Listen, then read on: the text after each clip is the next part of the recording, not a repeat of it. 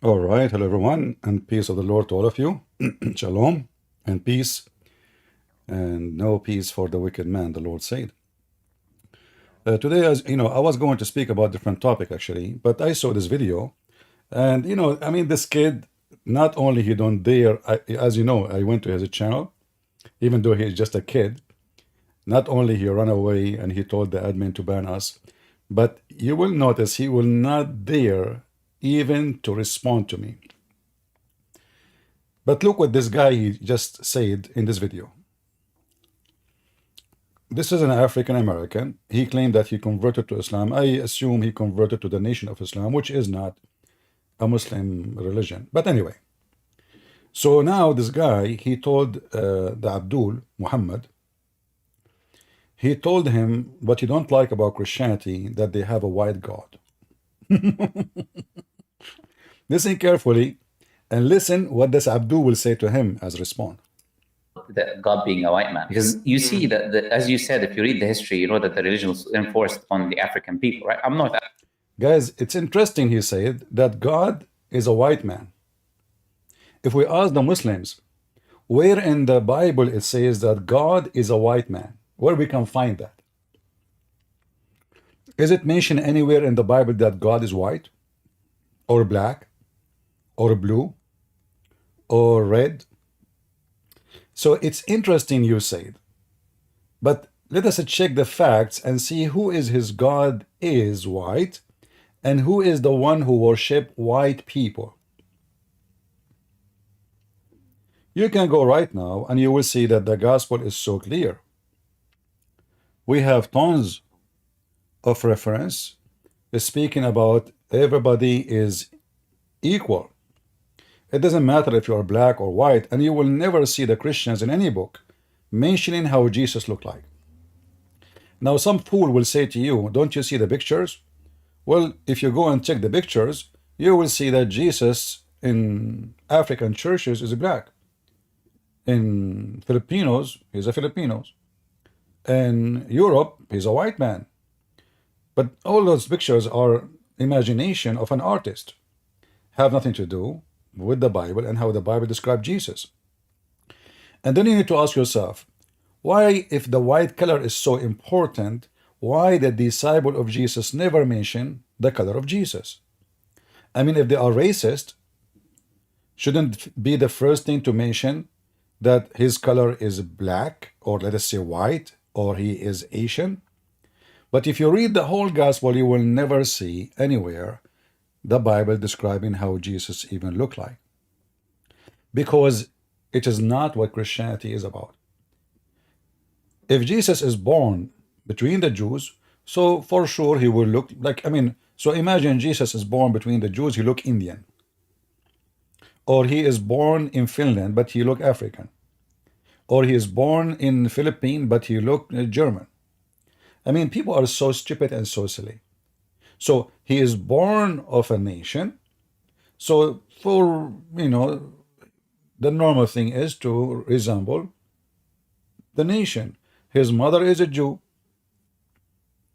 The nation he is coming to, they are Jews. Whatever they look like, he look like them.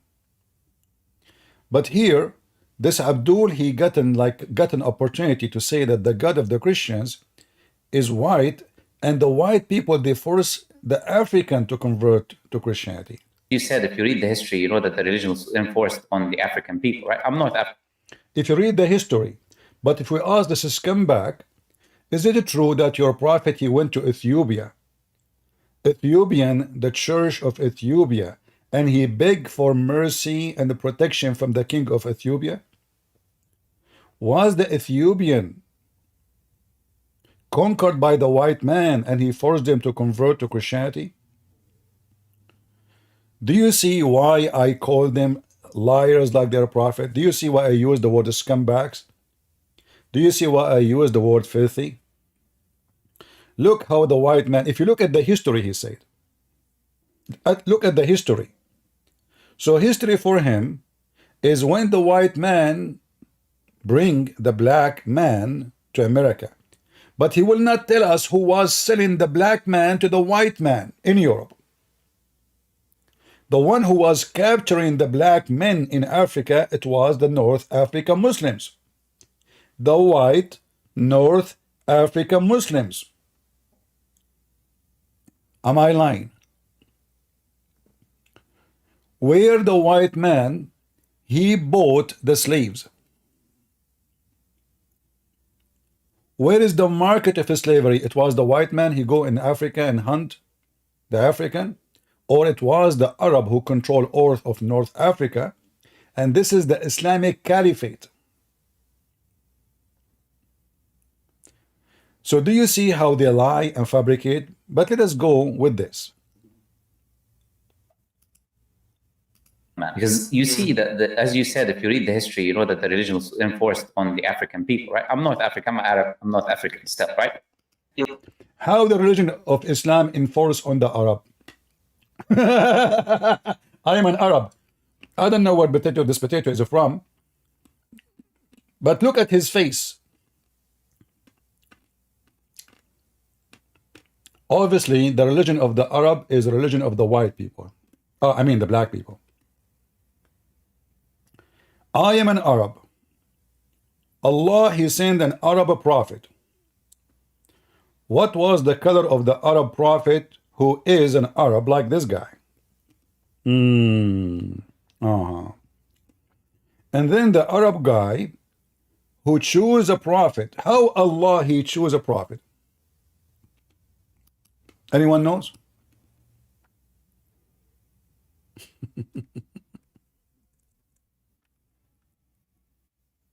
According to Muhammad,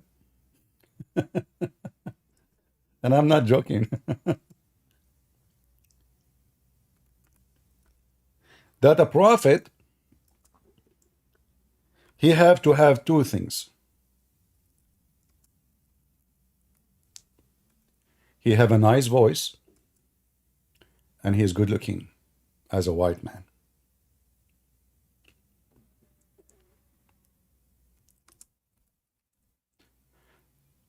Let us see what Muhammad said about this.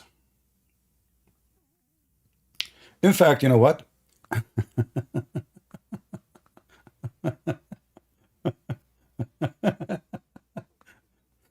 If we go and play a video of the Muhammadan describing how Muhammad looked like, you will die laughing. But look what Muhammad he said. Let me find the hadith.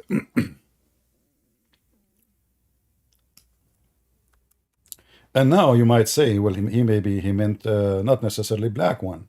I mean, not necessarily white one when he mentioned this hadith. No, necessarily. Because Muhammad, he made fun of the people who they are black and how they look like.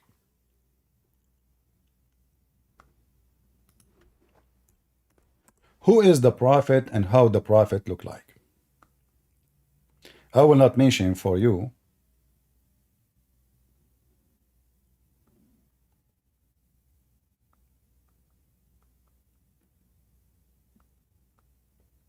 I will show you what it says in the screen.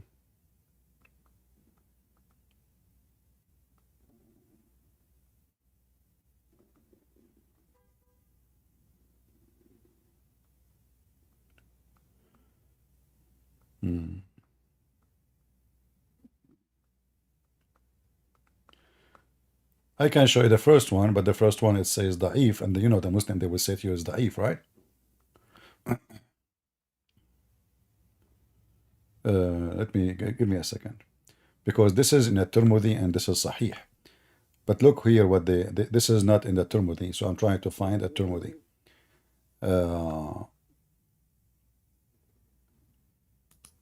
Give me a second.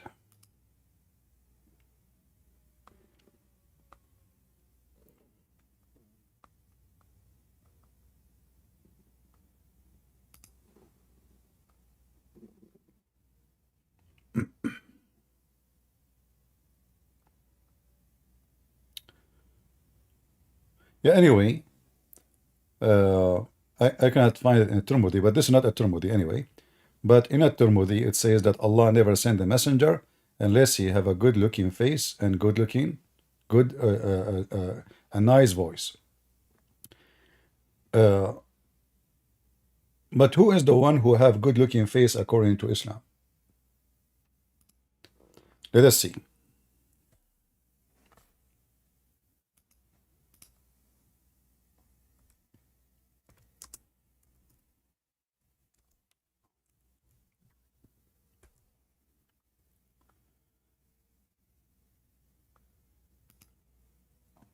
Here you will see this hadith. Let me show you.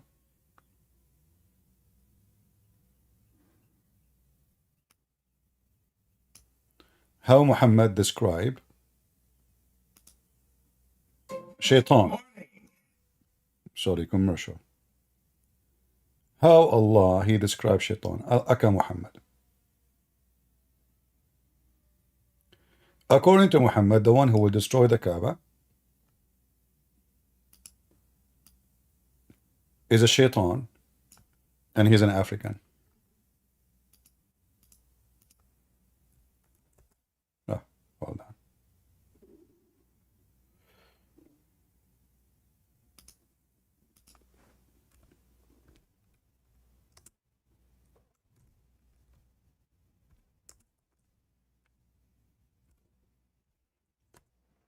Invite your friends if you care for the truth.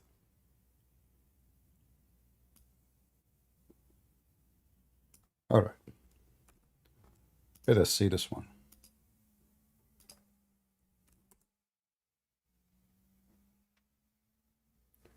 This is all is authentic, as you see. This is Al-Bukhari.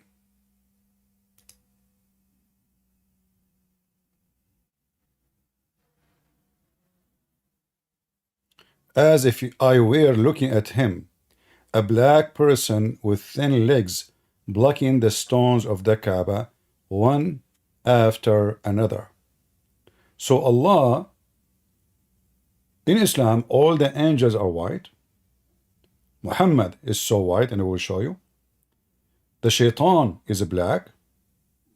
And all African American, according to Muhammad, are Satan.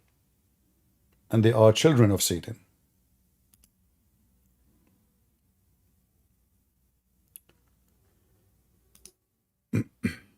Let us see. The most person Allah he hate is who? Is a black person.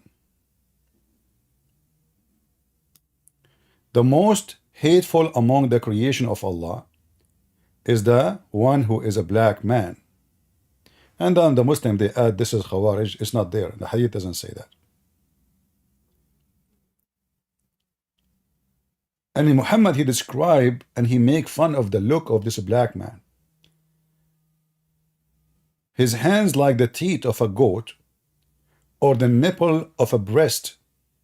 Do you see it? And Muhammad, he command the Muslims, when they see him, kill him. When Ali Abu Talib, Allah blessed with him, killed them, he said, search for his dead body. They searched for him, but they did not find him.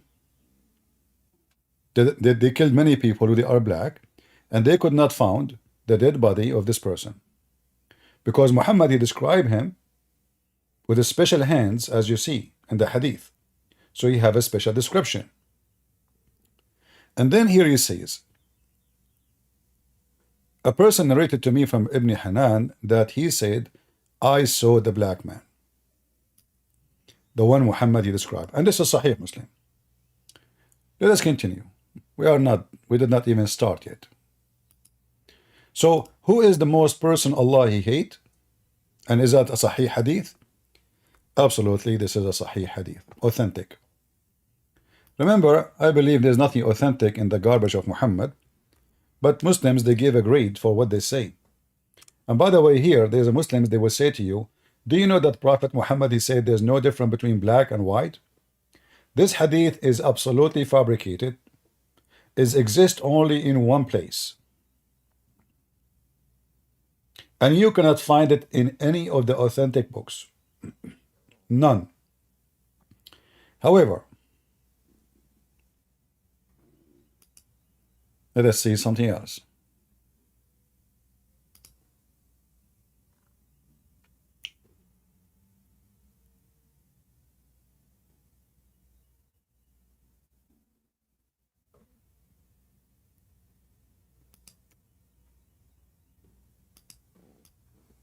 In different hadith, Muhammad, he said, the most evil person in the world is a black man. And he commanded the Muslims to kill anyone fit with the description. So when the Muslims, they see a black man, they get alarmed, for he might fit. He said, among them will be a black man with deformed arm, in which there are black hair. I mean, look at the description, how stupid, how silly. So he have a black hair? If he among them, you will have killed the worst of people. If he is not among them, you will have killed the best of the people.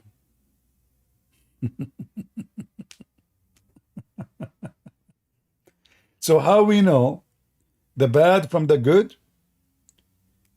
The bad people, their leader is a black man, and he have a special description. You will notice here that the bad people will never have a white man who is bad. The only bad people, they will have a black man as a leader. Let us continue.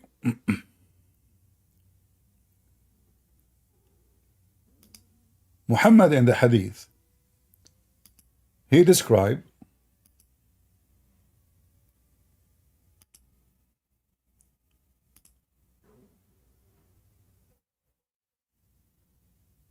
who will go to heaven and who will go to hell. You know the hadith we mentioned to you many times. I guess most of you know it already. That Muhammad, he made it so clear.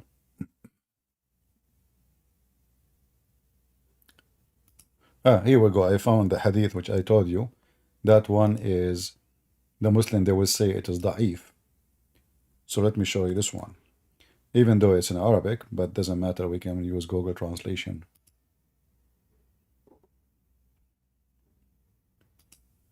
Allah will never send anyone as a prophet unless he is a white man, unless he have a beautiful face. And now you might say, who is the one have a beautiful face? Just we will see. And he have a beautiful voice. So in order to have the qualification to be a prophet of God, you have to have two things: beautiful face and a nice voice.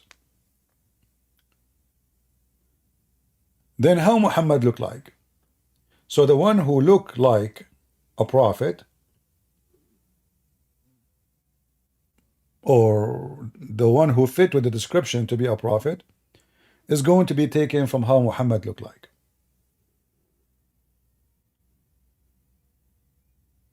If we go right now to YouTube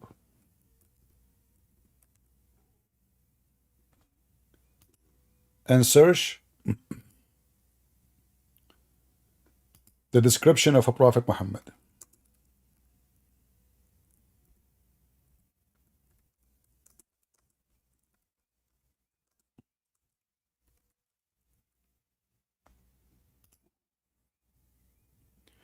how the Muslims will describe Prophet Muhammad, peace be upon him.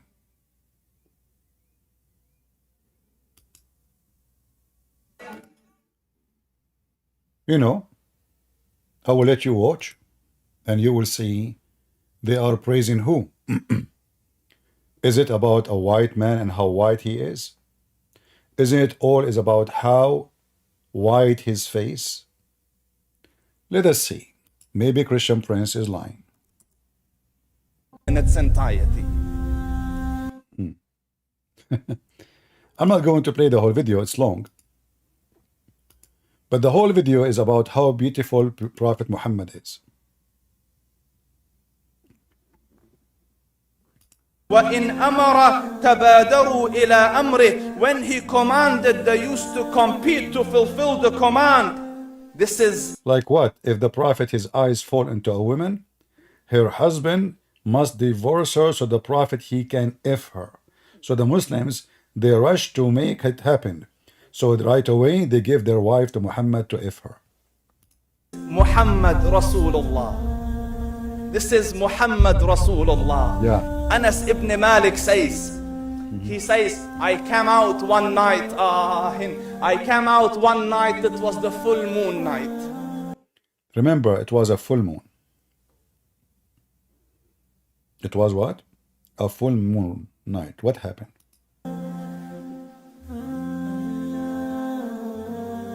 The guy, he cannot even talk. He is almost crying because Prophet Muhammad is so pretty. Do you notice the emotion? Like,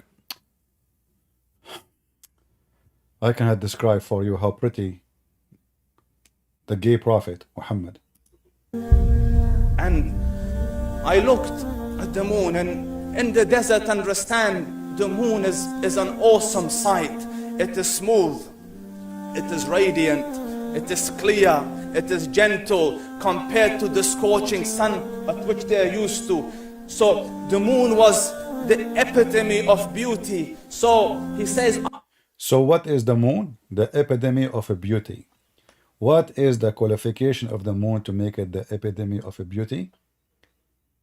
It is shiny, it is white in the darkness. That is what makes it beauty. Until now, I can say there is no racism. I mean, I see the moon beautiful too. No problem. But look what will happen now. I came out at a full moon night and I looked at the moon and I saw it beautiful, handsome. So I said, let me go see if the moon is more handsome or my prophet is more handsome.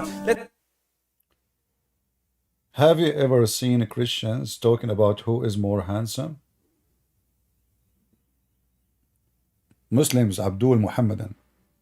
Have you ever heard or read any Christian book speaking about the handsome Jesus? Never. The white Jesus? Never.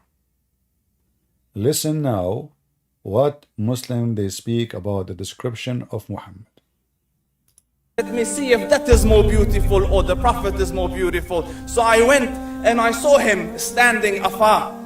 So I looked at his face and I looked at the moon and I looked at his face and I looked at the moon and I looked at his face and I looked at the... Guys, come tomorrow because he will keep doing this for the coming 20 hours.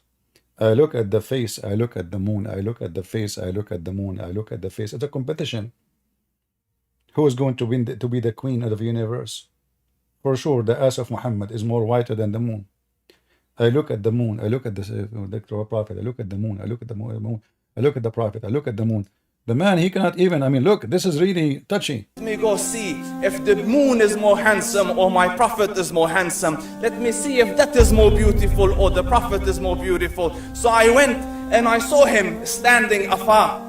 So I looked at his face and I looked at the moon and I looked at his face and I looked at the moon and I looked at his face and I looked at the moon, and he said, Wallahi, he was more handsome than the moon in its entirety. Unbelievable. That is just the look of your Rasul. Aisha radiyallahu anha says, I was sewing with the needle, my needle. Hold on.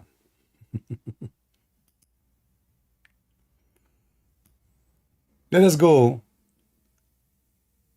and find some hadith about Muhammad.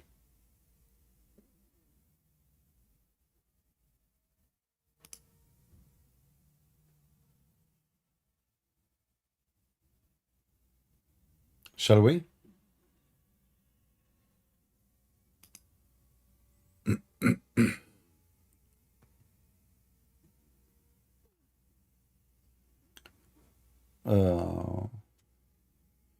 Let me see if I can find the hadith in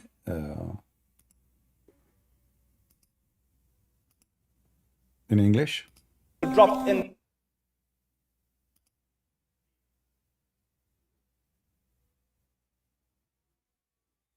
By the way, if any time you watch this video and you want those reference, it's very easy.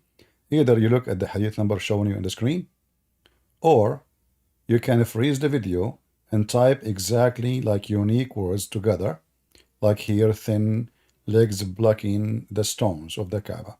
You type it, you will find the hadith immediately in Google. So even though if you missed like to see the number or where we can find it, always you can find it.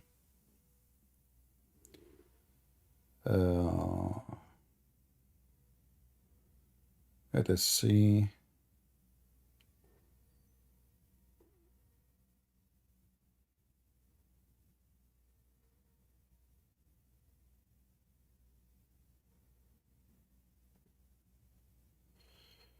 Okay. Read with me this hadith, and this is authentic. I saw Allah Messenger, and there is one among the people of the earth who are living between that bracket at that present time had seen him except me. I said to him, how did you find him? He said he had an elegant white color and he was an average height.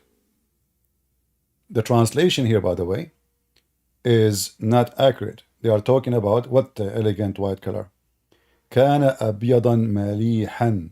He was white, handsome, and middle of the height. Maybe he is like 155 centimeter. And this is Sahih Muslim. So Muhammad is a white man. What else?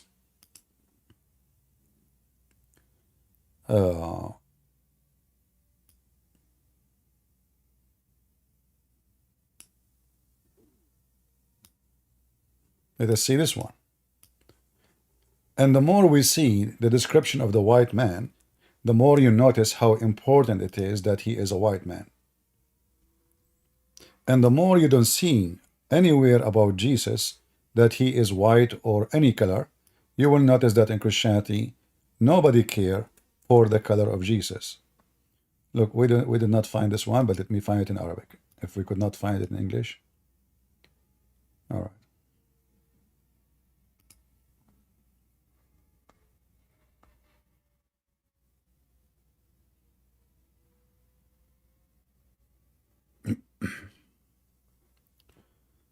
All right.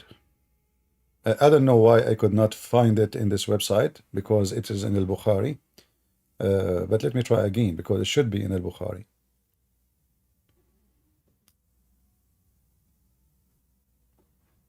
Let me try again.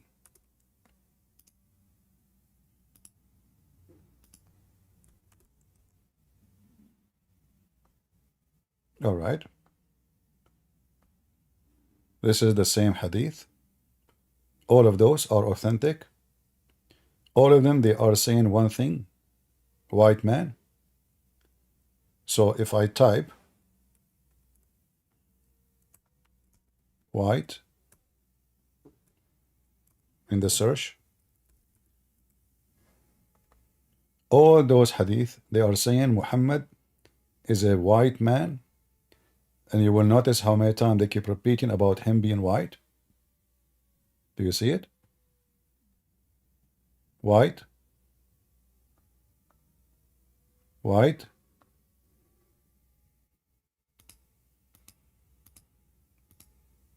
This way is better. Look how many times the word white repeated.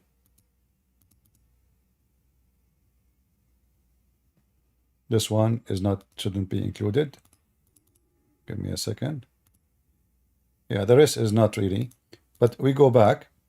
This is about Muhammad. Here. He's a white man.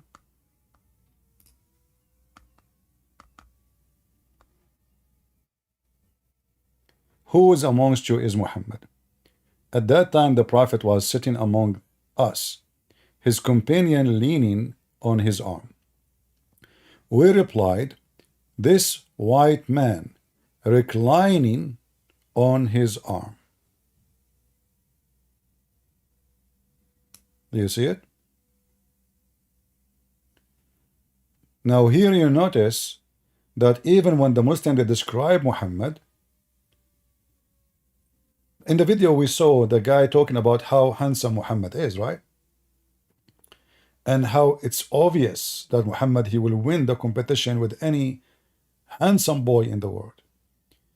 But this guy here, he did not see anyone to notice that he is special. This is why he's asking, who is Muhammad? Which one of you is Muhammad?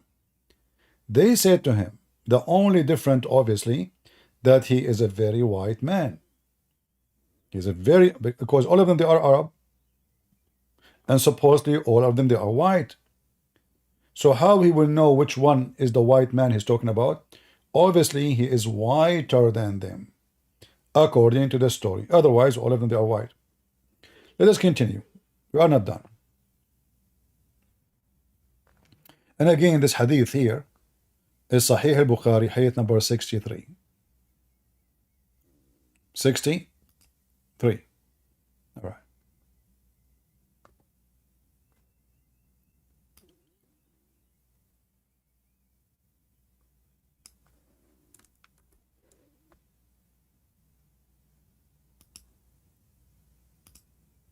Let us see this one.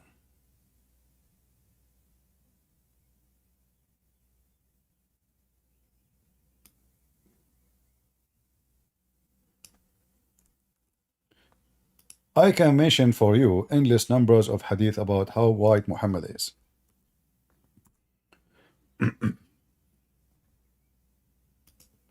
Again, this is al-Bukhari.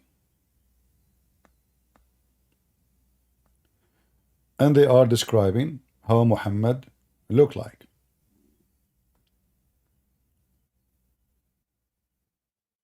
Here we go. And he is a white person. Let us see here in Arabic. Give me a second.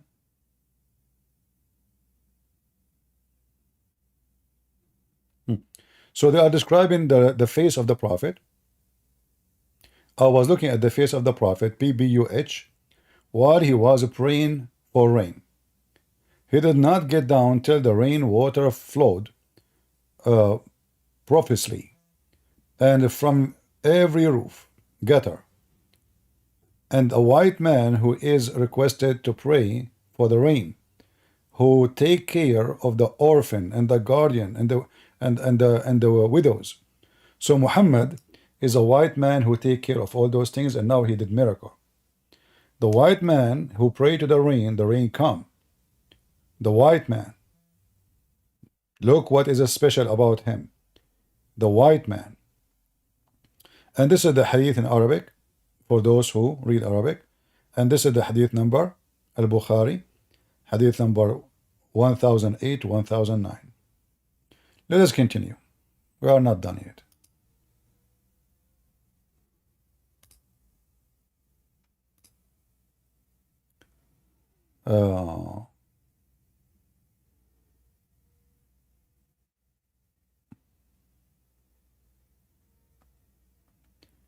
They describe how his belly button look like. They describe how his legs look like, how white and under his arm.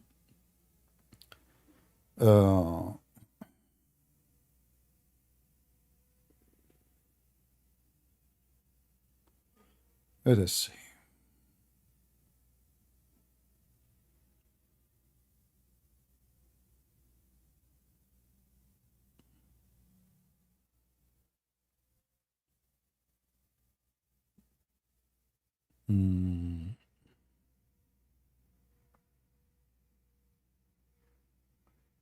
Let us hear the video a little bit, and I will grab more. Where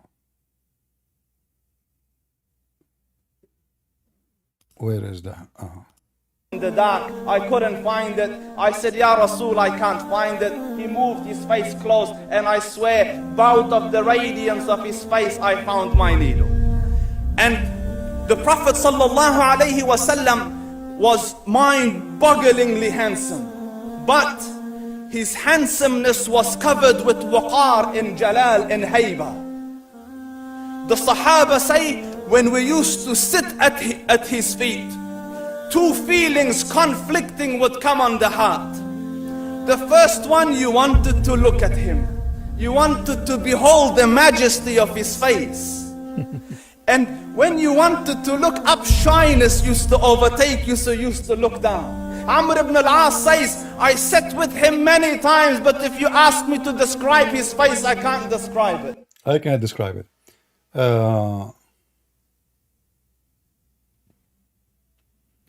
Let me find this hadith.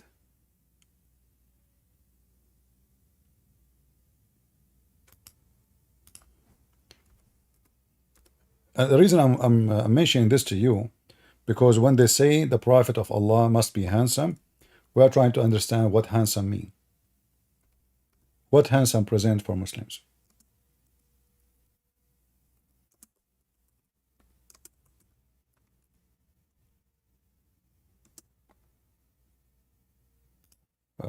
Here.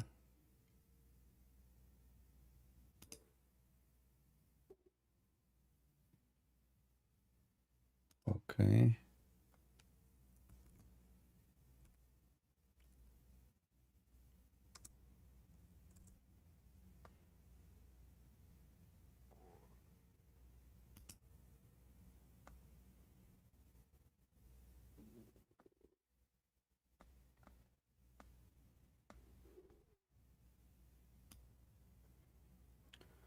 Let us see if we can find this one.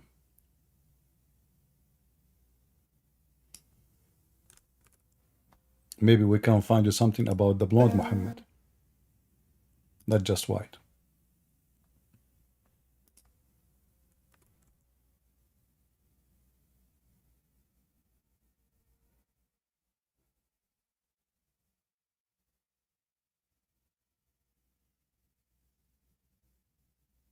All those hadith about Muhammad,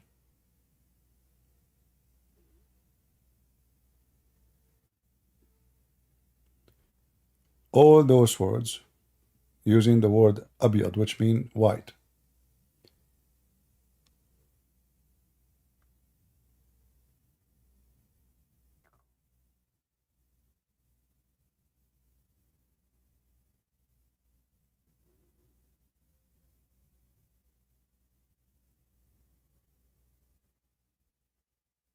Let us go to the beginning and click at any of them. Let us see. See this one. The Messenger of Allah had a large head, big eyes, long eyelashes, reddish eyes, thick beard, and pinkish color. Is it me who said pinkish?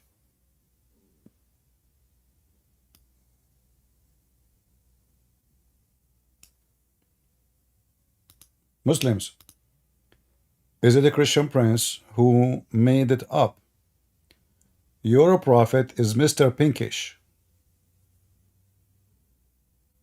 You see it? Is that my words?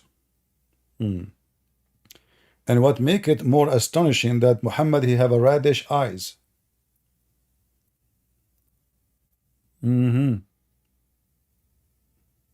He Muslims, how somebody have reddish eyes?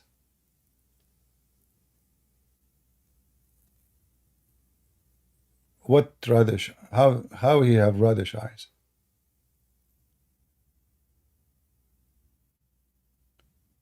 Your prophet he have reddish eyes? So he's pinkish, he have big head, and he have reddish eyes. And don't forget the long eyelashes.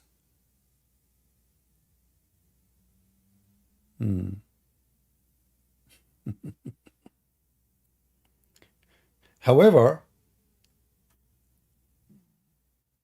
prophets of Allah always they have to be a very good looking and they have to be white. How we knew that?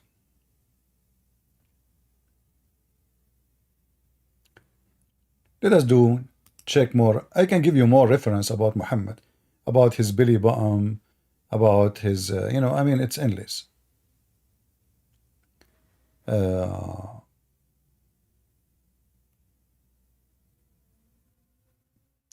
don't forget, remind me to go later to the Quran to talk about the white and black too. And don't forget, we have a hadith, I did not mention it yet, about Muhammad speaking that all black people are made to go to hell. Anyone have the hadith? Anyone have the hadith? Post it. Let me close some reference here in my screen. Too many pages. All right.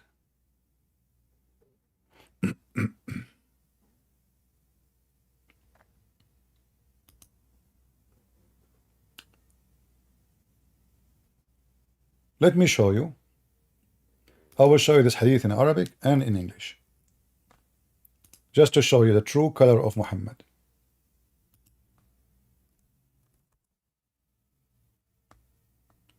This is a very authentic hadith. Remember that carefully. This is what? Authentic hadith. Do you see the ruling? Do you see the ruling? You see it? Can you see it? In the right corner. You see it, huh? It says what? Sahih. The ruling? Sahih. And this is the explanation. Allah created Adam, and let me first find it in the English translation without using Google. Let me try to use the English website better than using Google translation.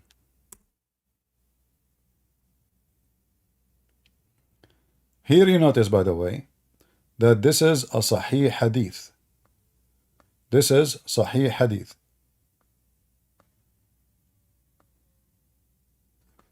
Let me try to find more reference. But if you read the top here, that will be enough, but we can show you more. Abu Darda reported that Allah Messenger saying, Allah, there doesn't say God, by the way, it says Allah. Because there's a huge difference between saying God and Allah. Allah is not a word meaning God. It's not. Allah is two words. Al, which is in Arabic today is used as the, but in the old language, which where Allah coming from, is God, Lah. Al is a word meaning God. Lah is the name of their God. So Al-Lah created Adam, and when he created him, he struck his right shoulder. Listen carefully. So Allah, he struck the right shoulder of Adam, and he brought forth his offspring, white like small ants. No problem. Look like Adam in his time, he don't have balls. He used to have orgasm from his shoulder. Understood. And Allah, he struck his left shoulder, and he brought forth offspring black, as though they were a circle.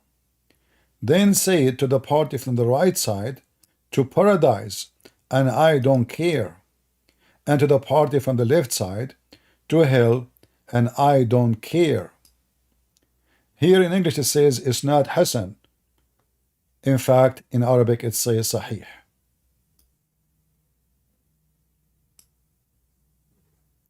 So according to Muhammad, Adam, he never had sex with the Eve. The guy, he used to use his hand. You know, maybe he put it all of it inside her vagina, excuse my language. And looked like there's no balls, there's no penis. Allah, he hit him in his shoulder, and that's it. White kids, they came from the right shoulder. And the reason Muhammad, he chose the right shoulder for the white people, because in Islam, the right shoulder is the right thing to do.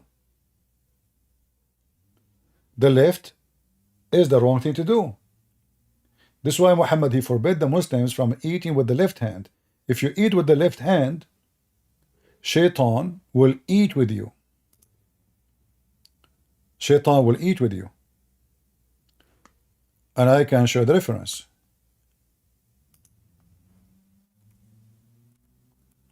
Just to confirm what Muhammad meant.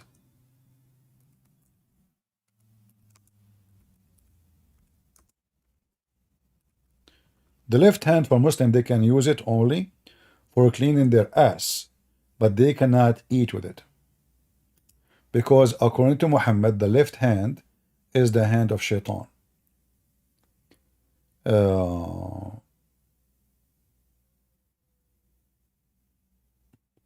Let me find you the hadith. Give me a minute.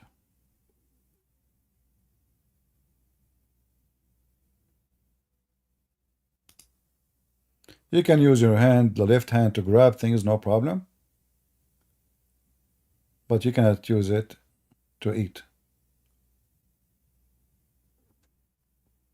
You cannot use your right hand to clean your anus, but you can use your left hand. I'm just trying to find the hadith. Give me a minute.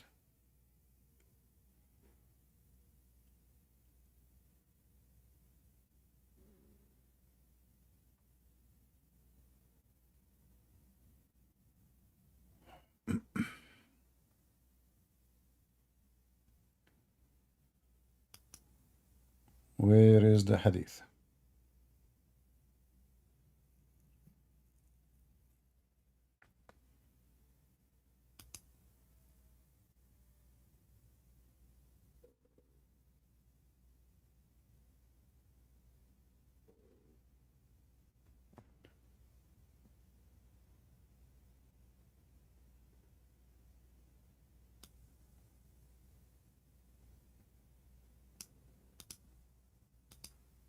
But anyway, this hadith in front of us here is so clear that the wrong ones are born, according to Muhammad, black.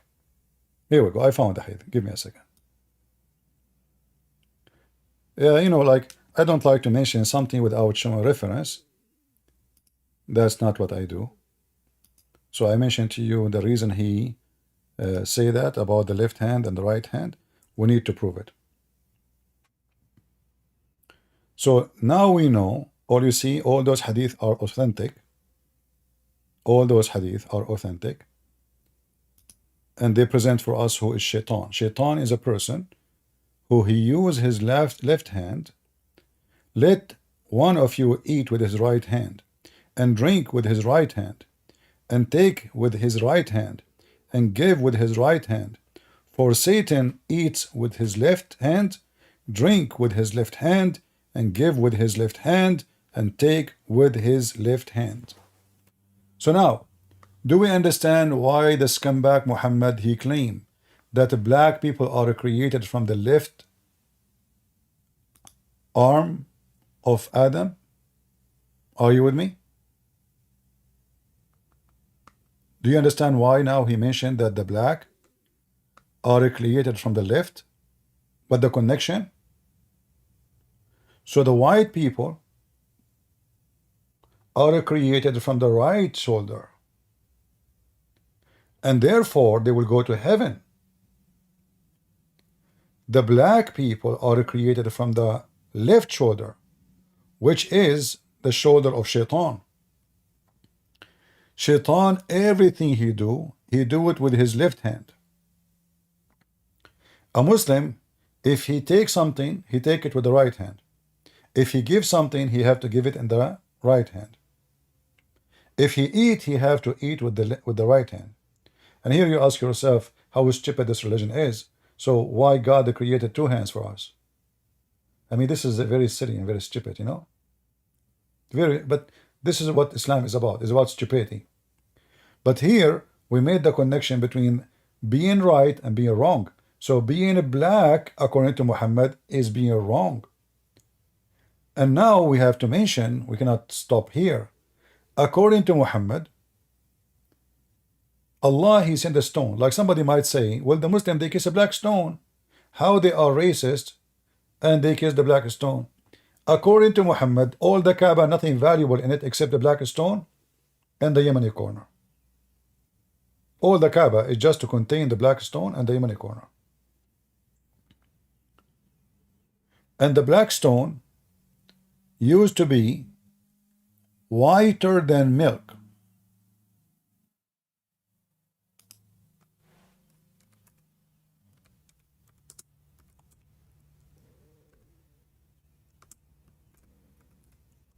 Let us show you the reference.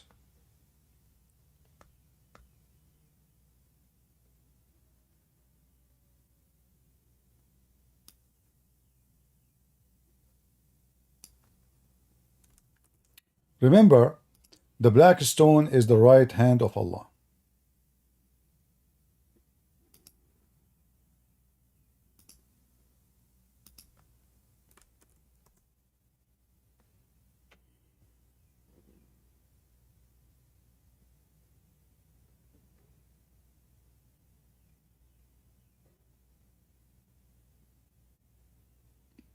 I'm trying to find the hadith.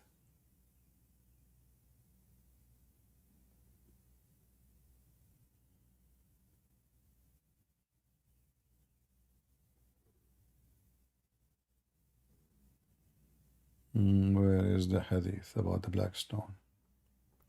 All right, give me a minute.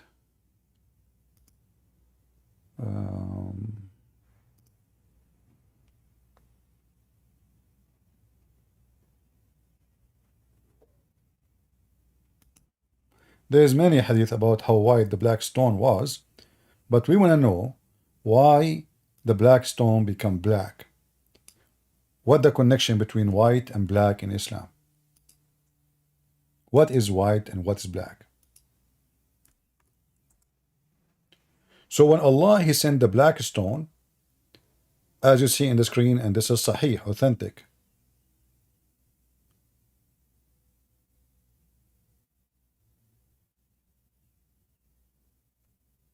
The black stone, I'm trying to find you more hadith. Well, let's see the ones in the top as a beginning.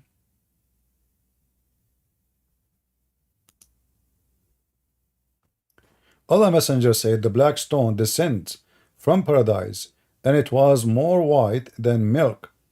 Then it was blackened by the sin of the children of Adam. So what sin do? Any Muslim can tell me? Shall I open my Discord? Maybe we can get some Abdul, so we can have better scandal for Mohammed.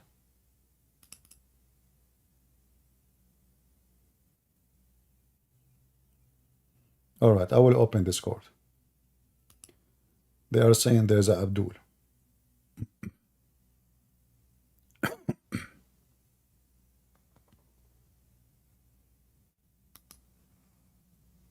You guys are not doing good. I mean, what? We have only 700-800.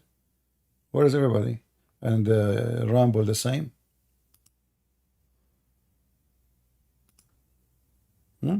Nobody care? Is that the case?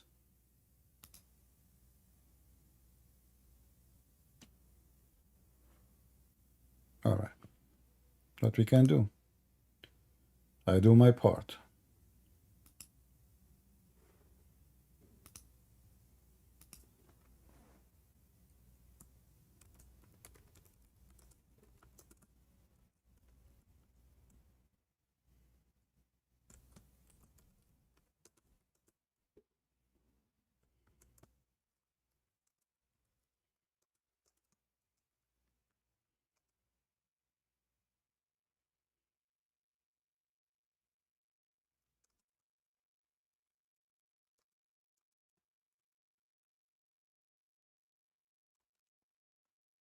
Right? Will I enter Discord?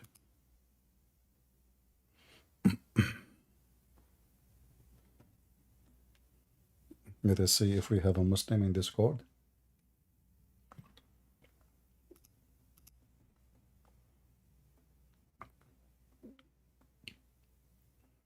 So here you notice, am I heard in Discord, guys? Do you hear me in Discord? Anybody hear me? All right, good. If there is any Muslim would like to join us, feel free, put your hand up and we will take you. So here you notice that Muhammad, he made it so clear that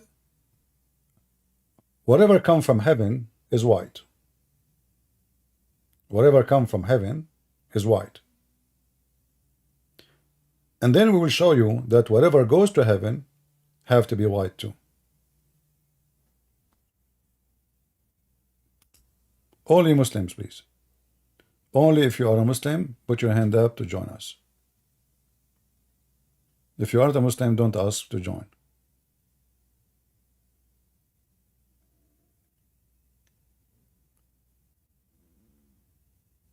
The sin of mankind made it black. Like in the Bible it says, the penalty of sin is death.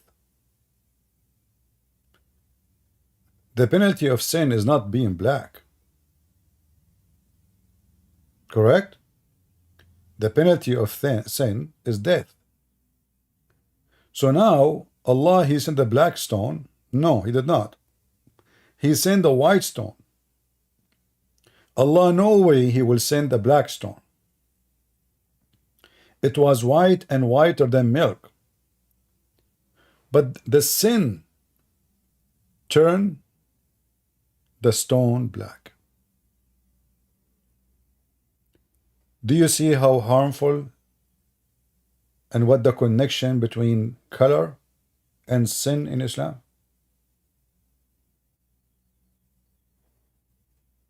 Do you see it?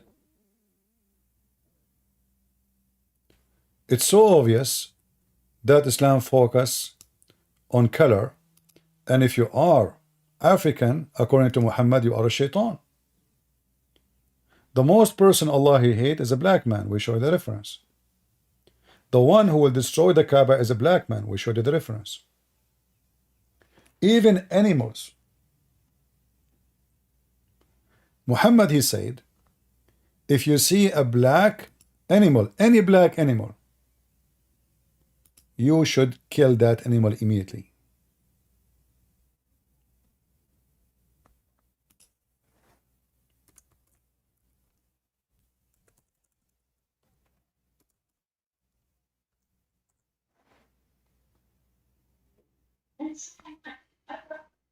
Hello?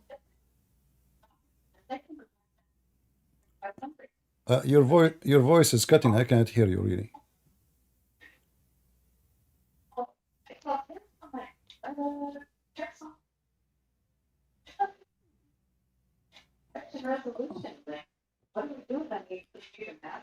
Sorry, I hear a voice of a female, right? But I don't understand what she's saying. Can you go out and come back?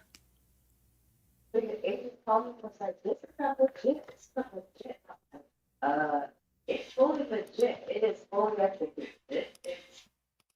I don't understand anything. Sorry, go and fix your voice and come back.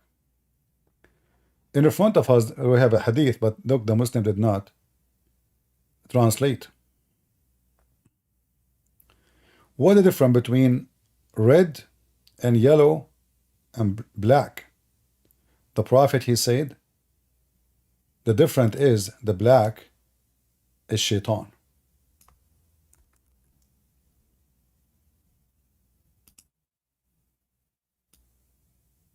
I will give you the link.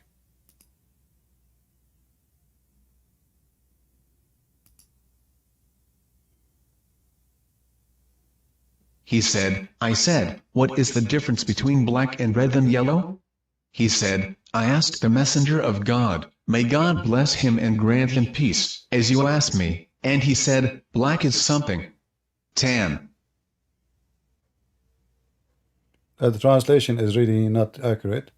The black is shaitan, not the black is something. That is a very stupid translation. Al-Aswad, you see here, Al-Aswad shaitan, not tan. Let us try again. Black is a devil.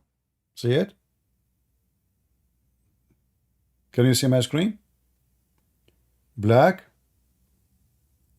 is a devil.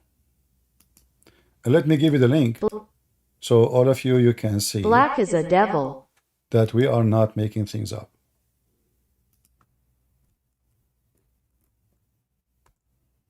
And there is no translation, and you ask yourself, the whole website translated except this hadith, why? This is a good question, isn't it? I mean, where is the translation? How come they did not translate?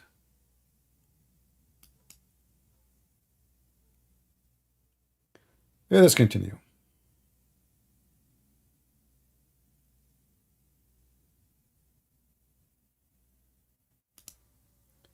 Three things will interrupt a Muslim prayer. Three things will they destroy actually.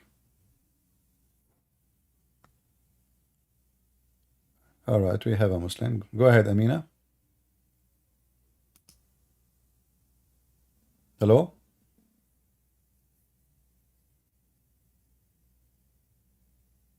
Are you there, Amina?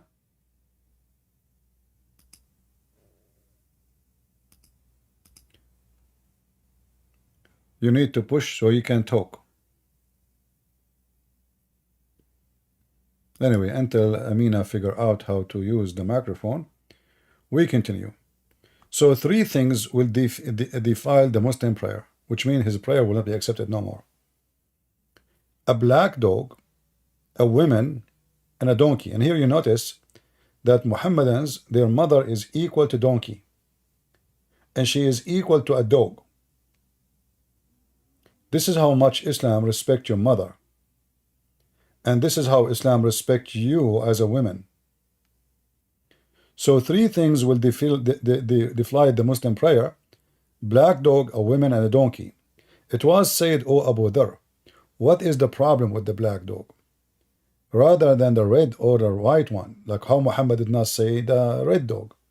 Why he did not say the white dog?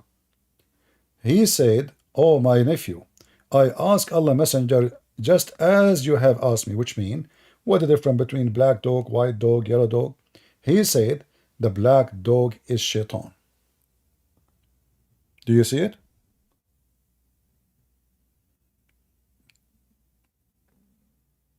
You see it? And this is the hadith, and it is sahih. And this is the reference, hadith number 338 at-Tirmidhi. So Muhammad, even when it's come to animals, now we showed you human, we showed you the most enemy of Allah, we showed you the one who will destroy the Kaaba, we showed you that Muhammad, he command to kill the most evil person in the world. He's a black man according to him. And now even animals are the enemy of Allah if they are black. In fact, Muhammad, he said, اقتلوا كل أسود بهيم, kill every black, total black, pure black, any.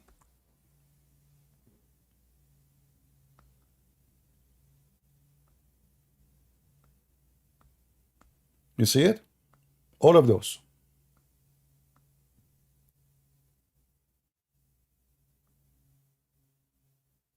What is the fault of the dog? The one now we are going to go and kill and hunt. Generally speaking, Muhammad, he hates dogs. Obviously, he is evil. Evil people who have evil spirit, dogs don't like them. And I'm talking to every dog, like doesn't matter. Satan, you know, dogs, they can sense. They can sense energy. So a dog, he might get upset from you, or let us say in trigger, if you feel you have a fear, you are scared, he might start barking at you more. If he feel that you have something wrong, you know, toward him, they can feel things we cannot feel. They have different sense of energy, not only sense of smell. In fact, your smell will attribute to give him a lot of ideas about you.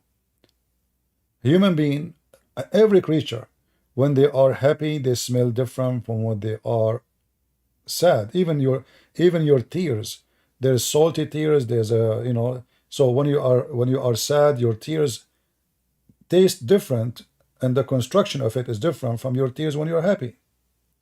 So the dog, he can feel special things about a human being. And Muhammad, he knew that every single dog hate him. So Muhammad, he says, were it not that dogs from one of the community or nations of creatures, I would have command that they will be killed.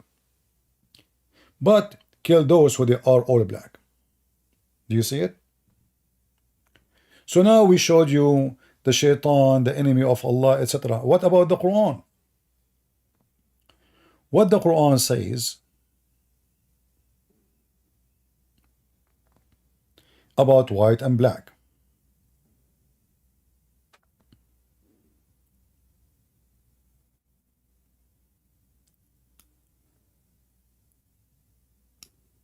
According to Islam, the most honorable people in the world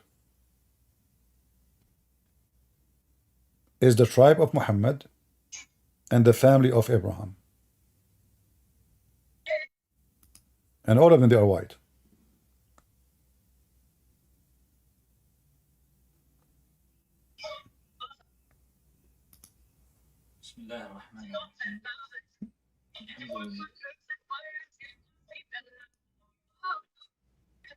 I, what she is saying?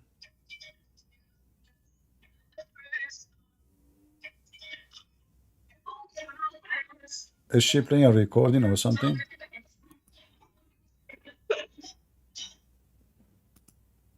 Okay, they are just playing games. All right.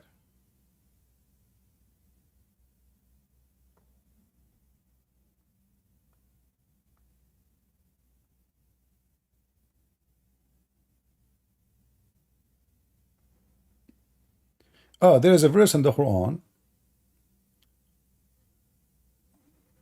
Hello. Hello, hello. Are you a Muslim? Yes, I'm a Muslim, but I have a question. Like, I was a Christian before, yeah, and now I'm Muslim. I'm from Poland, and I want to reconsider my choices, you know. And I'm deeply thinking about converting back to Christianity Why because you I wanna watched a lot of, why you wanna convert to Christianity? You should stay as a Muslim. Don't you like to kill black dogs? you know, this is I told I watched a lot of your videos lately, and during this Ramadan, the big doubts hit me. I don't know why, and you know, my whole family is Christian, and I want to like you know, reconsider my choices, and I'm seeking for your advice about maybe some books about preservation. This is my only question about Christianity, because Preservation. about preservation of Bible, you know, What do you mean preservation? like how can I trust it? Because I heard a lot of people You like don't saying, have to yeah, trust it. Don't trust it. Who is forcing you to trust it? Don't trust it. Trust is something you make decision for it. No, nobody else. Nobody can force you. Nobody can ask you to trust, and nobody wanted you to do anything except what you need to do. So you say to me, how I can trust it?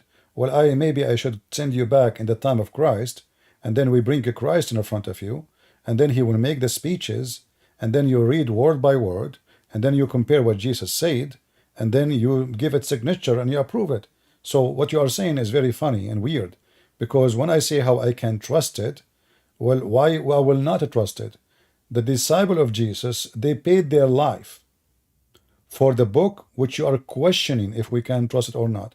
So why people, they hang them upside down, they feed them to lions and cats and tigers, and yet they insist that this is the word of God. What they get from that, beside being killed and tortured?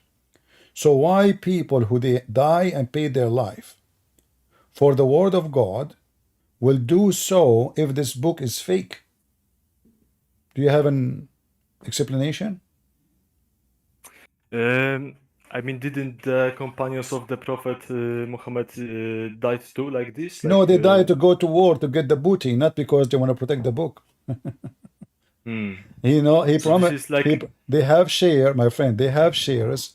Muhammad, he have the fifth of every share. The fifth to Muhammad, the fifth to Allah. So Muhammad have 2/5, and the rest will go to the Muslims. So it was not for the sake of Allah. It was for the sake. Muhammad, he says, attack the Roman and get the blonde girls.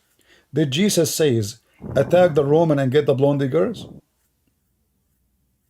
no, he didn't. So did the disciple of Jesus, they went to Rome and they went to Greece and they went to Egypt. And now the Muslim, by the way, he mentioned that the white man forced Christianity on the black man. But in case people do not know, that first people who received Christianity, it was African. Because Marcos, and the other disciple, even to India, and the Ethiopian, all those territory, Egypt, Ethiopia to the heart of Africa. We are talking about Ethiopia, Sudan. You will find the Christianity goes back centuries before Islam. In fact, Muslim they claim there's a chapter in the Quran called the chapter of the elephant. Chapter of the elephant. Yeah, I know In this. this chapter, it says that a Christian army coming from Ethiopia came to destroy the Kaaba. So how this coward he say that the white man he forced Christianity on the black man when the black man was a Christian long before the white man? So they lie to their bones, hypocrite like their prophet. And their prophet himself, he went all the way to Ethiopia seeking refuge from an African Christian king. His name is Najashi. So my friend, I'm not here to tell you to trust book or not to trust. This is your business. You want to be a Muslim? Good for you. By the way, just to let you know, if you like to have a big penis, Allah, he promised Muslims endless penis. So I think you made the right choice. And I think you are a very smart person from Poland. That's why you choose Islam. I choose Islam because I was ignorant, you know. Right now I Because see what? that Because what? because I was ignorant about my previous religion, yeah. No, About no, hold on. Christianity. Okay, let us say Christianity is bad. Let us say the Bible is not good. How in the world you choose such a garbage cult? Are you garbage? No, of course not. So why a person who is clean will go to the hole of the rats? Do you like to have sex with children? No, but listen. What do you mean? My No. Why you choose Islam? Don't you know, really? Be honest with me. You never heard that Muhammad, he encouraged Muslims to have sex with the children, and he himself, he did? Yeah, I heard the story with Aisha, but so the imam, yeah, and other people that has bigger knowledge than me, they always said that this wouldn't pass right now. No, these were different times, and it So just worked for me, you know. what different time? What different time mean? Child is a child. Even dogs don't go Yep. after baby puppy. They sniff the dog. The dogs they sniff each other. They knew if the female dog is ready. So what the different time? Different time. At that time, 5 years old. She was a woman. 5 years old is a 5 years old. You know, I don't agree with that, of course, but they used to. I don't know about the history very well, but So what do you agree about Islam? What did you like about Islam? You said to me you converted to Islam because you have a problem with your Christianity. What you like about yeah. Islam? You know, it's easy to understand the How it that is the God is easy? one, No. and How easy it is to understand. I will help you to tell me how that easy. Why Muslim kiss a black stone? Go ahead, Mr. Easy. okay, sir. Why the that, Muslims kiss the black stone? As long Islam is easy, explain to me in the easiest you can why Muslim they kiss a stone. the Muslims believe that the black stone was like sent from God to Abraham as a gift, you know. And So is that something like that. convincing to you? But Allah He saying so. Isn't it I everything didn't is say that. isn't it everything is made by Allah supposedly, including my my fingers, my toes, my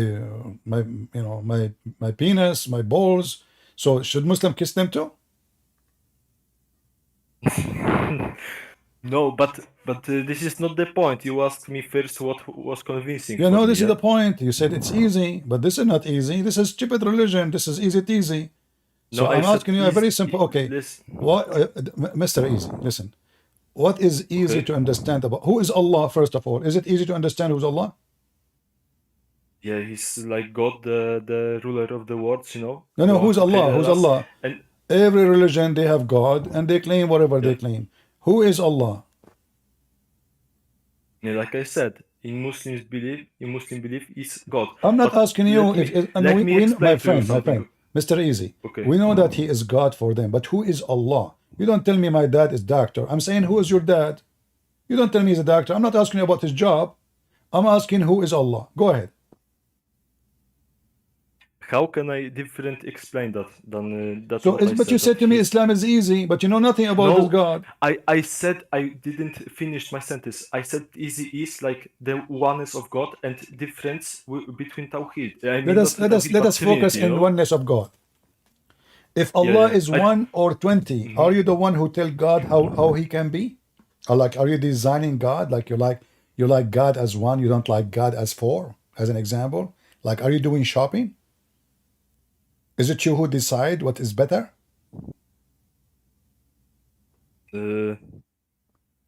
Kurwa, I mean, the point is that I don't understand Trinity, No, and no, no, I better my friend, understood. focus with me, focus with me.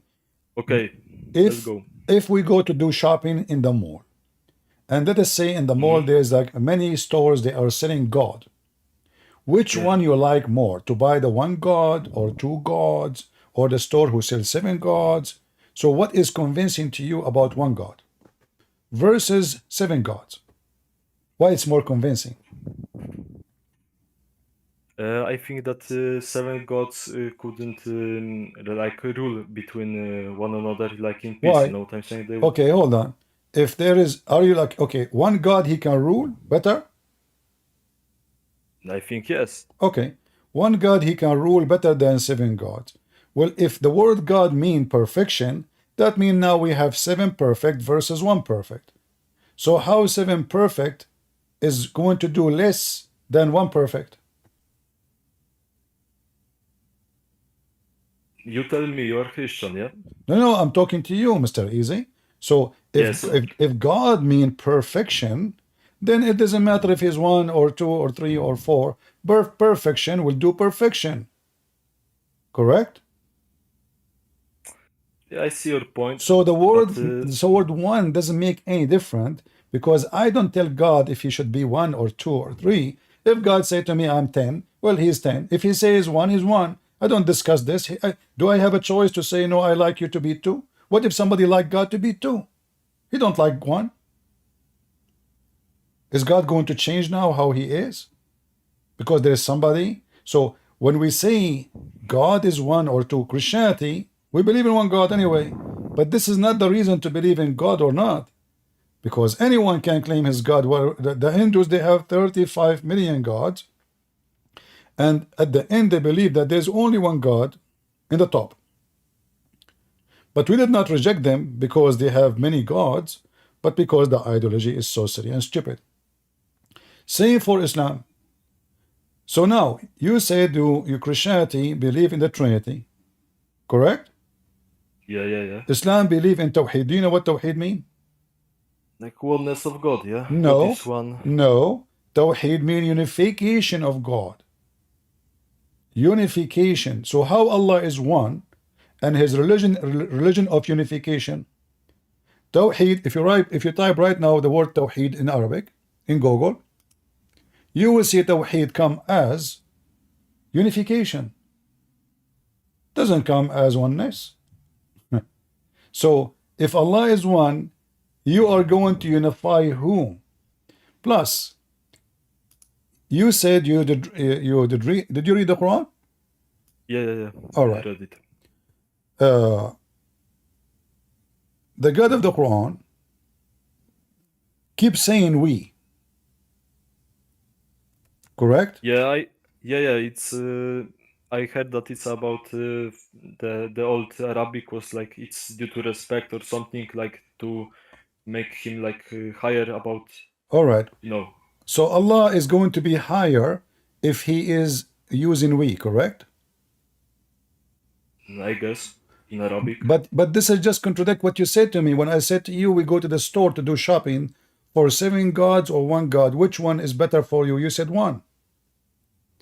But now Allah, he don't feel respected enough by being 1.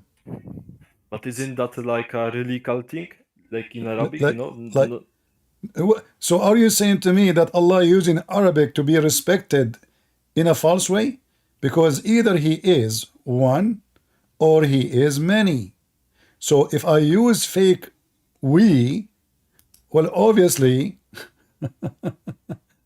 I am not a God at all, because I just used we to to make myself elevated. So Allah, he feel he is not respected enough unless he is using we. Correct? I guess you have a point here. Sure. But look what happened. Chapter 21, verse number 17. It says, had we intended to take a pastime, i.e. a wife or a son, etc., we could surely have taken it from us. So you said to me, the oneness of God, Islam is easy. Go ahead. Allah, if he want to intend to take a wife, he will take the wife from us. We is for respect. So Allah, he feel disrespected if he is one, which is funny. But Allah will take a partner from us. How many Allah there is? Yeah. I mean, you don't need to ask me about this question because my iman is really low. I don't even pray, so I'm just here for to seek help, from you. Because All right, I'm trying to help you. I'm trying to help Okay.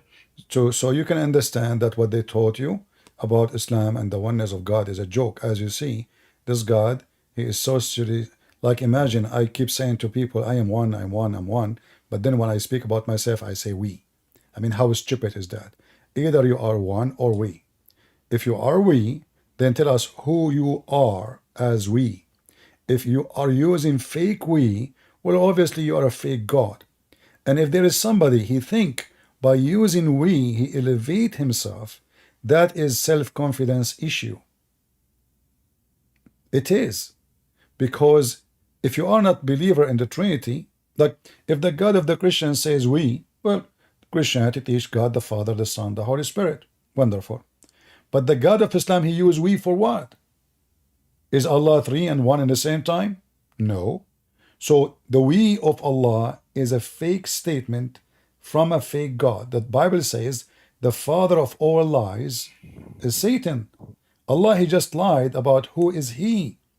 So he is one, but he like to be called we.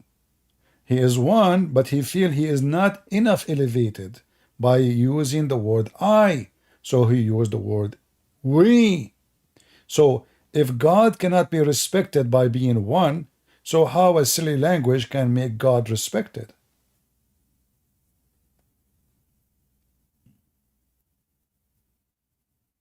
Like I said, you might be right because, but that still doesn't disprove Islam. You know what I'm saying? No, But I'm not disapproving Islam. I'm just showing you that the point you mentioned to me, you said Islam is easy. They believe in one God. So I just destroy it. I mean, how you believe in one God? Same time, the Muslims don't believe in one God. How the Muslim believe in one God? Yet the Muslims, they take the command from Muhammad versus Allah. So in the Quran, as an example, Allah, he said, do muta. In the hadith, Muslims, they say, Muhammad said, don't do muta. Which one the Muslims, they should follow?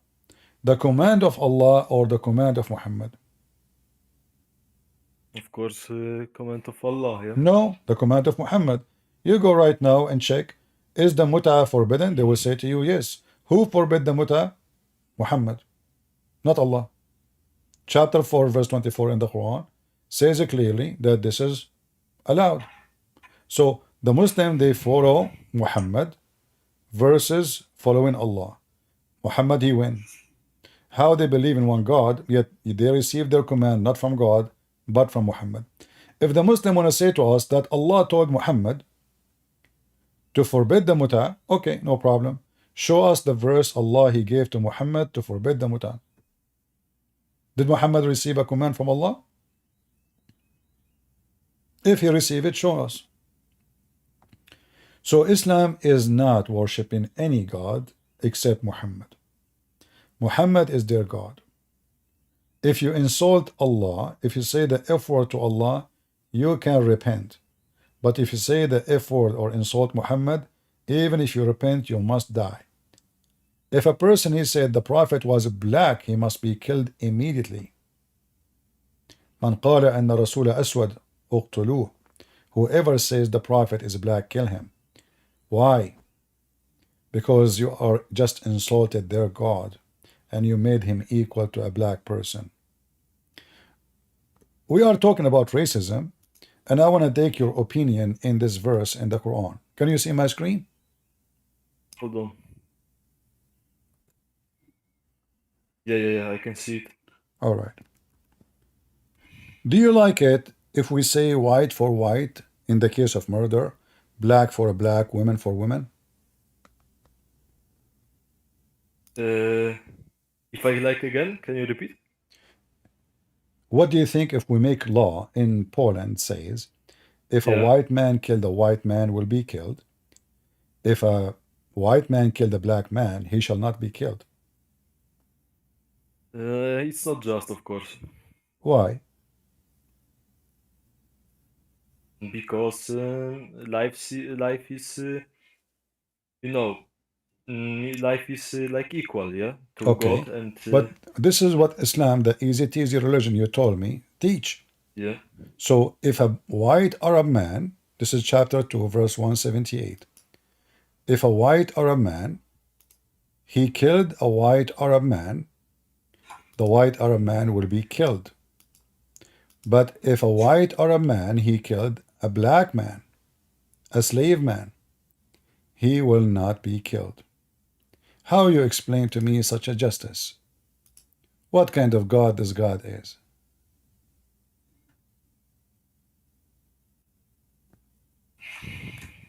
That's why I'm here, bro. Because I want to come back, but I'm not sure. I'm not sure what to believe. Be Hindu. No jokes, please. I'm not It's joking. about I my mean, soul, yeah. I'm talking to adult. You said to me, I'm not sure. So Yeah. why you are not sure? Why I'm not sure? Because, like I said, I don't. Okay, I let don't us know if let I us can. talk about Islam first. Are you convinced Islam from God still or not?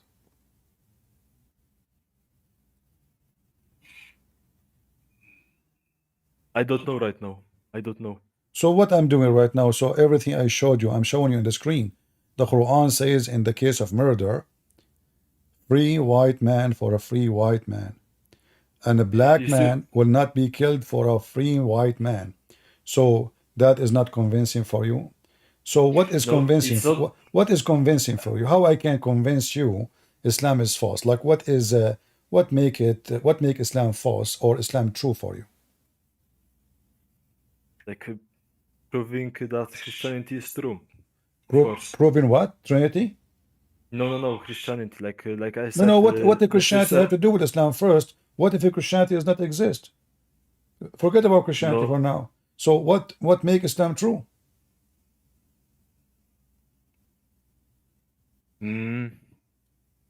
What would make Islam true? Like, first of all, what would make Islam true? Yeah, like it's like I said, like for people without knowledge, yeah, without big knowledge, like that used to be me. That it's easy to understand for when you don't know about it, much. So that's why I have doubts right now because I know a little bit more. No, no. I'm asking you, Uh, what make Islam until now? You say, I ask you, do you like to leave Islam? You are not sure yet. So what is making you still think Islam is true? It's possible. What making you think this way? Maybe emotional, that is What not is emotional? You like to have emotional sex? for me. You like to have sex with the No, children? no, You no, said no. no. Let me explain because I felt like I was happier when I, believed in God. You know what I'm saying? Like, You was like, happy to believe in God. Which God? like me not in God because I wasn't practicing Christianity Which before God? Which God? at all. Which God do you feel happy when you believe in Him? It was when it was when my iman was strong. Yeah. It was Islam, of course, yeah, but now I have doubts, and I was happy that I can praise someone, like praise God. You can pray to Be, Buddha. I mean, you can pray to Buddha. Buddha he look nice. I mean, what this is? yeah, So is it about feeling? Is it about I feel happy? What you can take drugs. You can feel happier. What happy? like maybe this will sound stupid, but what convinced me at first that Islam was true, that like the prophecies, you know, Prophecies uh, like what? that like the tall buildings, you know, The tall right now. buildings? Ah, okay. Like for example, yeah, and like the Saudi Arabia will come green, like there's in Quran, I think that Is Saudi Arabia now green? like it's the I heard that and I saw some videos, a lot of them actually, to make My sure. friend, what are you talking about? They keep doing prayer for, type right now in Google, Saudi praying for rain. I mean, they have the most ugly country in the world. And you are saying to me Saudi Arabia become a green because somebody made a project and they spend more money on water than they will make. So we can spend now $1 trillion to make an area green. And then when the money is over, the ground is desert again. That is not making Saudi Arabia green. Those are stupid people. In fact, they lost all the water which collected through thousands of years under the ground in less than 10 years. So who is the dummy he said to you Saudi Arabia become a green? If I go right now and type, if it's a green, there's no need for water and we have a lot of water and everything is good. So if I type right now in Google, Salatul Istisqa,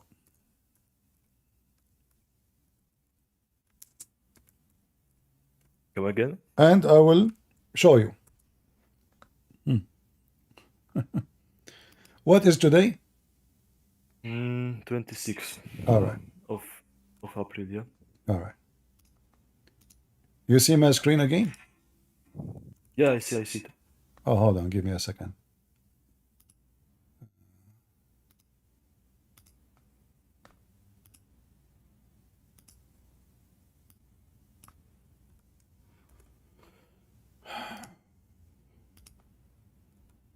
I want to show you something new, not something old.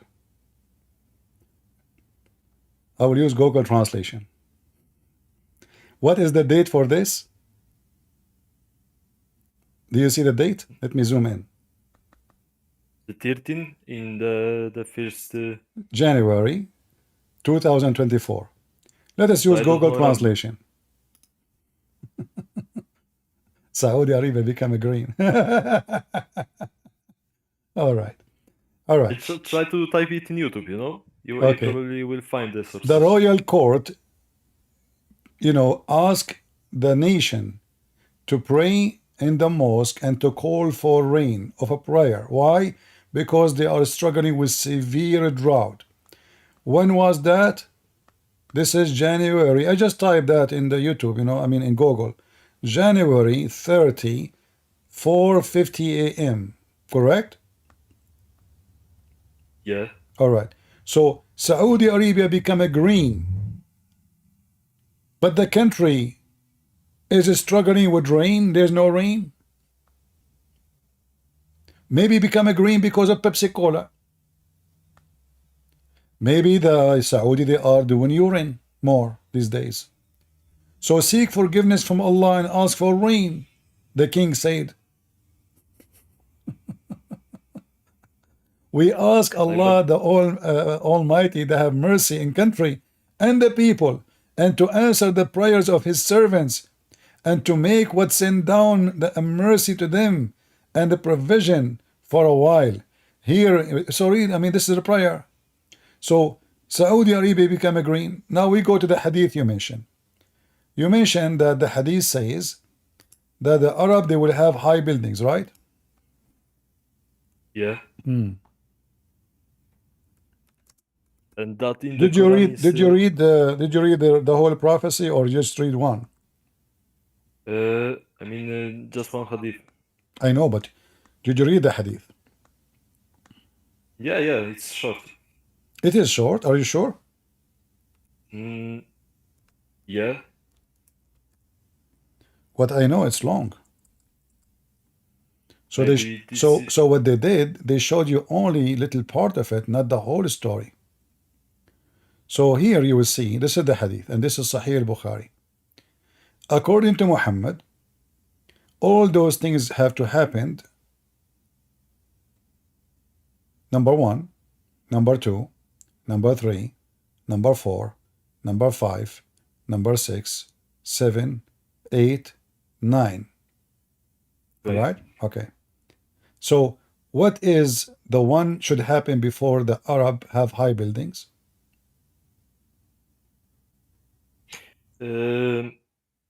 I read. I didn't know was so much of it. I read only the one that was on the top. No, read, I read, thought, read, read. You see my screen? yeah. All right. It says, Fro- till the wealth will be abundance. So before the Arab have high buildings, if somebody, you ask somebody, you want money? They say, no, we don't want money. Everybody have money. Nobody want to take even donation or charity. Do you see it? Nobody Yeah, I need see it. nobody need money anymore. Is that what the case now in Dubai? Nobody need money? Is that the case now Oh, in the Middle shit. East? Is that the case now in the world? That people, nobody need money no more? Money in the street, nobody take it? So this is due to the this is connecting with that hadith about buildings. Or Yeah, this is yeah, like this is the something hadith else? about the high building here. It's number 9. Don't you see it? Okay. This is the hadith about high buildings. So the Arab, they will have high buildings, but before that happen, people will not need no more money. People will kill each other. Earthquake will increase, and even time will be shorter. So the day will be very short. Do we have a shorter day now? Like times goes really quick. Yeah. Then yes, I think like No, no, this is not about time only go quick. This is about the day is going shorter. The day will be shorter. The sun set, the sun rise so fast. But this isn't it like the? I think it is like metaphorically, yeah. My Like friend, how that metaphorically, if Muhammad making it clear, you are reading the English translation, but Muhammad, Yeah. he says, وَيَتَقَارَبُ الزَّمَانِ. So the two time, the morning and the night, they will become so close. How that metaphorically? If you are working, time will not, time will go fast. But if you are not, time will still the same. However, regardless of who think and what you think, time is a time. We have 24 hours a day. So this is about the time will be shortened.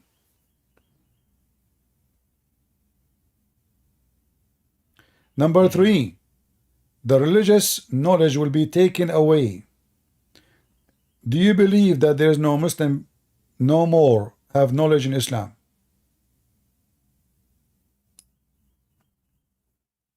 Um,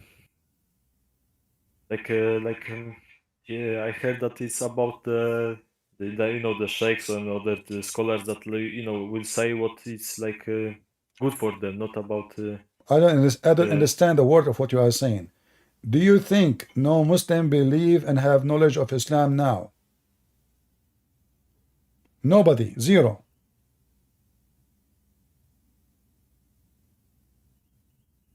Okay. What I okay, give you okay. that. So if this is what will happen, then before the have high building, all those things have to happen. No Muslim, that means no Islam left. Nobody have knowledge of Islam, have to go. Islam have to demolished. No scholars, nobody. And then earthquake will increase. And then the time will be shorter. And then people will kill each other. And then wealth will be abundance. And then there will be high building. But none of those things happen. And the Arab already have high building. Not only that, the Arab have high building before Muhammad. Isn't it? Yemen is an Arab country according to Muslims.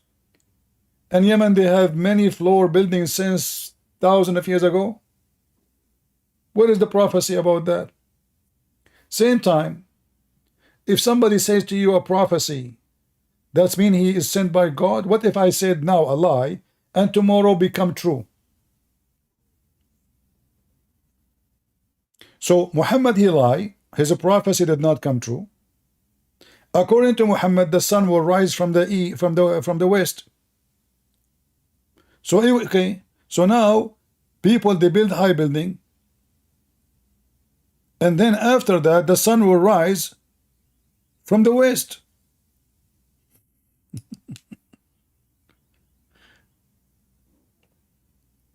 Are you there? Yeah, I'm here. So is the Just prophecy, is it true, or is this silly and stupid? You are from yeah, Poland, it's right? silly. Yeah, I am. You are from Poland, right? Yes. What if I say now, I believe that the Polish people, they will be the majority of mankind in 2080? You believe it? I I hope so, but Not, no, no, of course not. but you would believe it? No. Of Okay. course. If I say that Italian will be the majority of mankind, would you believe it? No. Well, this is what Muhammad said. He said that the judgment day will not come until the Roman, they are the majority of mankind. So how Muhammad is a prophet of God? And he say such a thing. The Roman are the majority of mankind.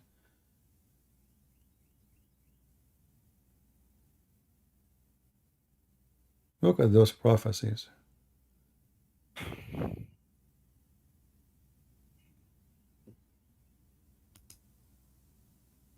Look at this one as an example. The 5 signs they have to pass. The involving of the smoke, inevitable punishment of the Meccan at Badr, the victory of the Roman, the sizing of Meccan and Badr. I mean, what is the split of the moon? What do you think about Muhammad splitting the moon? Like it's about the belief, you know. It's there is no like. No, this is not about belief. This is not true. Because if the moon is split, the whole world will see it. I heard that there is like I don't know, but I couldn't find it. Of course, I don't know why. Maybe I looked really poorly, but there is like in India someone who saw it. But yeah, you have a point. I heard In that. India, someone he saw it. As I said, Like this guy, he see, was looking, only one person in India, he saw it. and let me explain. But I, kurwa, I want to say that yeah, it's about the belief only, yeah. But I heard No, that no, no, like no. you It's know not about, that no, guy. no. That's not about a belief. This is a big fat Okay. lie. It's obvious. So the moon have eclipse. Muhammad is a big fat liar. And he took a poetry of an Arab man. This has have nothing to do with the moon splitting. It's a poetry. The moon split. The guy, he saw his girlfriend. She is so beautiful. And he said the moon split asunder, and because he saw her face, you know. دنت الساعة وانشق القمر عن غزال صاد قلبي فنفر أحورا قد حرت في أوصافه. So this is a poetry made by Amr al-Qais describing how the moon split because describing how beautiful his love, the women he loved, have nothing to do with the moon splitting, have nothing to do with Muhammad miracles. Muhammad, he took it, he put it in the Quran, and we laugh at Muhammad. Now, you know what, to make it short, what is your education? Right now I'm studying licenciate, you know. Let me check in English because I know only in Polish. Like Google Translate really quick, and I'm telling you, okay? What? I'm studying, but this is the ending year, you know. You are studying what? Bachelor degree. You know what I'm saying? Bachelor in what? In what? Yeah? Yeah, in criminology. Criminology. Oh, okay. So, Yeah. so I show you the perfect verse. Here we go, chapter 2, verse 178. Criminology, no problem. So, listen, as long as you study criminology, that means you have to study some science, correct? I mean, I didn't had much science, but No, if a woman, usually like if a practice woman, and if a theory. woman is raped, what is the Yeah. step to prove that she was raped?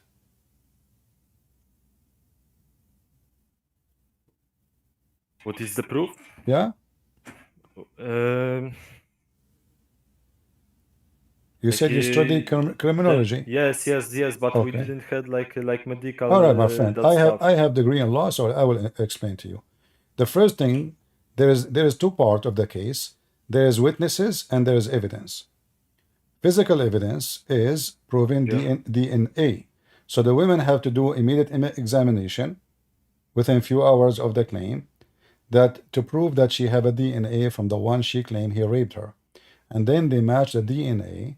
If the DNA match with the person, this is a You clear don't need to evidence. tell me that. All I right. just don't want I to talk asked you, about you it, did you not know? answer. It's Okay. disgusting to me. So now, this is disgusting. Why?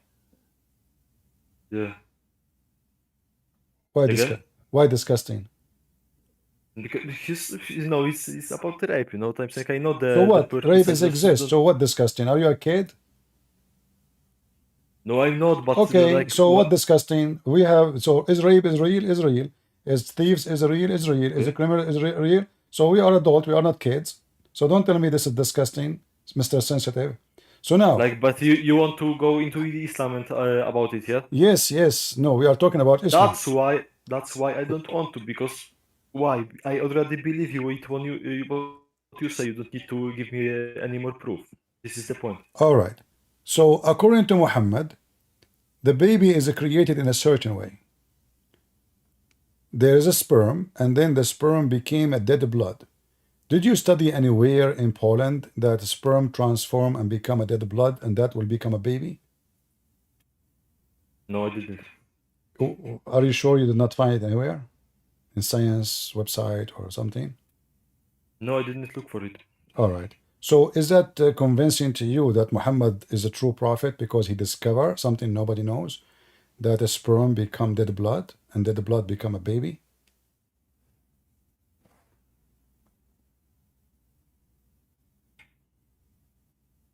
Like I said, the whole the rest of the things that you told me today, like I agree with you, yeah. My Okay. iman is gone. You don't need to show me any more about rapes, anymore All right. how So it what do you works. so what do you want me to do now? You left Islam. Wonderful. What do you want? Yeah, I think I did. All right. So what? I want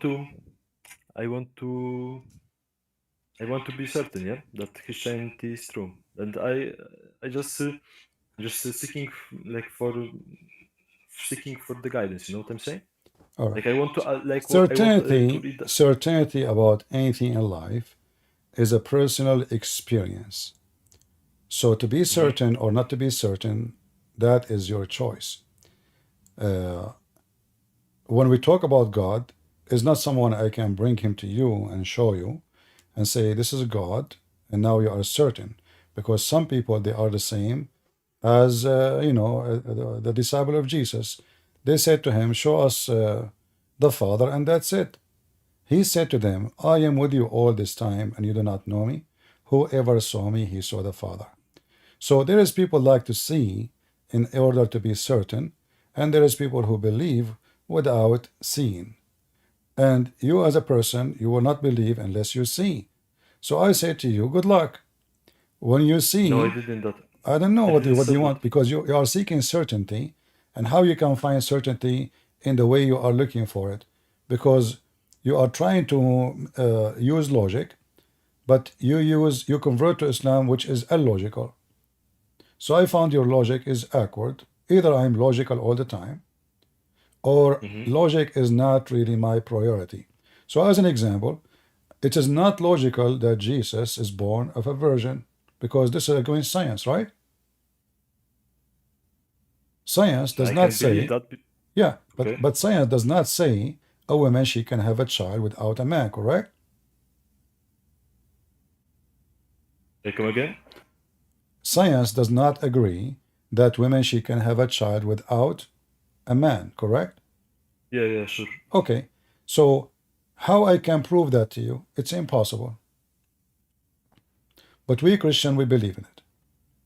However, in Christianity, the story of Mary makes sense. Jesus is from above. He is son of God. He is a son of no man. So it was very normal that he is a son of no man. But how I can prove that Jesus is God? That is very simple. I did not witness Jesus. I never saw him, I never met him. But I trust that the disciple of Jesus, who paid their life, all of them, They sacrificed, they been tortured. They did not give their life for nothing unless they are sure. John, he said, we saw his wounds and we touch it. So the true witnesses of Jesus, who they paid their life, is the one we receive the information about Jesus from. And there is no logic in the world, as long as you like logic, can convince me that somebody is willing to give his life for no return. No booty, no women, no sex, no money. To give his life just for a fake idea never happened. For something he never witnessed. All of them, they paid their life in a very heavy and torture way. So what is the reason those people, they did what they did? Do you think all of them, they have mental issue? A bunch of crazy wise men? Because if you read what they write, you will see how wise they are. If you read what they are saying to each other, you will see how high quality they are. So why high quality wise men, noble, decent, are going to sacrifice their life for exchange of a false stories about Jesus? Story they fabricated. So for me, I say, if you believe in logic, well, logic says that those people, they did not believe in an idea which is false. Otherwise, they will not be willing to pay their life for it. And nobody would do so.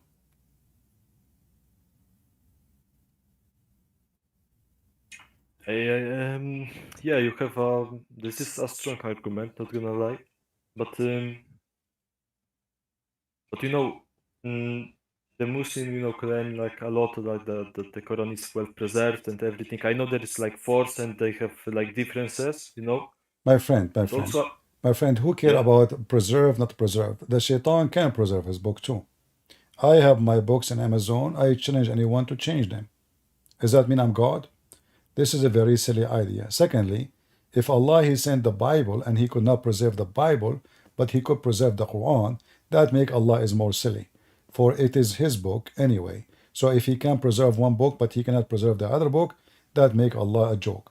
And if Allah chooses to preserve one, but he don't want to preserve the other one, that is even more joke. So when you speak about preservation, is more funny and more stupid. Same time, Christ is not a book. Christianity exists not by the existence of a book. Jesus says, earth and heaven, sky and earth, they will be destroyed, but my words will not. Yet there was not a single word of Jesus was written. So the promise of the preservation of Jesus Christ's words is not about a book, it's about God himself. God has said. So the message of Jesus will be preserved, and the promise he made is true, long before the book was written. And in order to convince you that Jesus is true or not, I think you should not convert to Christianity. I think you should stay as an atheist. You are a person who like to see things, and you are not going to be a good believer anyway, because you are a person. No, you will not, because simply you don't have so heart. you just No, you don't. So you are telling You don't have a heart to believe. Hmm? You have only a position of lost, like you are just looking around, sniffing. What is better. So You are so I doing. did. You are like okay. somebody doing shopping. You are not really looking for God, Okay. So why did I believe in Islam at first? because, as I said, you are doing shopping. You found No, something. no. You found something more attractive for you, and you decide to believe in it. Not attractive. I just So didn't know no, about Christianity, and now when I want no, help, no. you Let me just prove tell to me you. to go to be atheist. Let me prove to you. atheist to Let me go to prove to hell. you. Let me prove to you what I said is true. You know nothing about Islam, yet you converted No to way. You converted to Islam, yet you know nothing Yeah. about it. So give me the reason. Yeah. Listen, I said that I was looking for God. Like I didn't. I Doing was shopping. emotional Doing back then. You shopping. know what I'm Okay. saying? Okay. And Did you Yeah, ask the same questions about Islam the same you ask about Christianity? Did Allah show you anything? this is my point. I didn't even consider Christianity, No, no, and no, no, no. You as see, I no, said no, no, no, before, no. I'm asking you, my this was friend. my You mistake. are not listening. You're not listening. You Okay. are asking for evidence for Christianity. Mhm. Did you ask the same questions about Islam? Like you said, Islam is preserved.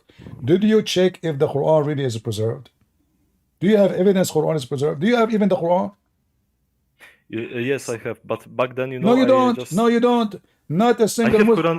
Not a single Muslim have the Quran. This is not the Quran you have it in your hand. This is a printed book by Saudi Arabia. They claim that this is according to the recitation of Hafs.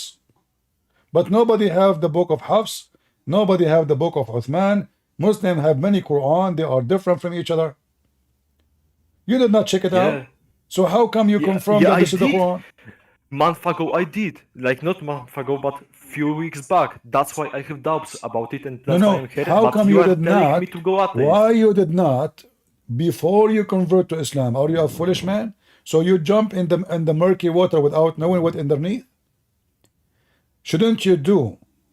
Ask all those questions before you convert to that religion or after you convert. So you say I believe without knowing what you believe? No, I know what I was believing, but like I said, this was No, you like don't. emotional process, No, you don't. Okay, what is the nature of Right Allah? now, yes, right now I agree, but back then, you know what I'm saying? But back then nothing changed. Still you do not know. Here we go. If now you do not know, back then you do not know. So why you convert? Listen, like kurwa, like I said, I don't know right now because I have these doubts that were building up in me, and this is like, should I consider this as a blessing in the hearts of Christians because I want to seek truth in Christianity, and you tell me to go atheist? I'm saying to you, Listen. you don't fit to be Christian because you don't have heart to believe in Jesus. For your heart is still until now, to make it simple for you. When somebody Go ahead. is questioning something, and he is asking what is the proof, obviously his heart is not the one is working, it's only his brain, which is fine.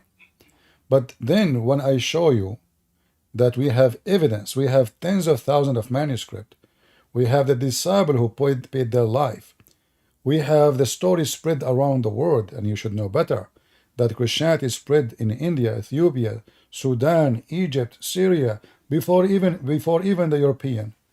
So all those countries around the world, they agree to fabricate the Bible.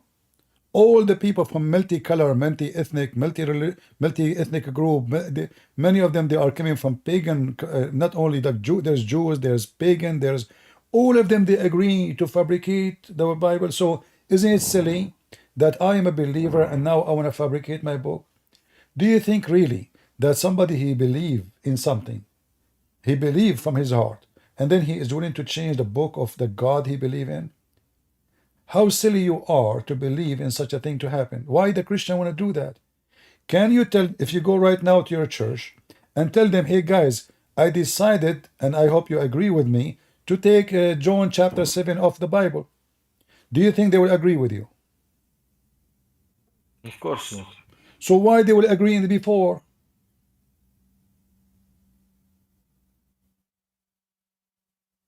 Like, Now people are more evil. Now people are more deceived. If people today will not do it, why they will do it then?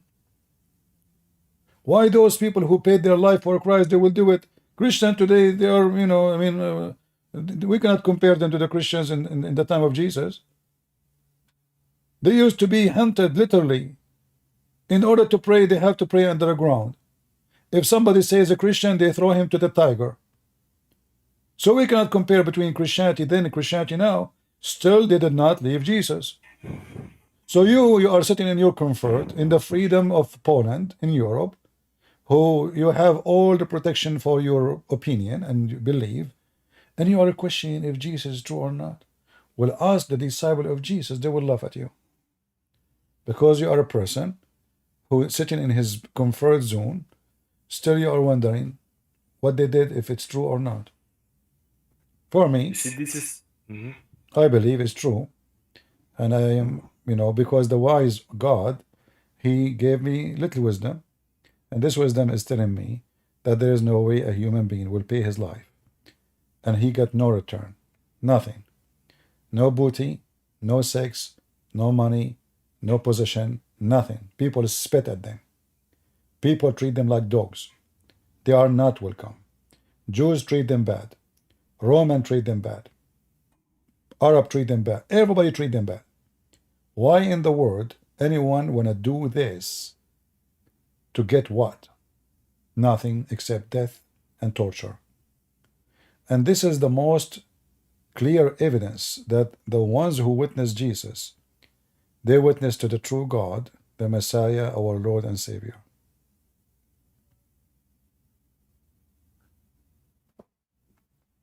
What is your like honest, yeah? Like the last thing, yeah, and I'm out. You still hold your position about going to atheism? This is your business. I don't care what you go. You see, man, not my business. But you are, if you But are, as a Christian, no, you as a see, Christian. no, you see, because you are seeking something called proofs. And what I will prove to you, send you to Mars. You are sending what? Are we going to go to the laboratory? So this is what atheists they think about. Atheists, they believe in things they can see, and things they cannot see. They don't believe in it. And for me, I believe that atheists are stupid because there's a lot of things they believe in they cannot see. As an example, do you see my voice? I don't want to see Jesus. I No, just no. want Do to you see know. do you see my voice? No, I don't. Okay, how I can prove to you that my voice is voice? And this is not the point. Listen, No, it's because the point. It's the point. Because you no, I want just to want to prove. know What about. if you are deaf? How I can prove to you that I have a voice? Listen, I just want to know about the preservation of the Bible. That's it. About what? This is like this was documented for sure, yeah. You This was want documented somehow. you There are want to know books. about what in the Bible? The preservation that is not corrupted, yeah. That this is the word of God. That this is not the Well, my friend, something. if the word of God can be corrupted, that means God is not true God. As simple as that. Very simple. Because if God could not preserve his words, so who is he? I mean, this is easy. I can preserve my book. So if God cannot preserve his book, that means God is not God. Very simple. So for us, God book is not a book. God book is his teaching, is not the book which is written by ink. His words never was an ink. God, he gave Musa, as an example, the Ten Commandments written. But still, this is not the word of God as what it's meant in the, if you read the book of John, you will see in the beginning it was the word, and the word was with God, and the word himself is God. So the word of God is God. So in order to corrupt the word of God, you have to corrupt God. You have to destroy God. You have to take God out of existence, then you can destroy his word. For God and his word is one. So Jesus is the word of God before there is any book is written about Jesus. His existence have nothing to do with books and inks or pen and pencils. His existence is the existence of God himself. You are thinking about word written in books. We are thinking about God as himself is a word. No book can contain him, and no book can describe him, and no language can explain him. For his almighty God, wonderful, amazing. Nobody can explain his glory, and nobody can have it, and nobody can describe it. So what book you are looking for? We did not believe in Jesus because there's a book, it's called the book of John or the book of Mark. Even if those books never written, Jesus is true. The Messiah is our Savior.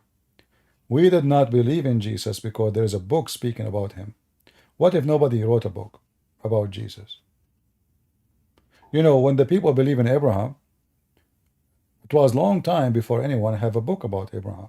Still people believe in Abraham. When people they believe in about Adam, did Adam wrote a book about himself?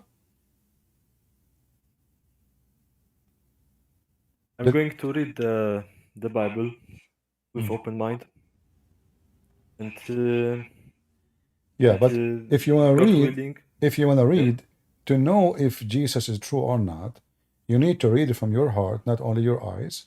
And then if the word of the Lord touch your heart, then you found what you are looking for.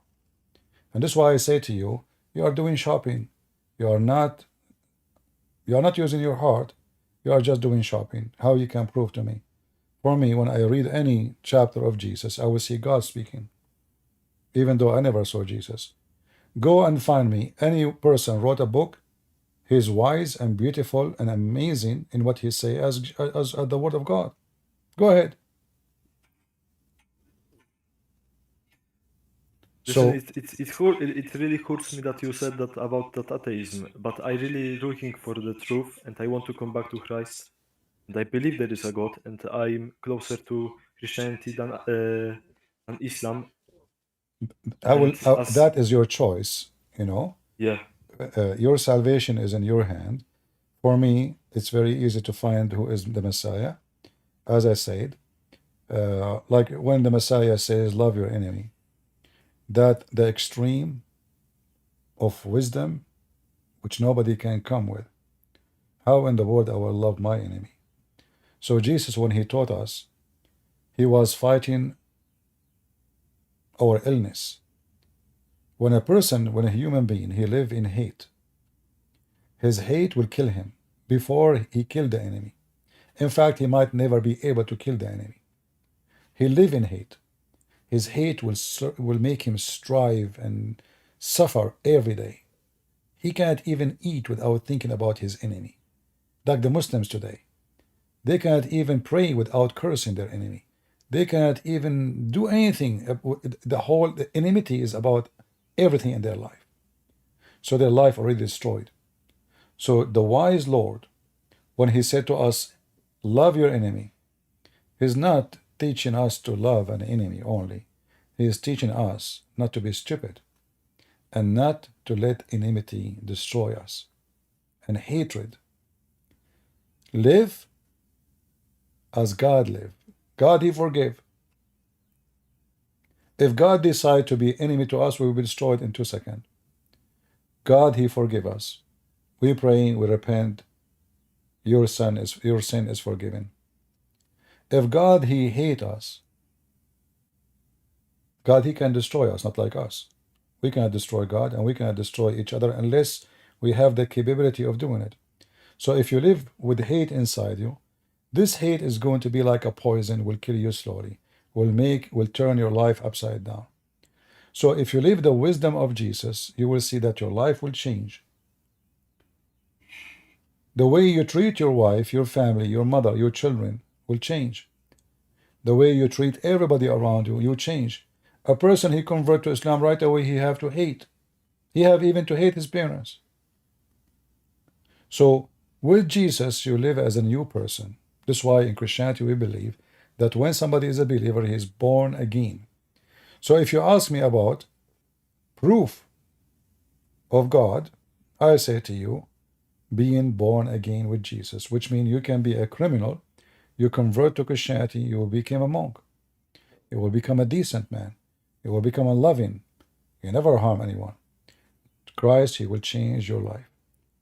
If you are a monk and you convert to Muhammad, you will become a terrorist, a child molester, a rapist, a hate monger, a violence teacher. So the proof of God is in the Bible. From their fruits you shall know them. How I know who is God and who is not? The fruit, which is good fruit, is the fruit of God. And I challenge anyone to show me one bad fruit of Jesus. And I challenge any Muslim to show me good fruit about Muhammad. From their fruits you shall know them.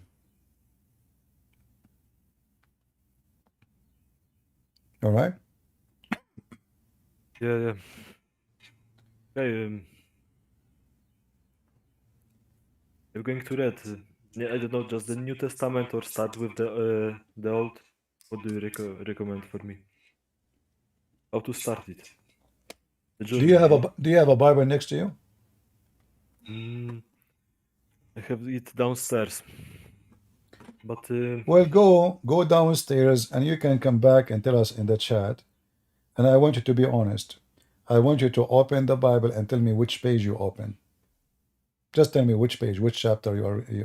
Just don't look. Hold the Bible in your hand and open it with your fingers. And okay, tell I'll me be right back. and tell me what you get and read it. You do not need to come here to tell me. You can just post in the chat what chapter your fingers choosing for you. And let us see what the message God want to give you today. You want to do that?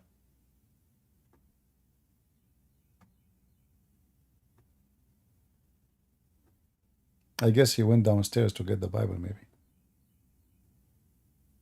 He thought I'm asking him to go right now.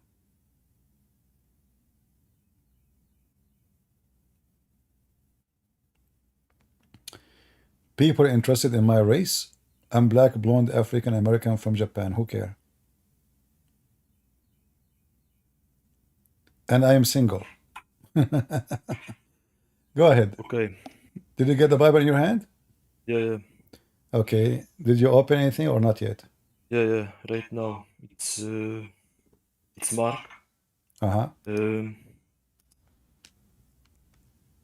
And now you want me to read something like? No. What the page you open? Tell me the one in the first page. What Mark what?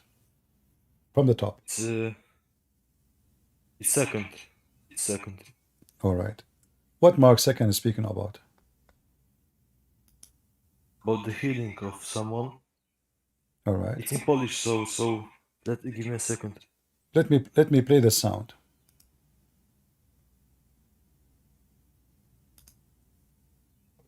Mark 2. And again he entered into Capernaum after some days, and it was noised that he was in the house, and straightway many were gathered together, insomuch that there was no room to receive them, no, not so much as about the door. And he preached the word unto them. And they come unto him, bringing one sick of the palsy, which was born of 4. And when they could not come nigh unto him for the press, they uncovered the roof where he was, and when they had broken it up, they let down the bed wherein the sick of the palsy lay. When Jesus saw their faith, he said unto the sick of the palsy, Son, thy sins be forgiven thee. But there were certain of the scribes sitting there, and reasoning in their hearts, Why doth this man thus speak blasphemies? Who can forgive sins but God only? Immediately when Jesus perceived in his spirit that they so reasoned within themselves, he said unto them, Why reason ye these things in your hearts? Whether is it easier to say to the sick of the palsy, Thy sins be forgiven thee, or to say, Arise, and take up thy bed and walk? But that ye may know that the Son of Man hath power on earth to forgive sins, he saith to the sick of the palsy, I say unto thee, Arise, and take up thy bed, and go thy way into thine house. And immediately he arose, took up the bed, and went forth before them all, insomuch that they were all amazed. And all amazed. Are you with me? Yeah. It's so my friend, the Bible here is saying to you, and I chose nothing for you. I told you to open with your own choice without even looking. The Bible is saying to you, you are the same as the same person who was sick, and they brought him down from the ceiling. And Jesus says to him, Go, and your sin is forgiven. So either today you choose to believe in Jesus, that he have the power to make you walk, because Islam make you disabled to think correctly, disabled to see correctly, disabled to be wise. Islam made you blind. So the Lord here is talking to us about healing, how he can heal you. So I hope that today you are able to be healed without even having any physician to touch you. In verse number 17 it says, When Jesus heard, he says unto them, They are whole, have no need of physician, but they that are sick come out and call the righteous but sinners to repentance.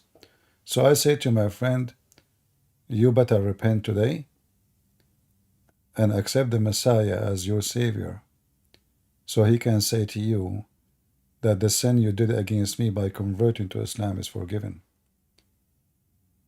Accept I will. Jesus. Go ahead. I will. I will do it. I'm in tears right now, yeah? First time. Uh, first time I'm crying since a long time, yeah? Thank you. All right. You are welcome, my friend. Take care. God Thank bless you, you. bye. God bless.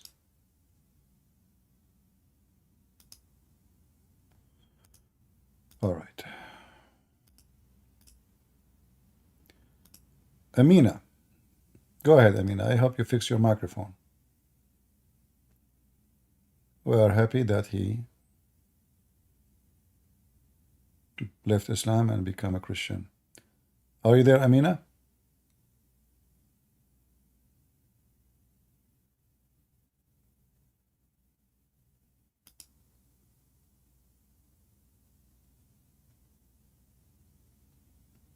Do we have any Muslim who would like to join us?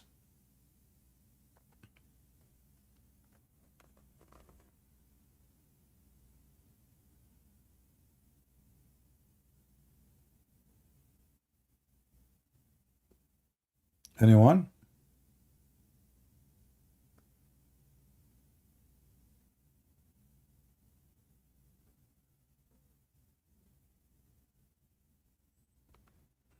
Are you there, Amina?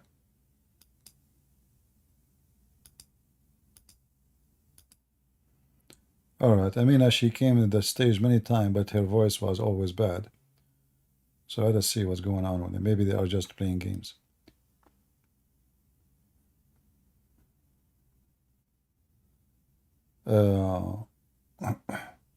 So going back to our topic, those liars, they speak about the white man forcing the black man to become a Christian, when in fact the words of Christ first came to those who have nothing to do with being white. Even if we go and read in their filthy books, as an example, if we go to the book of Ibn Kathir, and that will give us a great comparison between Islam and Christianity. In the book of Ibn Kathir, volume number 2, page number 119, I will use Google Translation to translate the page for you. Read carefully with me how we expose the Mohammedan when they say that the white man, he forced the black man to become a Christian. This is their stupid book, as you see, the book of Al-Beginning, the beginning and the end, written by the scumbag Ibn Kathir. Part number 2, page number 119. Ibn Ishaq, he said, and all the stories of Islam is coming from Ibn Ishaq anyway. This website, when like the translation we are using, the second we highlight, it gives us the Arabic, which is not good. So here you will see that Christ, let us see where to read.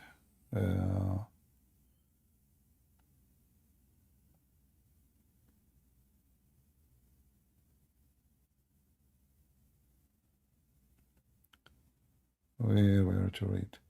You know what? Let us do this. I will, because this stupid thing is just to flip in the whole page. All right. It's translating right away now. Let us see if we can choose here.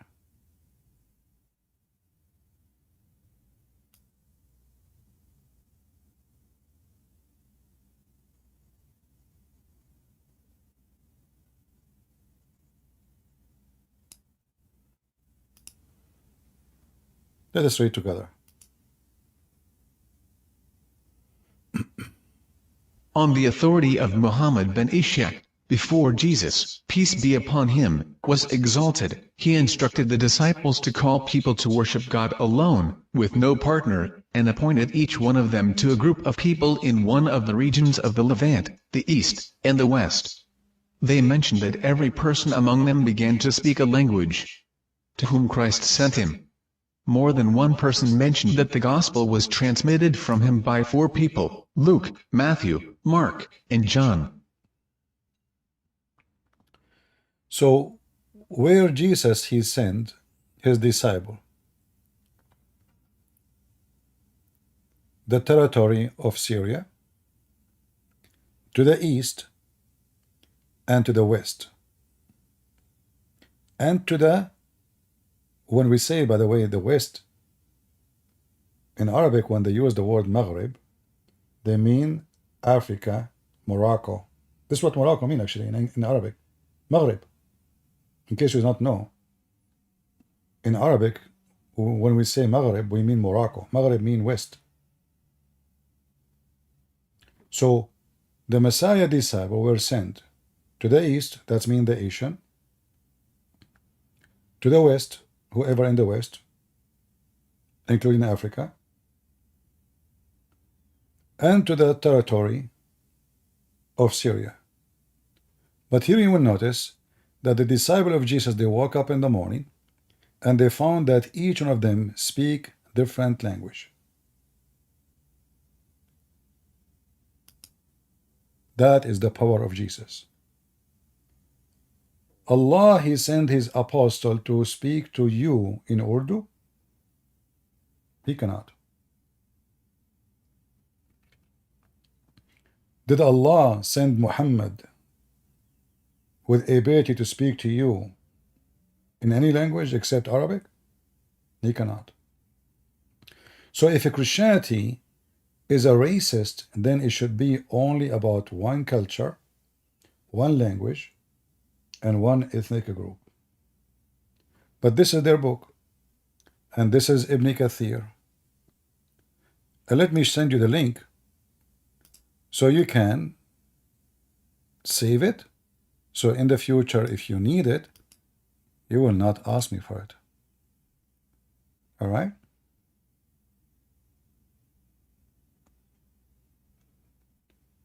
Let us see.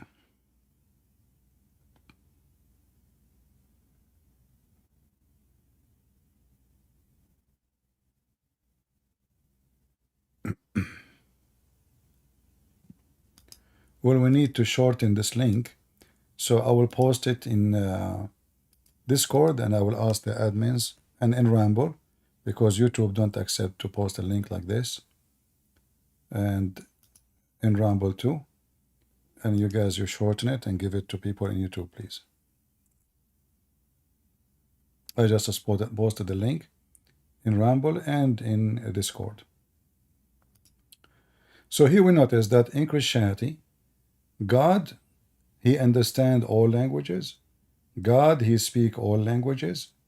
God don't discriminate between languages. God, he made his disciples speak all languages. Can Allah do that? E.g., are you a Muslim, my friend? E. I don't know what's your name. Are you there? Why somebody, his name is E? There's no letters left in the alphabet?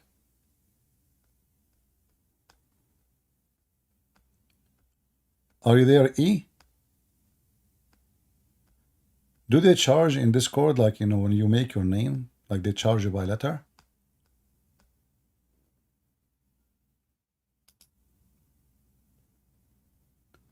Okay, E, if you cannot talk, you know, just drop. Go ahead, Amina.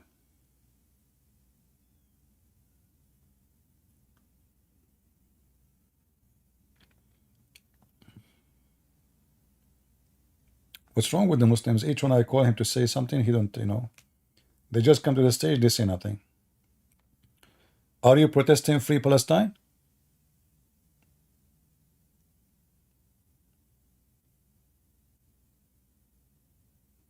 Well, let us hope Allah will hear your prayer and He will free Palestine from the terrorist. So we will have only Israeli.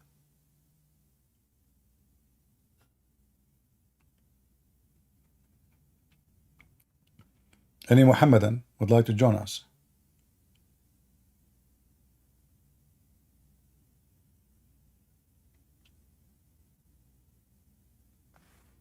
Any brave Mohammedan?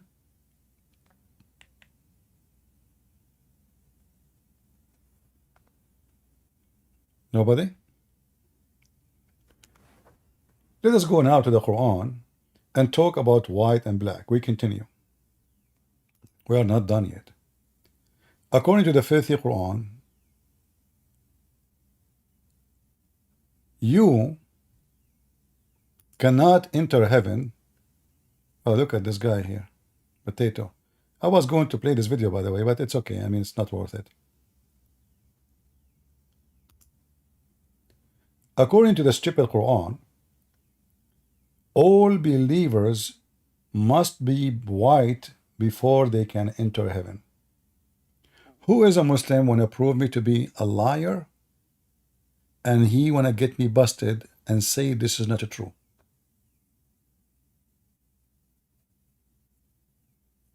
Any Muhammadan?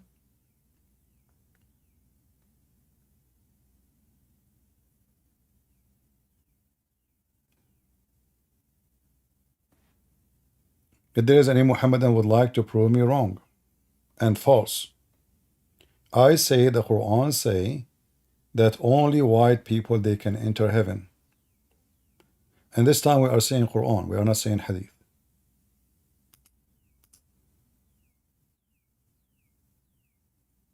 Any Muhammadan? Go ahead, E.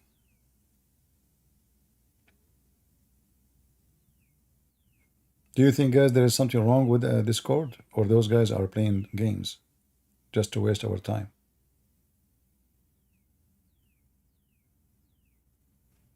Maybe they are just doing it on purpose. You never know. All right, maybe I will block them then.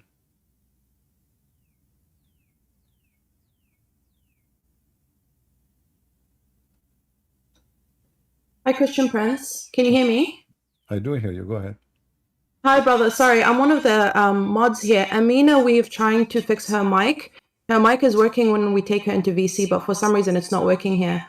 She's a lady. She does want to speak to you, but she's just having a little bit of trouble with her mic. All right. So please don't block her. Yeah. Okay. Thank you. Thank you very much. Amina, say inshallah, so the mic will work. This has happened to me all the time. I have a cousin, he's a Muslim. He bought a car. You know, the car dealer, he told him this. He said, "Where is the keys?" He said, "Oh, this car doesn't have the keys." You say Bismillah, the car go. Hello? Yeah, Amina, we hear you. Goodness. Finally, you can hear me. I hear you. I don't know what was going on with you, but it's okay. Thank God you are working now. Go ahead. What do you want to say to us? Yeah. I don't know if I'm interrupting your conversation. I don't know what you guys were talking about because I had to just reload the app. So No, it's okay. We are talking about racism in Islam. What do you think about Islam? Is Islam racist? As far as I know, Islam isn't racist. I've been, my family and I all practice Islam for as long as I've known. I was born into it. I've not experienced racism. And where are you from, if you don't mind to say? Well, I live in the UK. I live in England, but my family's from North of Africa. Okay. But if we go right now and we search in the internet, like if we say you are from Morocco, do Moroccan people mistreat a black African in Morocco? Well, the part of Africa that my family were from, I don't. Okay, so Morocco, let me make it simple. Morocco, until now, they mistreat African. Tunisia, they mistreat African, and we can show the reference right now. Libya, they capture African until now.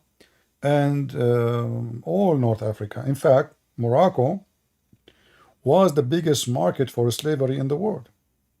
Yeah, but I don't think you can misconstrue religion with like actual people, because you can say the same thing for like, you can say the same thing for any country that has religion, or like, No, you no, can no. say This like is this is not racist this is even. not about a country. This is based on the religion. Did your prophet allow you to capture people and enslave them? Um, I know in the Quran it says obviously like that the slavery does exist, but I don't think it's something that we currently practice, or at least like No, if I'm being completely honest, yes, where I'm from. currently you don't practice because Muslims are not the one who is the superior in the world, and the Western they force their rules. So when the Western they say nobody slavery, nobody slavery. That's it. That's the whole idea. Otherwise, actually, until now in Mauritania they have slaves. Until now, big Yeah, number. yeah. I Yeah. was just going to say, yeah, I grew up with that knowledge. I grew up in that society of, people, that there were people that were subservient to a certain class of people or certain ethnic groups of people. But it is servitude. It is indentured servitude, and it's not right. I was against it. Not, people were comfortable with it. All right. So let us move to something more But I don't important. think it's linked. I wouldn't Do say that's do linked do to bla- Islam. do Like, black do it's so black obvious to say that Okay. it's linked to Is it Islam. is it true? Is it true that in Islam anyone when I enter heaven he must be white? He must be white? Yes. I've never heard of that. That sounds crazy. Okay. Do you speak Arabic? No, I don't speak Arabic. But you said you are from No. Morocco. No, I didn't say I'm from Morocco. I didn't say I'm from. I said I'm from. My family's from the north of Africa. Oh, okay. Mauritania is the country that you mentioned, is actually where my family is from. So All right. Okay. So if we go right now to the Quran and let us see, do you see my screen? I don't, because I'm on Discord, and to be Okay. quite frank, I will share it in Discord. I will okay. share it in Discord so you can see it. Do you see my screen now? Yeah, I do see your screen. Yeah, I was refuting this Abdul here, but let me show you the Quran. We will go to the Quran. Okay, go on. If we go to the Quran, we will find the following. Actually, before we go to the Quran, have you ever heard of something, the revolution of the Zinj? No, where's that? You see my screen says Zinj rebellion, 869 AD. This is not long after Muhammad, 883. The black slave revolt against the Abbasi Caliphate Empire. What happened is that the Muslims, they captured tens of thousands of a black African and they forced them to be their slaves, specifically in farming or sex. The beautiful women, they go to for sex.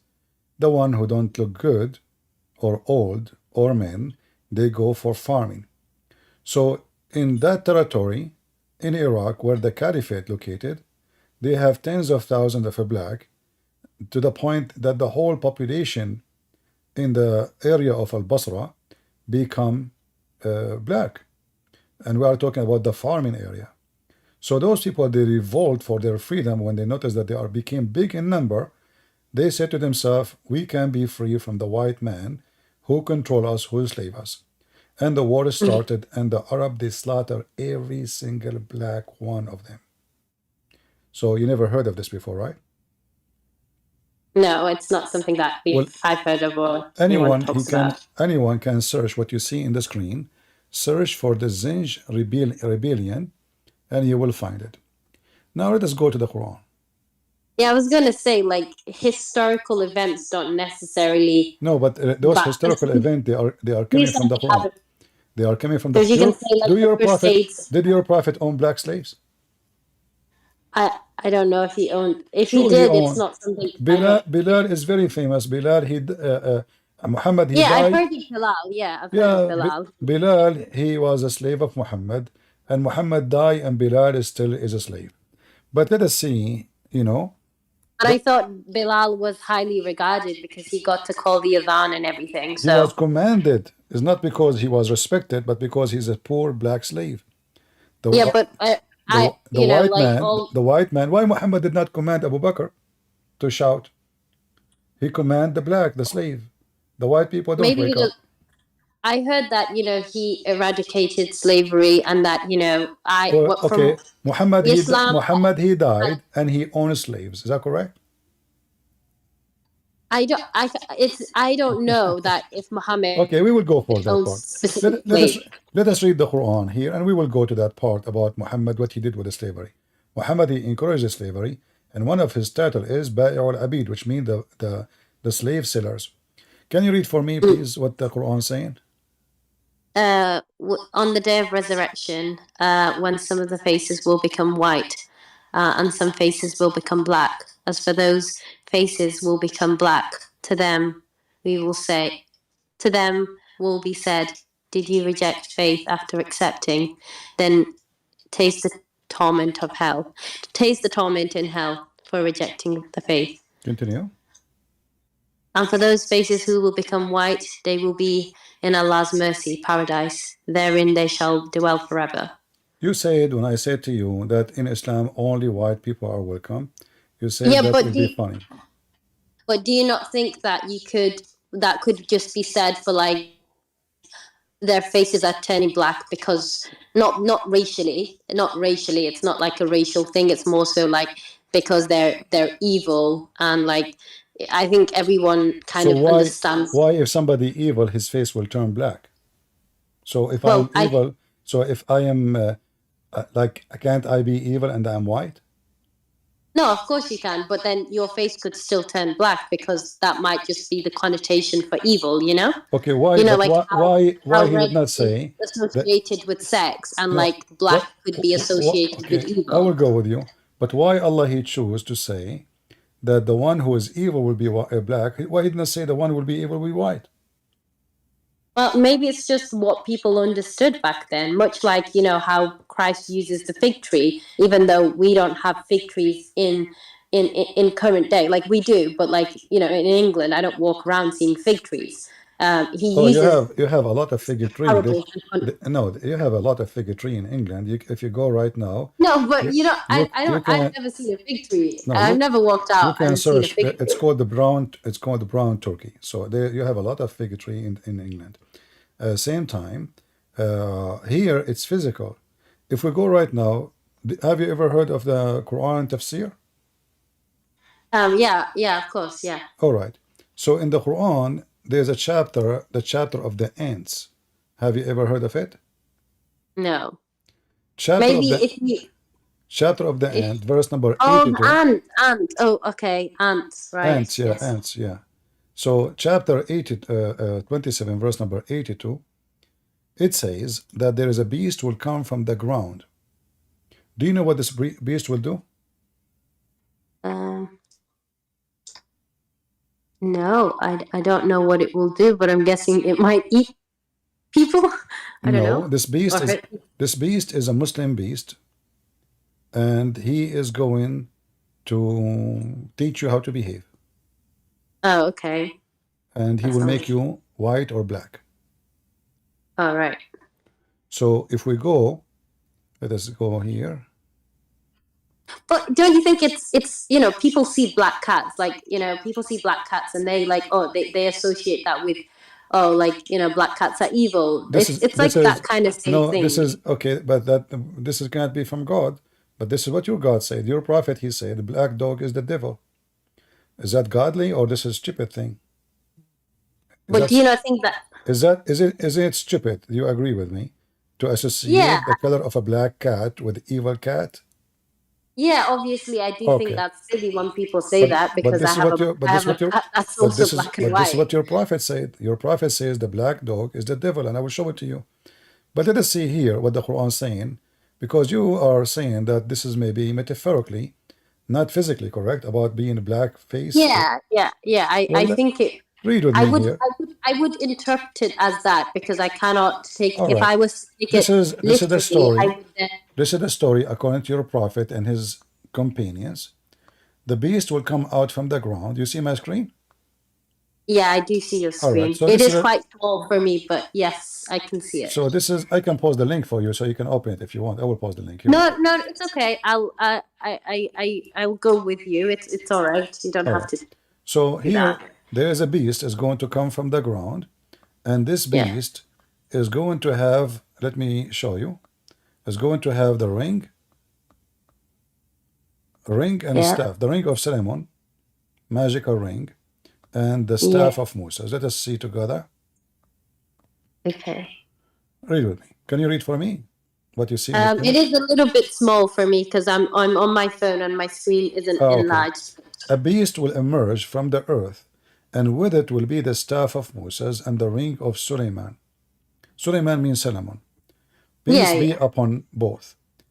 It will strike the nose of this believer with the staff of who? Of Moses. And it will make his face, the face of the believer, bright, which means white, with the ring.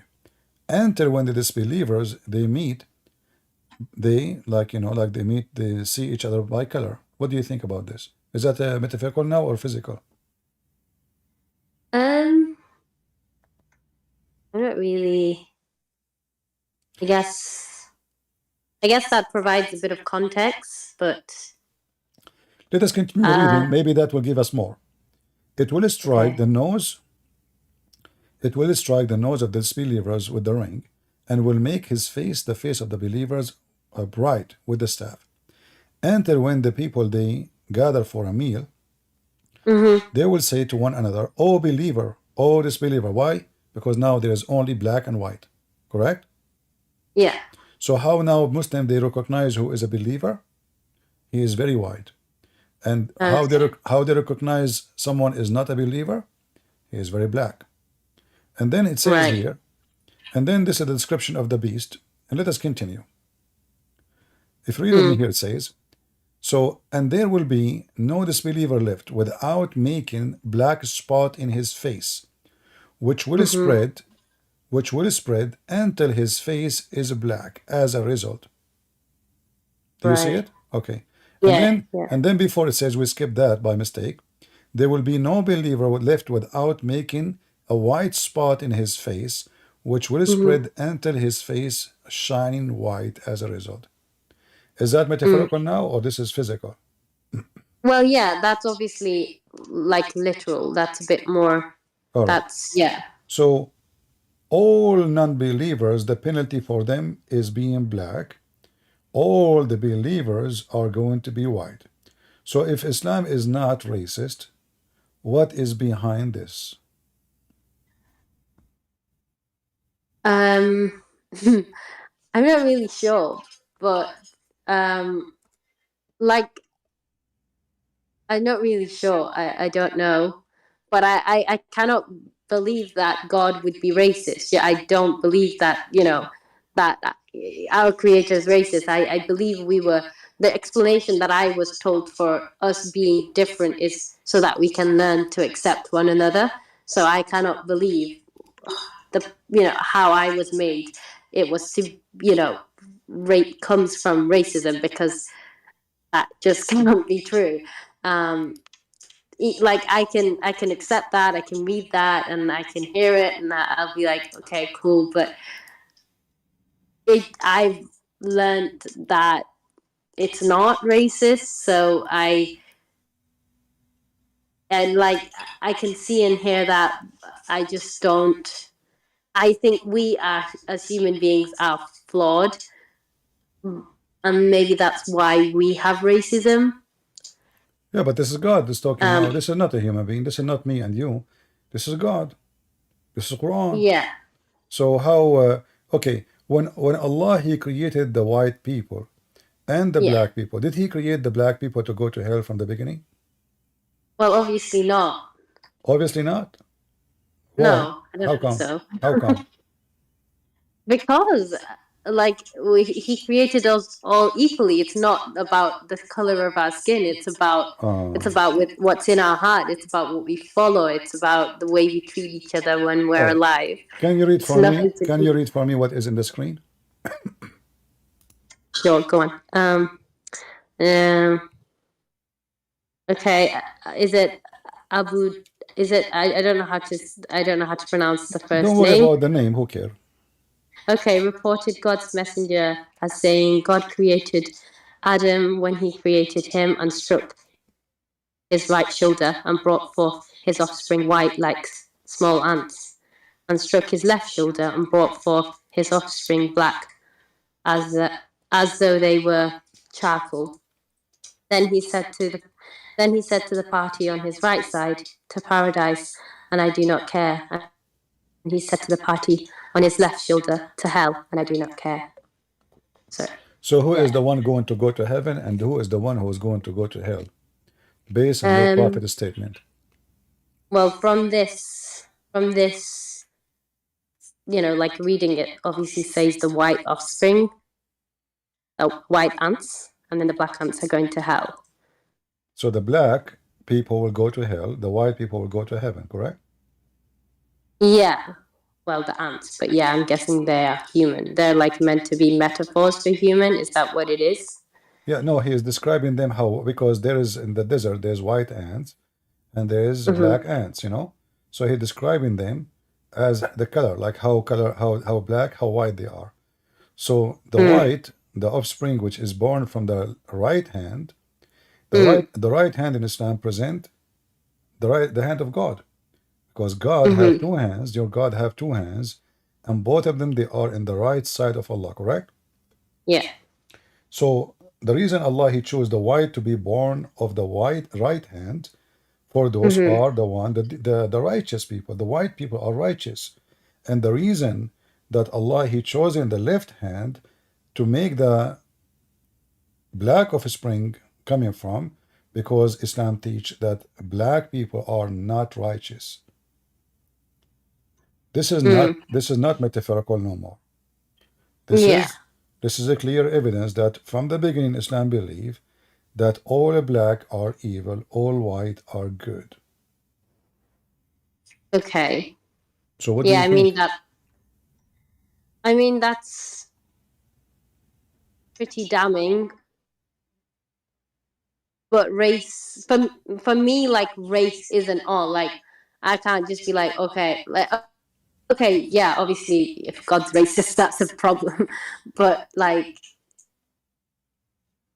I don't know what to do with that. I guess it's pretty bad, but I don't know what to do with that. Well, if I am you, I will leave Islam, my friend. I mean, it's not about you do what not to do. Either we accept such an idea. For me, I met people who they are white, they are very evil. And I met black people who they are very good. And I met black, they are bad. And they are met, I mean, you meet from everybody. There is Asian, they are bad. There is Asian who they are good. There is bad and good everywhere. In the same family, you will find a brother, he is wonderful. The other brother is disgusting. So the same family, the same parents, the same ethnic, the same language, the same roof, the same milk, the same breast that they breastfeed from. Yet one is evil, one is good. Yeah, but I understand. I do 100% see what you're saying. I think that's true.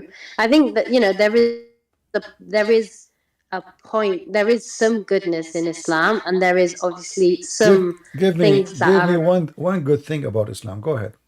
Like for example, like the orphans and giving, for example, you cannot treat orphans badly. Is it true that Islam says to treat the orphan nice is by having sex with them?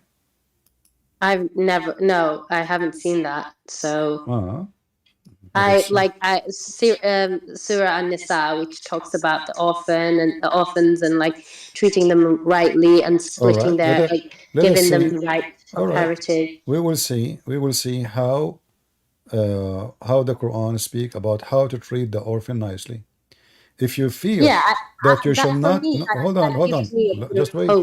If you fear that you shall not be able to deal justly with the orphan girls, then marry women of your choice. How in the world this religion teaching you? You see, I say to you, is it true that you treat the orphan by having sex with them? You said no. Correct? A second ago. Yeah. But the Quran is saying, Allah command you to treat the orphan kindly. Yeah, of course. by marrying little girls who they are orphan. We don't say orphan for someone she is 18, right? No, We say well, orphan for someone she is a child. A person cannot take care of itself, right? yeah. So your God is commanding the Muslim to be good to the orphan. By what? By sleeping with them. And marry them. So you have to marry them first, This though. is sleep with them, no problem. Marrying them, they are kids. You know, is that how I can care? Is that how I do charity?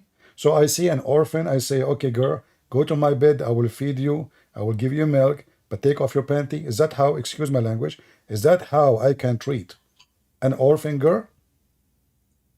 Well, no, you shouldn't really treat them like that. But Okay, but you are the one who mentioned to me. I said to you, give me one good thing about Islam. You said to me, Islam teaches us to treat orphan nice. This is not nice. yeah, This, because this, it says this is treat them justly. well, justly. And This is justly. How does justly? I mean, justly what? Like, you know, take care of them, feed them. I mean, you know, listen. Honest to God, God is my witness. I bought order. I never have cats. I don't have animals in my house. I bought. I can show it right now from Amazon. I bought food for cats.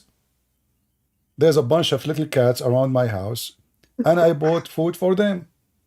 They are not my cats. I have nothing to do with them. I can show right now my order in Amazon. So I feed cats. I'm not going to sleep with the cat to feed the cat.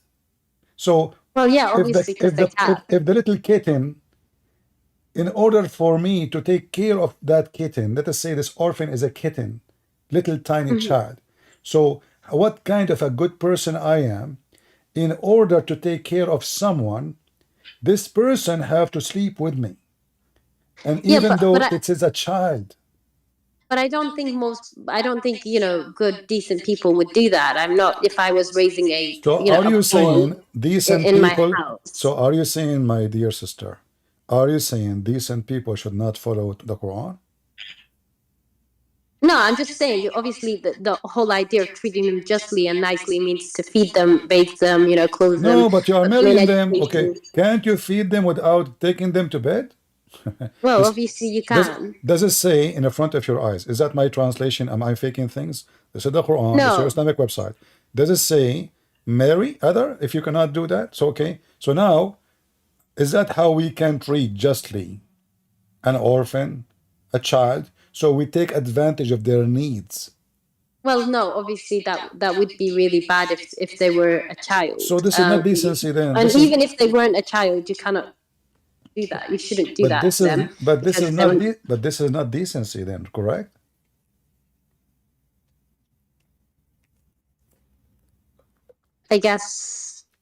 I guess in that context, it wouldn't be very nice to do that. But is it I decency? mean, like, It's not about nice. You see, this is not about nice. I want you to focus with me and be, I'm assuming that Amina, she is an honest person. She will give me an honest answer. Is that decency? If you heard that I saw an orphan who need food, and I say to her, listen, baby, I will marry you. I will feed you. Come to my home. Come here. I have candy for you. sounds so disturbing. Don't say that. So, what do you think about what I just did? Is that disgusting? Yeah. Or this Yeah, is well, good? obviously, I think it would be kind of under child grooming, and you would probably be Exactly. like, And this is what Yes. Islam is about. So, what is good about Islam?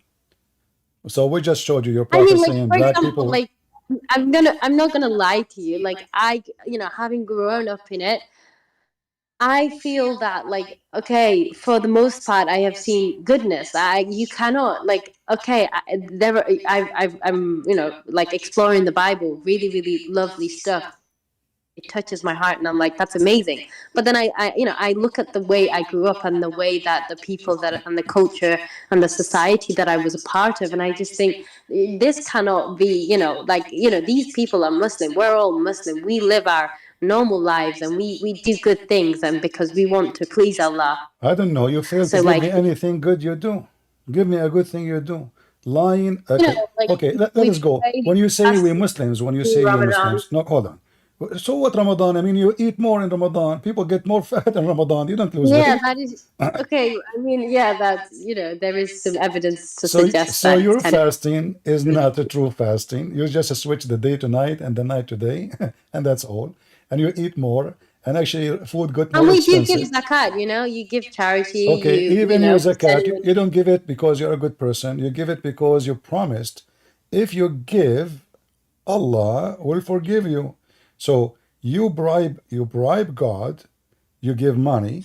So, oh, forgive me, Allah. It's not because you are a good person. You see, if I do something for the sake of some return, that means I am not a good person because I will get the So, return anyway. can I ask you a If question, I believe in CP? God, I'm not seeking return, then I'm a believer. But Can if I I ask am you a just seeking return, then I am not a believer. Can I ask you a question? What do you think of all the Muslims that are living their, kind of ordinary lives, do their best to follow the Quran and just, do that? Like, and we can, you can't say they are bad people. Like, You we see, live our I am ordinary lives. Amina. We I'm not we do. here.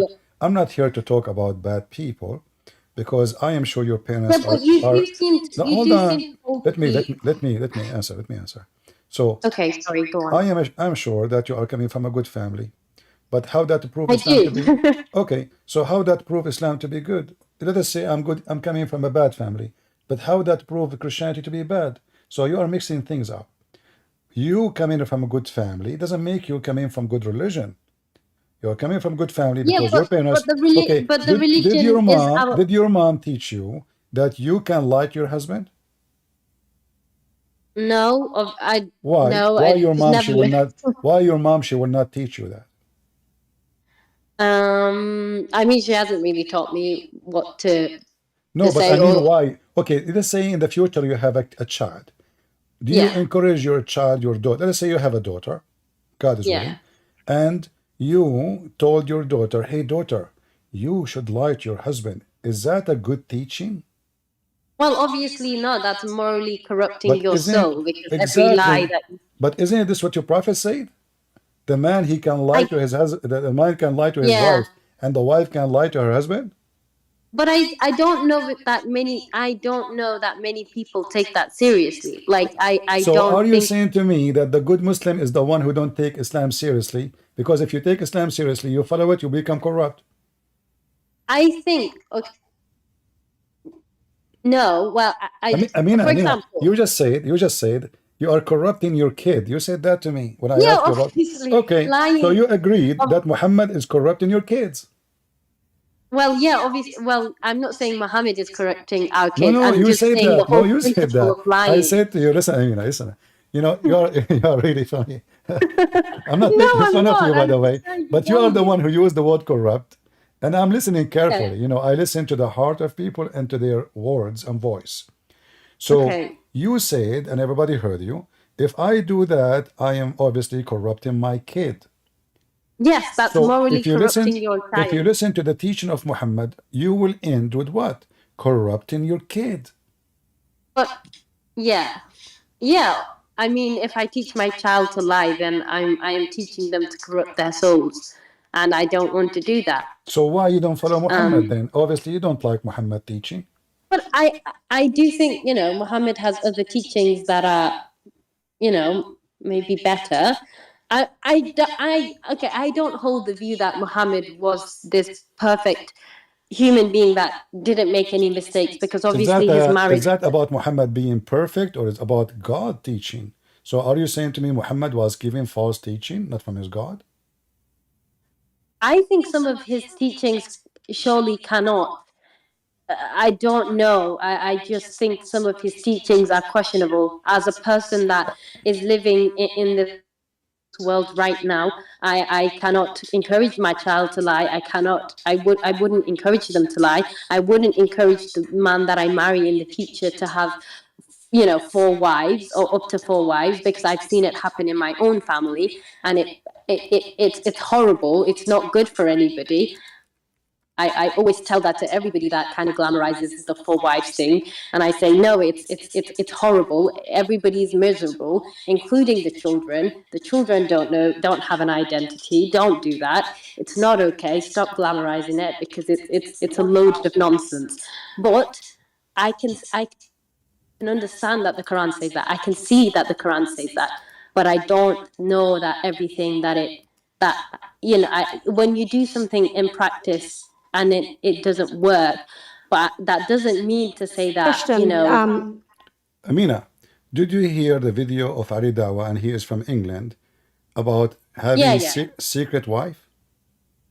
I've seen multiple videos of him talking about like polygamy and stuff, and like having I don't know if it's video, about wife. why men get secret second wife, and if you watch the video, you will see that they agree that the Prophet said you can lie to your wife and you can have a second wife. Okay.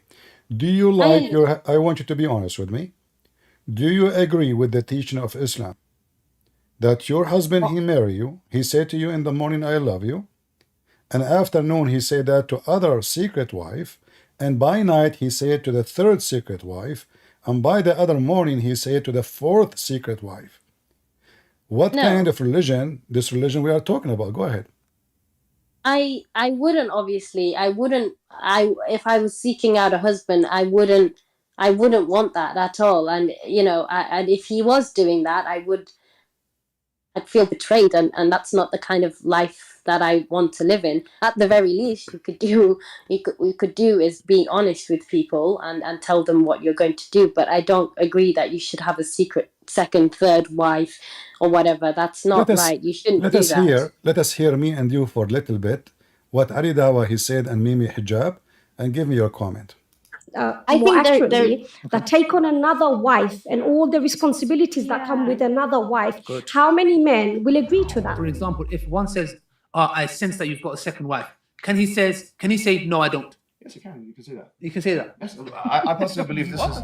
If we sit down and we talk about it, and I take my selfish needs out of it, i.e., me wanting him all to myself, I need to understand them. So I need to sit down and I need to really think about how this is going to affect him. It could lead him into doing zina. Imagine, Amina, this Muslim woman, she is saying that when she take one husband only for herself, she is being selfish. Yeah, I mean, that's a bit silly. I think you then have to consider the caliber of men and the standard of that you're setting for yourself. I don't believe in this. I live in. I hear everything. I get the red pill community of men have desires that need to be met, blah blah blah. The Andrew Tates of the world, blah blah blah. Alpha males, da da da. I don't. I think that whole idea is nonsense. It's immoral. It's corrupting society. It shouldn't happen. And I don't believe in the fourth wife. I can, you can still be a Muslim and not want that. I don't think it's not one of those articles of faith that you have to say, oh, well, how you can be a Muslim and you don't need to believe in that if this is what Islam teach. Yeah, but, just because it says you can do it doesn't mean you have to do it. You have to discern for yourself. It's not about. It's not, actually, you are not even qualified to say what you can take. You are the female. It's the man decision. The man. So you are in Islam, you cannot even discuss this issue and say, oh, this is not right. Who are you? I'm not disrespecting you, by the way. In Islam, you are nobody. No. As you see, those men, they brought 4 Muslim girls, put them in the stage with no shame. And one of them, she said, I understand that men, they want to have more intimacy. So we know that this is all is about sex. So what kind of religion sacrifice family bond with intimacy, and how that will make the man have a better family? Because if you have children, I will tell you, when I was a kid in the Middle East, I grew up between Muslims. So once there is a kid, he come to my house, I go to his house, and once he said the F word to his brother. He said it to his mother. I said, you idiot, how you say that? Isn't him your brother? He said, oh yeah, but his mother is not my mother. This is the first time ever I see someone, because I thought all of them, they are like us, Christians. One woman, Oh. one man, one family. There's no my mother and your mother. But it turned to be in the Muslim family are very much divided. And then I learned how they even kill each other for the sake of the money. How the women pull the hair of each other fighting over a dress the husband he bought or a perfume. How things is corrupt and disgusting. How the family is so much destroyed. How the kids, when the father he died, later the same kid when his father died, they were shooting at each other for the sake of the money. So how that will make a family if I teach my followers to lie to their wives, husband lie to his husband, the wife lie to her husband, children are hating each other, seeking secret wives just for the sake of, intimacy. Yeah. And here we ask ourselves, when God he created Eve, what Adam was doing? He was watching porn because Eve is not enough.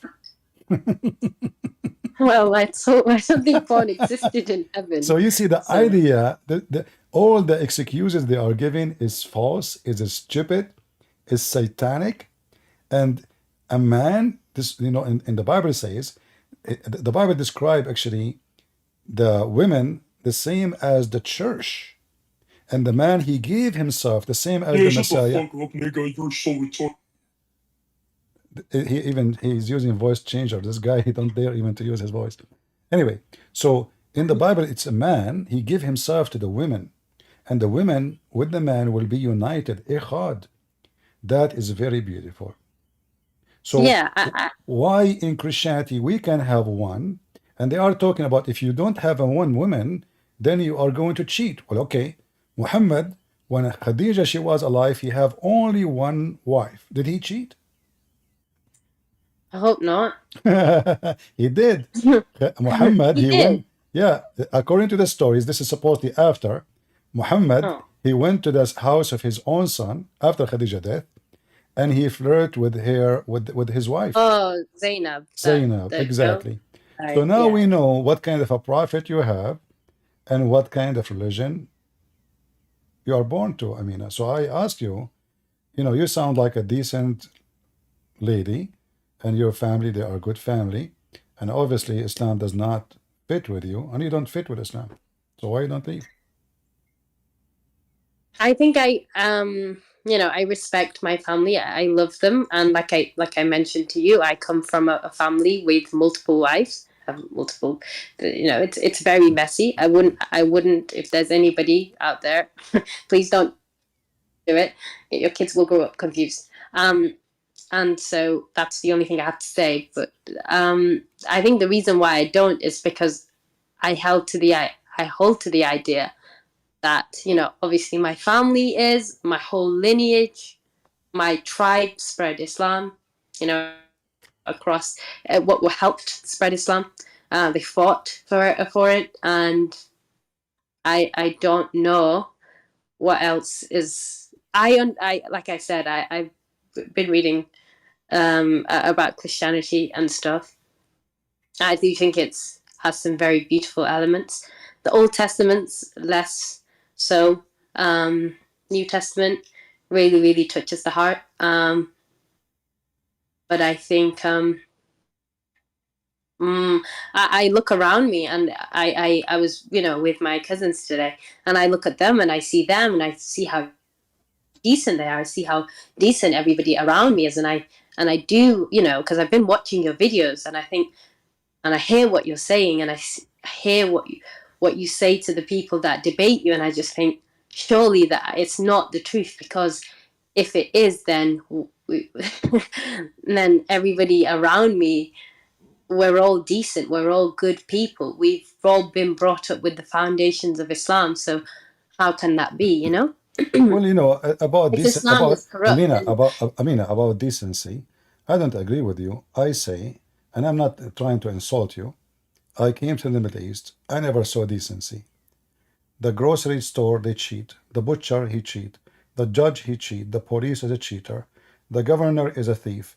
The imam is a child molester. Everybody is but everybody pray 5 times. They wear white clothes on the Friday. when they want to pray, they open the windows so all the neighbors can see them that they are praying. When Ramadan come, they put salt in their mouth, but they eat all day long. So when they leave the house, they put salt so they can make their lips dry.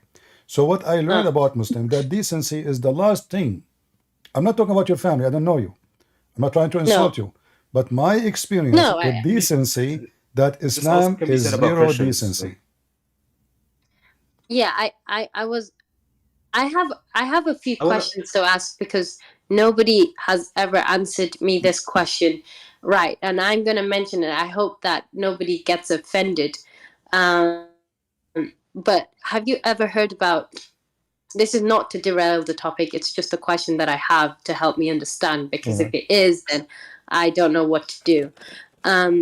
Have you heard about FGM, female genital mutilation? Like Yeah, the Muslim they practice that, and this is one of the yeah, but reasons. is it because no, like I've asked people around me and I've said, is it in the Quran? Is it Sunnah? Is it, and you know they say no because you know most other Muslim countries it seems to be rife in, you know, North Africa and parts of West Africa, but other people who are also Muslim, you know, in the East and stuff don't do it, and so it must not be Islamic, you know.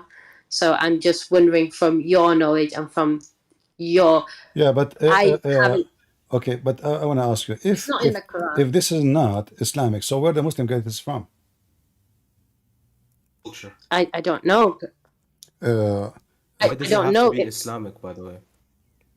We have a Muslim here trying to join us. Can you give us just some time? I will be with you, my friend, if you don't mind. I just don't want you to.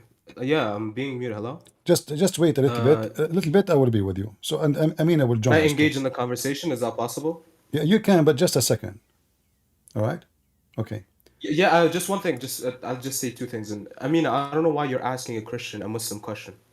I don't know why. I'm asking because I'm asking because I have asked. Are you willing to let me respond? I've asked people in my community, and they've said no, it's not. And so I from what I can understand, I can see that okay, despite Christian Prince's ways of talking that I may not be 100% fond of, I can see that there is a bit of honesty in him that I'm willing to listen to. He's been insulting the whole time. Where's the honesty? An honest person wouldn't insult. Yeah, okay. Amina, can I talk to him? But just don't leave, please. So, Mr. Lipham, your name? Rhythm. Okay. You said that this is coming from the culture, correct?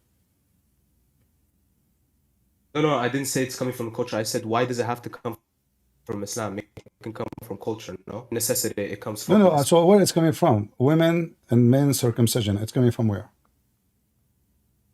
What's women's circumcision? And show me where it is in Islam. No, I'm asking you. She just mentioned it. Are you saying she's lying? Yeah, I said show me where it is in Islam. I didn't say she didn't So I'm mention it. asking you, why Muslim they do it if it's not in Islam? Yeah, we don't know. It's most likely culture. Why it's not Islam? Because I've never heard of something like that in Islam. And I'm asking you to provide evidence of such female circumcision. Okay, all right. Let us go. Anyways, and no, also hold on. Hold on. You said just... this is culture. This is not your religion teaching, correct? I would be honored if it's not. That would be amazing. But like I said, I'm asking somebody that. I mean, I'd say this is a question to ask an imam. Yeah, like I said, you see, he is trying to avoid what I'm saying. So Amina, don't ask Christian Prince. I'm waiting for you to provide. No, I'm asking you. Listen. So, is it from Islam teaching women they should do circumcision, or it is not? What is women's circumcision exactly? I don't understand. Cutting her clitoris. It varies. It has cutting four her different clitoris. types. So is cutting the clitoris of the women is Islamic or not? I don't know. I don't believe it's Islamic. So you said you are teaching her to ask who, but you yourself, you are a grown man. You do not know anything about this. So yeah, it's not Islamic. I want you to show. How come you are sure it's not Islamic? Is that because it's ugly and Because I evil? don't believe I've heard of any of this. I've discussed many of these moral So topics. is that And I've never heard of. let me ask you, is that disgusting to hear that there is some people they do circumcision for women? What's the benefit of the circumcision? I'm first? asking you, is it disgusting for you or not? You tell me. I'm asking you, what's the reason for the circumcision? I'm There can asking be you, discussing see, things stop such as asking me, surgery, but asking it's you, not a my good friend. cause. Can you tell me what is your opinion of women circumcision? Is it good? What Is it does bad? my opinion have to do with this? What does You my are, opinion so why have you to are do with joining this? me here to sing for me? We are exchanging opinion. So I'm asking you, you are the one who Yeah, jumped in the my opinion conversation. is subjective. I did My not opinion even is subjective. invite you It to doesn't join matter the what my opinion conversation. You is. are the one who jumped voluntarily to talk about it. So I'm asking you, is women circumcision, are you with or against? That's a false dichotomy. I'm asking you, what is the benefit of it? You tell me, What's the you are the benefit one of who's doing it. female It's you who's circumcision? doing it. So what the benefit of Can it? You I tell me. Who told you I'm doing it? can I I provide don't know what can that I is. provide Okay, hold on. Here we go. This is your prophet. He is the one who is teaching them how to do it. And you are a false Muslim. Because you said to her, ask an imam. She said, I will ask Christian Prince because he have knowledge. And obviously he is saying the truth. And never say something without showing reference. Is that Yeah, your, like is that the hadith? Read the hadith and read. Don't tell me Wait, this is can not you go down? Islamic. Can you go down? So apologize. I need to So see. I need to see. apologize I for need to saying see this if is not the Islamic. hadith. I I will need show to you. see if the hadith The is hadith is sahih or not. the hadith is da'if. I need to see. Da'if. So it's da'if. So why it's not accepted? Well, I It's changed my unreliable. mind. It's Hassan. It's da'if. Sorry, it's authentic. Here we go. You're a potato. So see, it's da'if. It's da'if. Allahu Akbar is da'if. It is sahih. I was joking with you because I know that you are a fraud. So listen. So now it's circumcision. Answer the women. The lady she asked, why in the world you want to do circumcision for the women? And you are the one who said, you are the one. Weak right there. Read it. Read it. What? Read what? Read it. Read what? Read. Abu Dawood said Muhammad bin Hassan is obscure. Read it. What? Read what Abu Dawood says. What he said. Go ahead. Go down. I know you're bad at English. Okay. I know you don't know English. Okay. Read these two words. Read. But doesn't matter. The end. The grade is sahih. The grade is sahih. The grade. Get out of here. You see, I don't have time for kids. Just get out of here. I don't have time for kids. whether it's daif or not, whether it's sahih, it is still sahih. practice. Look what he is. Look what he is doing. Look at the hypocrisy. This is the grade is authentic. He's talking about different hadith. This is not even Abu Dawood. This is here. He's talking about that. This is a comment. This is not even the hadith. So he's a hypocrite. He challenged me. He said this is not Islamic. Correct? Yeah. Okay. Did I prove it to him in a second that this is Islamic and Muhammad is teaching them how to do it? Yeah. And whether it's, I would just like to say to him, whether he believes it's a weak hadith or not, it's still practice and it still affects. But this is mean, Amina. This is not culture. That's false. See, he said it's culture. It's not. Muhammad, he is the one who commanded them, and he is teaching them how to do it. Yeah, and I'm not. The reason why I brought it up is because it's something that does affect a lot of people, whether he believes it to be, whether that is his position is weak or not. I would like to say it affects so many people, and that's the reason why I asked, because it's one of those things that I have been told that it's not sunnah based on where you are geographically in the world. I have asked some of my friends who are from, parts of Asia, and they've said, they're devout Muslims. They say, oh, it's not a part of our culture. But, past some of my friends from the same regions where I'm from, yes, it affects them. So I just want to know what it was, and if it was true or not, whether it was an Islamic thing or not, because I'd like to know, because I've been told that it's cultural from certain people, but I also don't. Look what the Muslim they do. You show them the reference. It says the grade is authentic. He chose to say, look, it says obscure, but this is your book. And Christian Prince, you lied. You say this is culture. This is number one. This is not culture. This is the teaching of Muhammad.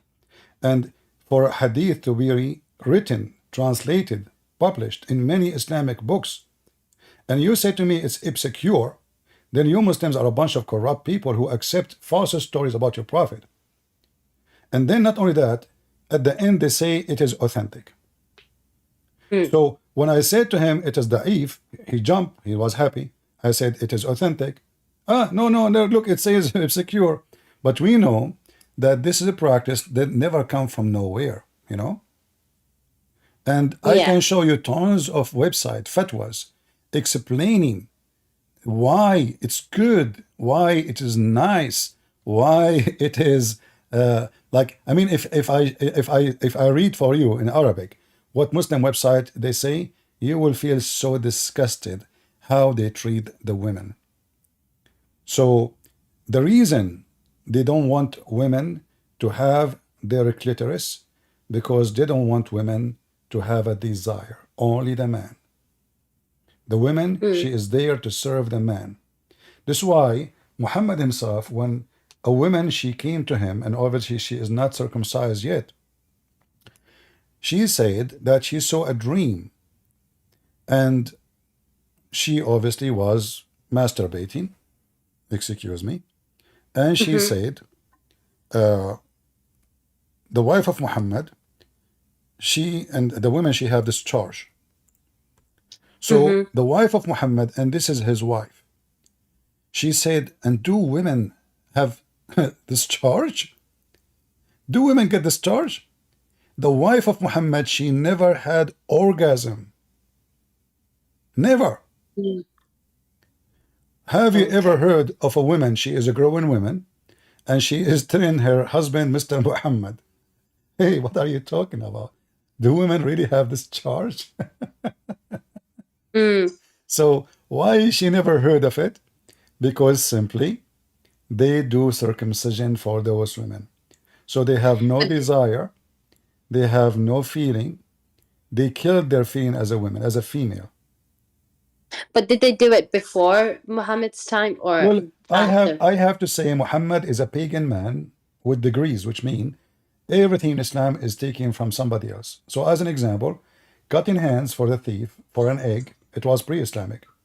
Hajj, pre-Islamic. Blackstone, pre-Islamic. Safa Marwa, pre-Islamic. Zakat, pre-Islamic. Zakat actually is a word coming from the Hebrew, from the Bible. I mean, name one thing, and even the circumcision is taken from the Jews, but the Jews, they do circumcision for the men. And the reason it was done, there's more than reason. Number one, they will be recognized. So if they kidnap, they knew them. It's like having a tattoo, but without a tattoo. In the same time, it's for a cleaning, because, you know, old days, people, they cannot have shower as that easy, to wash that easy, so disease can happen, etc. So it was for hygiene more than it is about just religion. Muhammad, he copied, but yet he himself never did circumcision. Never. Oh, really? Yeah, you can search everywhere. You will find that Muhammad never did. So he was telling, and you know, when I asked Muslim Sheikh once about it, he said, oh, because he was old.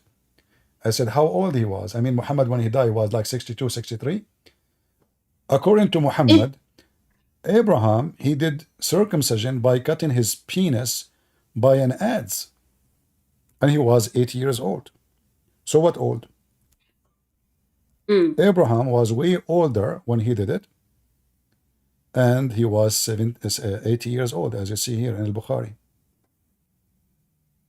Yeah. Yeah. So, by the way, I did not kick you out because you can refute me, but you fail. All what you joined for is just to tell her not to talk to me. That's all. Correct, Amina? Yeah, I mean, like, you know, yeah, I guess so. Well, I'm not really, you know. I am the one. I said, have okay. I said, welcome. He can join us. Correct? Did I say that? Yeah, but you did. Obviously, he don't want you. Why you are asking him? You ask a sheikh. But who is a sheikh? Who is a sheikh? He knew about Islam more than me. Bring him. I'm the only reason why I ask you is because as much as maybe, you know, sometimes I watch some of your videos and I think, you know, like he's really harsh and, you know, likes to maybe, you know, argue with people, but I can see, I can have a look at some of the things that you you talk about, and I see that some of it is true. Like, you know, I see that you know, apostasy laws and stuff, and I know that it's true, and it might be sad, but it's still true. So I know that, okay, at the very least you won't lie. So that's the reason why I asked you.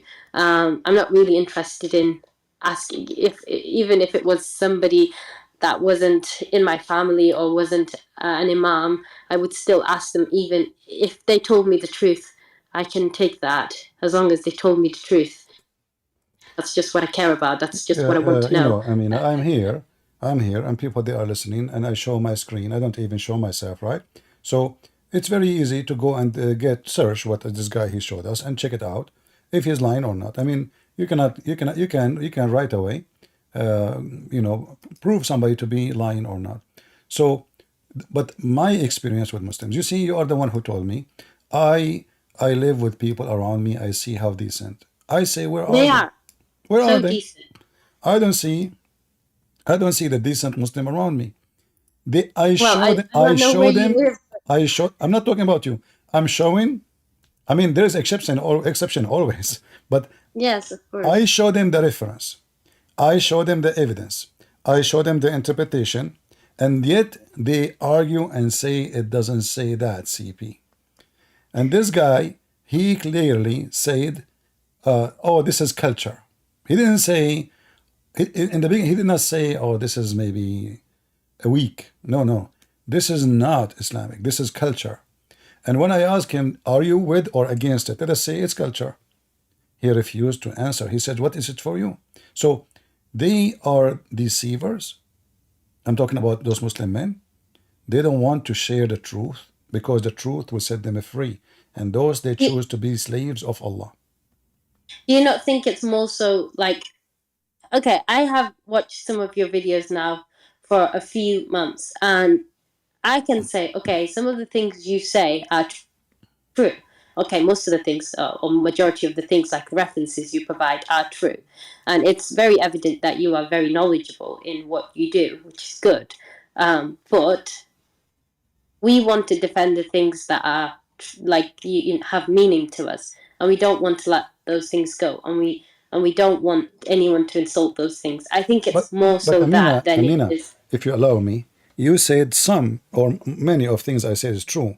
But can you tell me one thing I said is not true? Just one. I don't know for how long you are listening to me. Can you tell me one thing I said is not true? If you can find one thing I said is not true, you are a hero. I mean, that would I can't remember, but I like, for example, I don't know if for example, I don't know if Mohammed couldn't have children. I think that's maybe he couldn't have children. That's why he wasn't able to conceive. But maybe he didn't have sex with his wives, so that's why, you know, that's why they didn't have children. You know, He didn't have sex because with. So why he was marrying them? He was a monk. I was told that Mohammed married those women because he wanted to provide them protection, and you know, they were What widows and protection? old, with Aisha, she is the the exception daughter. of Isaac. Aisha, she is the daughter of Abu Bakr, and he is one of the big tribe. So what protection? Protection from who? Abu Bakr was protecting Muhammad, not the opposite, especially in the beginning. Yeah, I don't know why he married Aisha. Obviously, that's disturbing to anybody right now. But I you know, that's obviously something that is a bit sensitive for us, and you know, it's not something that we like to talk about because it's a bit weird for us now. Maybe it was okay back then. I don't know. I can't really. But it's disturbing for anybody in the current day and age that lives in a society where, you know, children are protected, such as England and, you know, the West, where children are Okay, protected. Amina, listen. For sure, Muhammad, he have sex with his wife, and there's no question about that. Even Muhammad, the Quran says, as an example, what do you think about men having sex with their wives when they have their period? I don't. Well, that you're not allowed to do that. You are not allowed to do that. Why?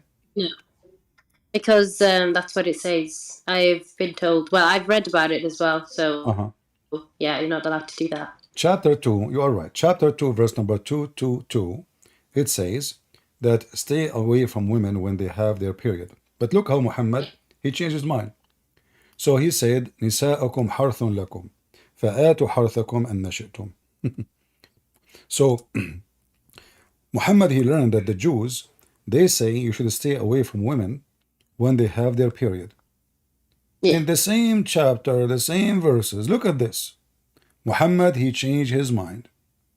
The man who says to you, stay away from women, a day after he said, your wives are tilth for you, so dig your tilth as you wish. Now, did Muhammad have sex with his wives when they have their period? I wouldn't have thought so, because obviously it says you can't, so... What if he did? Well, if he did, then maybe he must have had a revelation that said he can, or maybe he changed his mind. But I thought it's bad. I thought it's bad. You know, I mean, what's wrong with this God? So is it bad? Is it good? I mean, what is this? So if Allah, he says, stay away from them, it's bad. It's a hurt. So oh yeah, why he will do it? Let us see if Muhammad did it or not.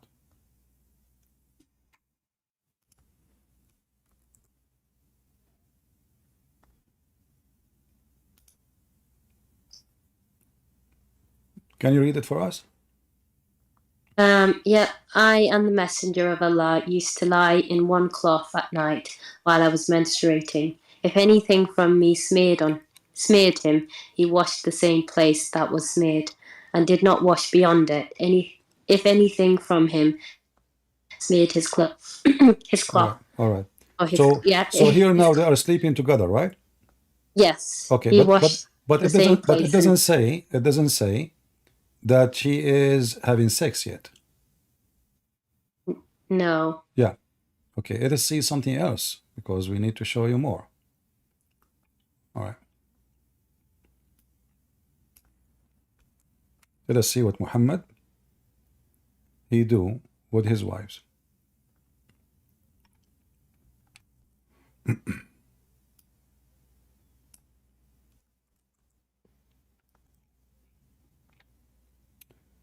Let's read this one.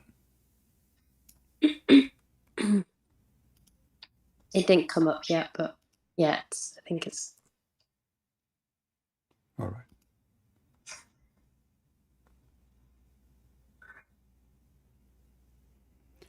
The translation is false. It says yubashiruni. Yubashiruni is doing bashara, I mean he is doing sex, start sex. So okay. So he used to yubashiruni during my menstruation. Right. All right. And let us see another one. Oh wow, okay. Muhammad, he ordered his wife to put a sheet between her legs so he can fondle her. Let us see this one.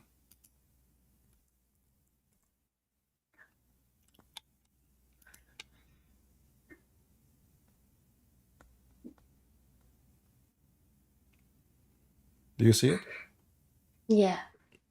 So did I prove that Muhammad he is having sexual relationship with his wife during their menses? Yeah. Yeah, I think that's enough evidence to suggest that maybe he did. So here, you see something called hypocrisy, because if I say to my people, stay away from women, it's a hurt, and then I go to my wife and I order her to put a sheet between her legs because she is bleeding, and I fondle my wife, what kind of a man I am? And this is Sahih Hadith. Yeah, I'm just wondering.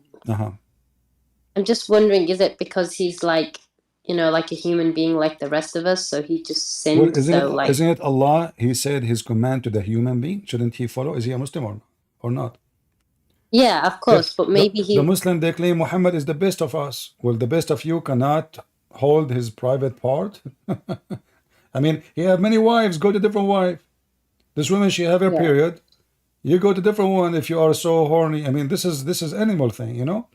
So What will happen to a man? I'm single. Am I going to die if I don't have sex tonight? What will happen to me? So this is all, you know, we try to give excuses. All of them, they are false. What will happen to him if he don't have sex with his wife for the coming 4 days? The guy, he have many wives. And if she have a period, go to the other woman. But let us say, for the sake of argument, he have only one woman. What will happen to him? He is a prophet of God. Can't he have patience until his wife, she is clean? Look how disgusting. In fact, she is bleeding. The blood is coming over her sheet. And now Muhammad, he have the desire to smell the blood and to enjoy it and to fondle her.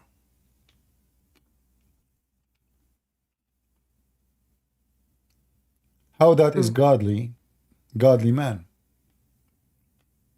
Yeah, that doesn't seem quite very godly. So do you see why he said to you, why you are asking Christian Prince? Because Christian Prince is going to show you the truth. That the truth is Muhammad is a false man. Yeah, this is not a behavior of a good man. Especially he's shown hypocrisy. He just made a verse saying, stay away from women when they have their period. And as you see, this is al-Bukhari. Look how many times repeated. 299, 300, 3101. Many hadith in al-Bukhari. All of them reporting the same story. Did Muhammad really have sex slaves though? Because it doesn't mention that in the Quran. Absolutely. So, like, no, it's mentioned in the Quran. What are you talking about? You know, it says in the Quran, it's made lawful for you, your wives and your slaves. I don't remember reading that. And I've read the Quran in English. No problem. You are talking to Christian Prince. It took me a while to understand what right hand possesses means, to be honest. So, like, chapter 33, verse number 50 is about what is lawful for your prophet to have sex with. Do you see it says, and whom your captive slave, whom you are right hand possess? Yeah. Whom Allah given to you? So all those women are lawful for Muhammad to have sex with. Nobody left actually in the town. But does that just because it's lawful for him, does it mean that he actually had them, or he just there's tons of evidence. Muhammad, he have a slave, her name as an example. If you go to chapter of At-Tahrim and you read verse number 1, you will see it says there that Muhammad, he forbid himself from something. The verse doesn't say, but in fact it was about his wives. They found him having sex with one of his slaves. Her name is Mary the Copt. She was given to him as a gift from Egypt. So he told his wife to go and visit her father. When she went there, she asked her father if he needed her. He said no. So the woman, she gets suspicious. So went back home right away, and she found Muhammad in the top of the slave. So Muhammad, he swore by Allah, I will never do it again. And then Muhammad, after he missed this woman, she is blonde, she is very beautiful according to the Muslim interpretation, translation, and explanation. So he could not, keep the promise. So he told them, Allah told me, why you prophet ban yourself from what Allah made lawful for you. However, in the Quran, nowhere it was made lawful for Muhammad to have sex from a slave which is not captured. The Quran speak about capture slave, not just a slave. Muhammad was having sex with just a slave. This woman, she was not captured. She was given to him as a gift. You can read the interpretation about it and you will see what happened. It was about Mary the Copt. I think I will, because I've read some other hadiths as well recently. So yeah. Okay. So what do you think, Amina, about your prophet now? Well, I don't think he was perfect per se. I think it's kind of hard to say that after if I'm being completely honest, it's hard to say that he is perfect. It's hard to say that it's an example that I would like to follow, or that I would like my future family to follow, or my current one. But like the some of the things, not all of it, just some of the things, like the lying, or I don't think anyone will have a sex slave in this day and age. It's very, we can't do that. But Amina, look, everything about this man is wrong. I mean, name one thing. Name one thing. You said, yeah, thank you. Everything about him is wrong. So why you want to see yourself a Muslim? I was like, yeah, I can't. On top of my head right now, everything that I know about him, all I know that he was the perfect example for mankind, and he was obviously the seal of the prophets. But is he? And Was it a true or a lie? What perfect example for mankind? Well, I don't think he is. If I'm being completely honest, I don't. I'm starting to doubt, and some of my doubts have been confirmed, especially with the female circumcision bit, just because I know that there are so many people in my parts of the world, and so many other parts of the world do suffer from that. And I think it's such a heinous thing to do to somebody, especially a woman, any human really, but as a woman myself, I can only identify with those people because I don't know what men feel like. So I would say that I know about Aisha. I've known about Aisha for a very long time. It's not something I would, if I had a daughter, or I wouldn't give her up for marriage to anybody, let alone somebody who's in their 50s. So I can only say that he isn't perfect. But this is not about perfect. You just said he is not an example to follow. No, no. No what? No, I don't think he is an example. Exactly. So he cannot be a prophet because I don't know about back then. Maybe it was worse back then, so maybe they needed someone like him. Amina, but I don't think. Do you think that today we don't have people are way better than Muhammad? Are you saying? I mean, this guy is is doomed. Everything wrong about. He went to his own son's wife when the husband is not there, and he flirted with her. Yeah. So what kind of? I mean, what do you think? What do you think? And be honest with me. If your father-in-law come to your house and he flirt when your husband is not home, what do you think about the father-in-law? What kind of man he is? Yeah, quite perverted. What if it's about he is even a friend of your husband? I mean, what kind of a man he would do that? You see, people who do that is people who have zero honor. Because I honor my friendship, I honor the house, I honor the man I know. Shame on me to go to the house of him when he is not there, and then I flirt with the women, and then I make a verse saying, God told me that this woman is mine. Especially after he announced that this man is my son. From now, he said Muhammad, Zayd, the son of Muhammad, and Muhammad is the father of Zayd. He is from me, and I am from him, Muhammad said. How after that, he go and flirt with the wife when the husband is not there. Yeah, that's really quite bad. So Muhammad is not about being perfect. Nobody is perfect, Only God is perfect. There's nobody is perfect. We're not talking about perfection, because perfection only, I mean, all of us, we are sinners. So, but to speak about Muhammad, the Muslim, they worship Muhammad. They made him above everything. He is the most amazing. They are talking about him, how white he is, how white his cheek, how white his underarm, how white his, his anus, how good he is in bed. I mean, but the qualification of the Prophet in Islam is very weird. Yeah. I mean, those things that you just said do sound quite interestingly odd, and it's not really necessarily the things that I think we need in a person to follow. Like, I don't care about which one is more important, sex or prayer? Well, I would think prayer is more important. Which one? Prayer, obviously. Well, isn't it your prophet? He says intercourse with a wife is better than 70 prayer. Did he really say that? Yeah.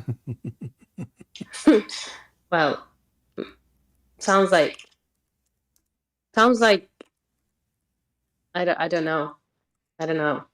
Let us I mean, see. I've had my doubt. I've been having my doubts. Let me show you how Islamic website. I see when I was a kid, we don't have internet, at that time. There's no internet. So I read and I learn and I go to the library. I spend my day. It took me actually some time. Like there's a big library. There's many library, but there's one of them was the biggest, and you have all the books you can imagine. So I used to almost walk like 45 minutes, and I was a kid in the heat, in the sun, because I cannot even tell my parents I want to go there because, I mean, nobody will take me that far, and nobody will drop me there. So I go walk all the way, and then I enter the library and I walk with someone as an adult, because this adult section doesn't mean it's porn. It's just for people who they are old. There's a section for kids. There's Mickey Mouse magazines. Tan images, pictures.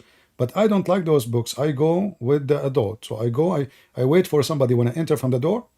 I walk next to him, act like I am his son. So the guard, he will think I'm coming with him.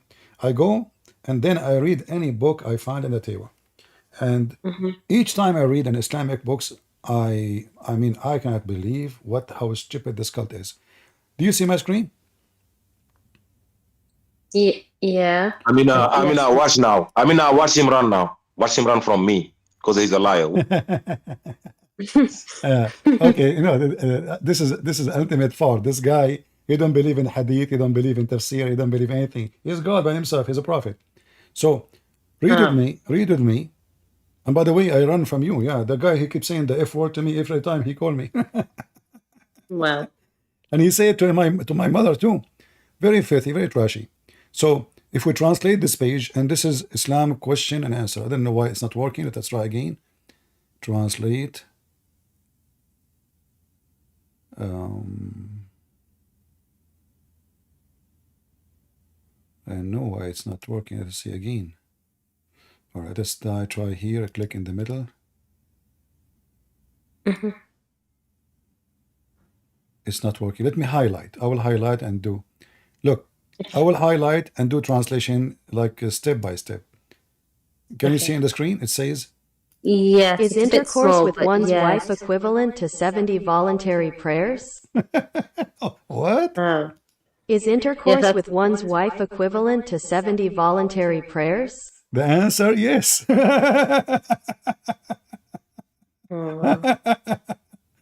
Like, I mean, what kind of religion this religion is? If you have sex with your wife, it's better than 70 voluntarily prayer? Why? Maybe they're just trying to highlight how important sex is, with your wife, that it's good to have intimacy. I mean, do I need to highlight? I mean, the man already is horny. He have 4 wives. So why I need to how I made the prayer equal one intercourse with the women? Allah is saying one more 70. Yeah, I mean, what kind of religion this religion is? So I mean, this is a prophet of God. This is a sex maniac. So well, is that a authentic document though? Look, it says here. Let me read for you. You can see it here. Look what it says. According to Sahih Muslim, the man and his wife will be rewarded for intercourse. Is it true that the reward is equivalent to the reward for 70 voluntary prayers? Oh, okay, yeah, I've heard about this one actually. I'm just reading, there. So, and then they explain that if a man, he have sex with his wife, he is rewarded by Allah. I mean, how? I mean, okay, well, man will have sex anyway. That's why he married the women. I mean, why a man will marry a woman if he have no intention To sleep with her. Like what? I mean, she just to cook? Maybe it's just to like avoid the zina, you know, like the whole idea of No, having a no, you wife. see, first of all, who said that adultery in Islam is forbidden? Where do you get this from? Well, I've been told that it's, you know, obviously All not right. allowed. All And right. also I read a hadith the other day that was saying that if a man, a married man and a woman, married woman have sex and are caught, they have to be stoned to death. So obviously Well, it's this is not cannot be found in the Quran, but let me show you that in Islam, fornication is allowed. But what Islam did, changed the name of the fornication. We just showed you, like it says you can have sex with your slave, right? But not only that, even if they are married, but not only that, in Islam, it's forbidden for you to have sex with your daughter and your wife. I hope so. Okay. However, if you go and read the interpretation, it says in chapter 25, verse number 52, that if the daughter or the sister or the mother, a daughter from adultery, she is not forbidden for you. Really? Let us see. Let me show you a reference so nobody will say I'm making things up. حرمت عليكم أمهاتكم.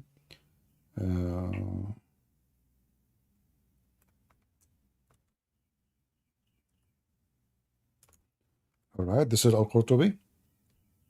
And we can show it in other, actually, not necessarily Al-Qurtubi. We can show it in other interpretation. But we will start with Al-Qurtubi here. I think it's still loading. Oh, yeah.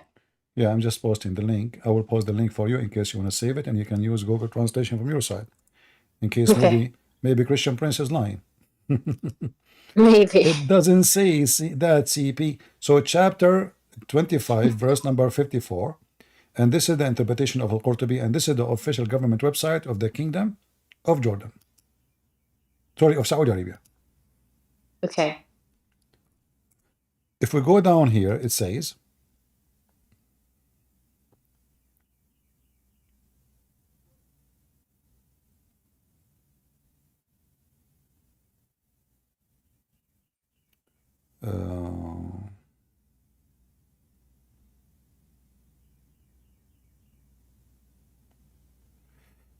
okay.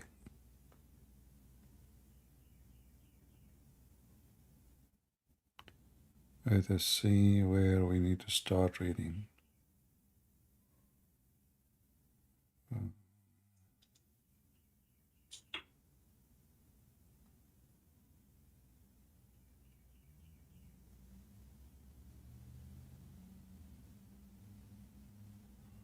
Let me be sure this is the exact link we want. Give me a second. Yeah, that's fine. Take your time.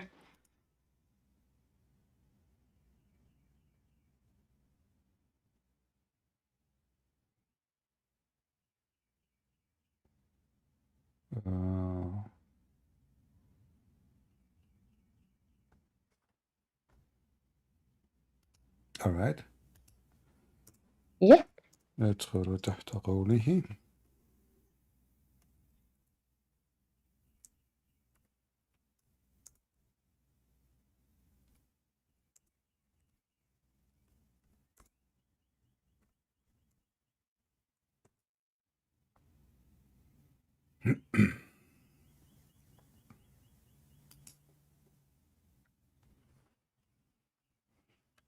I'm just trying to find the part where it mentioned that. Okay.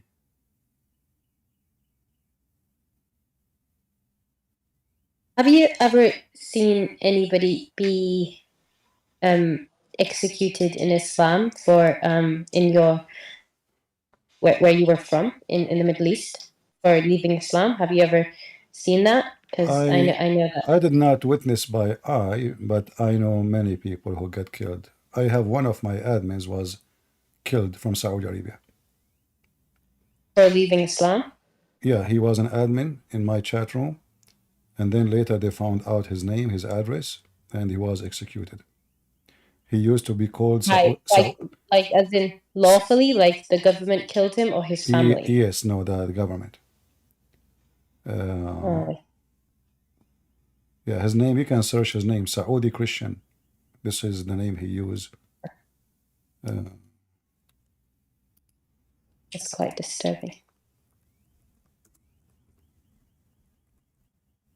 Yeah, actually, they brought him to the chat room. They opened a big chat room, and they brought him to condemn everything he said. And you can tell, I mean, God knows what they did to him. And then he was executed.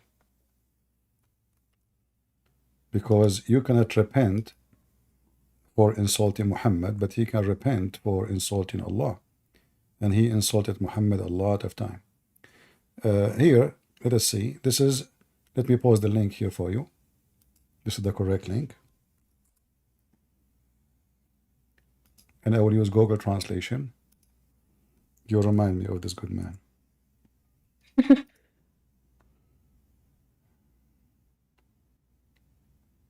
Yeah, well, he is a martyr for the Lord. Here it says, yeah. وَجَعَلْنَاهُ نَسَبًا وَصَهْرًا. And this is the verse, and this is the interpretation. And I will use the translator. Google Translation.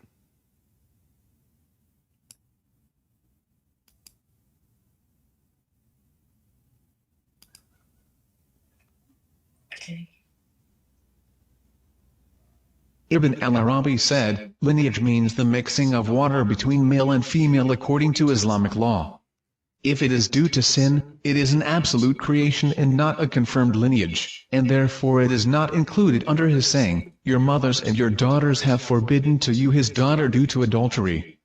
Because she is not his daughter, according to the more correct of the two opinions according to our scholars and the more correct of the two opinions in religion. If there is no lineage according to Islamic law, then there is no marriage according to Islamic law. Then adultery is not forbidden between a mother's daughter or a mother's daughter, and what is forbidden from what is permissible is not forbidden from what is forbidden. Because God has been gracious to his servants through lineage and marriage, and has raised their status, and has imposed the rulings regarding permissibility and prohibition on them, so that falsehood does not attach to them or equal to them. So it's not forbidden to have sex with the mother and the daughter, because according to Islam, she is not your daughter, because she is a daughter from adultery. Did you get the point? Yeah, So a Muslim man, he can have sex with his daughter as long as she is not a daughter from marriage. Not only that, if you read underneath here, it says, and the scholars, they disagree about a man having sex with his daughter from adultery or his sister or the daughter of his son. Some, they forbid it, and this is the statement of Abu Hanifa and his friends, and some, they allow it, and this is the statement of Abdul Malik ibn al-Mashun, and this is the statement of Ash-Shafi'i, etc. So here you notice, imagine that the Muslims, they are like, can we have sex with our daughter and our sister and the daughter of my brother if she is a daughter from adultery? Can we? The jurists differed as to whether a man should marry his daughter from adultery, or his sister, or his son's daughter from adultery. Some people forbade that, including Ibn al-Qasim, and this is the opinion of Abu Hanifa and his companions, and others permitted it, including Abd al-Malik ibn al-Majin. Do you see it? This is Islam. Do we need even to think about it, that if we can have sex with our daughter? So now if a Muslim have sex with a woman, she gave birth to a daughter, he can have sex with a daughter. That's yeah, well, that's. So what do you think, Amina? You want to stay as a Muslim?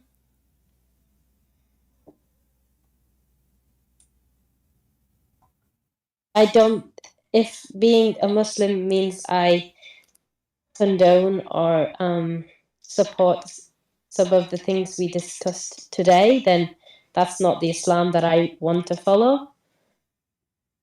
That's not the Islam that I think is good for society. Exactly. So you are out of Islam.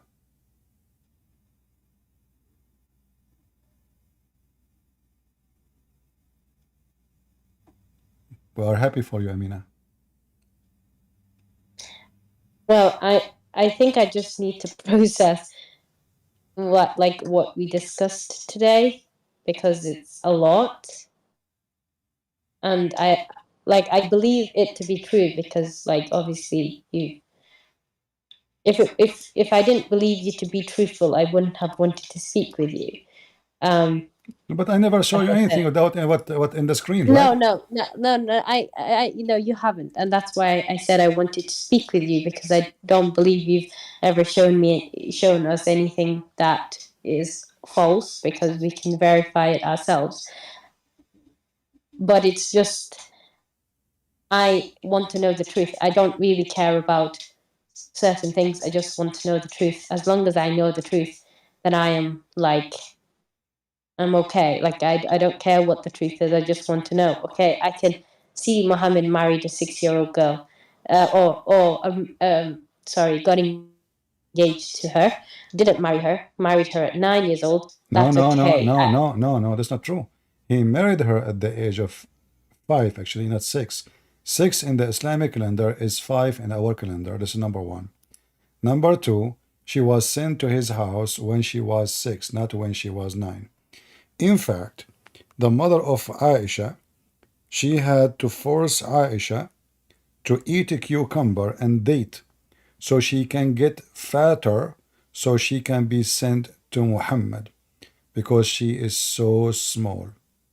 If we go in the hadith here, you will see the following. Let me find you the hadith. Here we go. And this is Sahih. Can you read it? Yeah. You want me to read it out loud? Yeah. My mother was trying to fatten me up when she wanted to send me to the Messenger of Allah. When she got married, but nothing worked until I ate cucumbers with dates.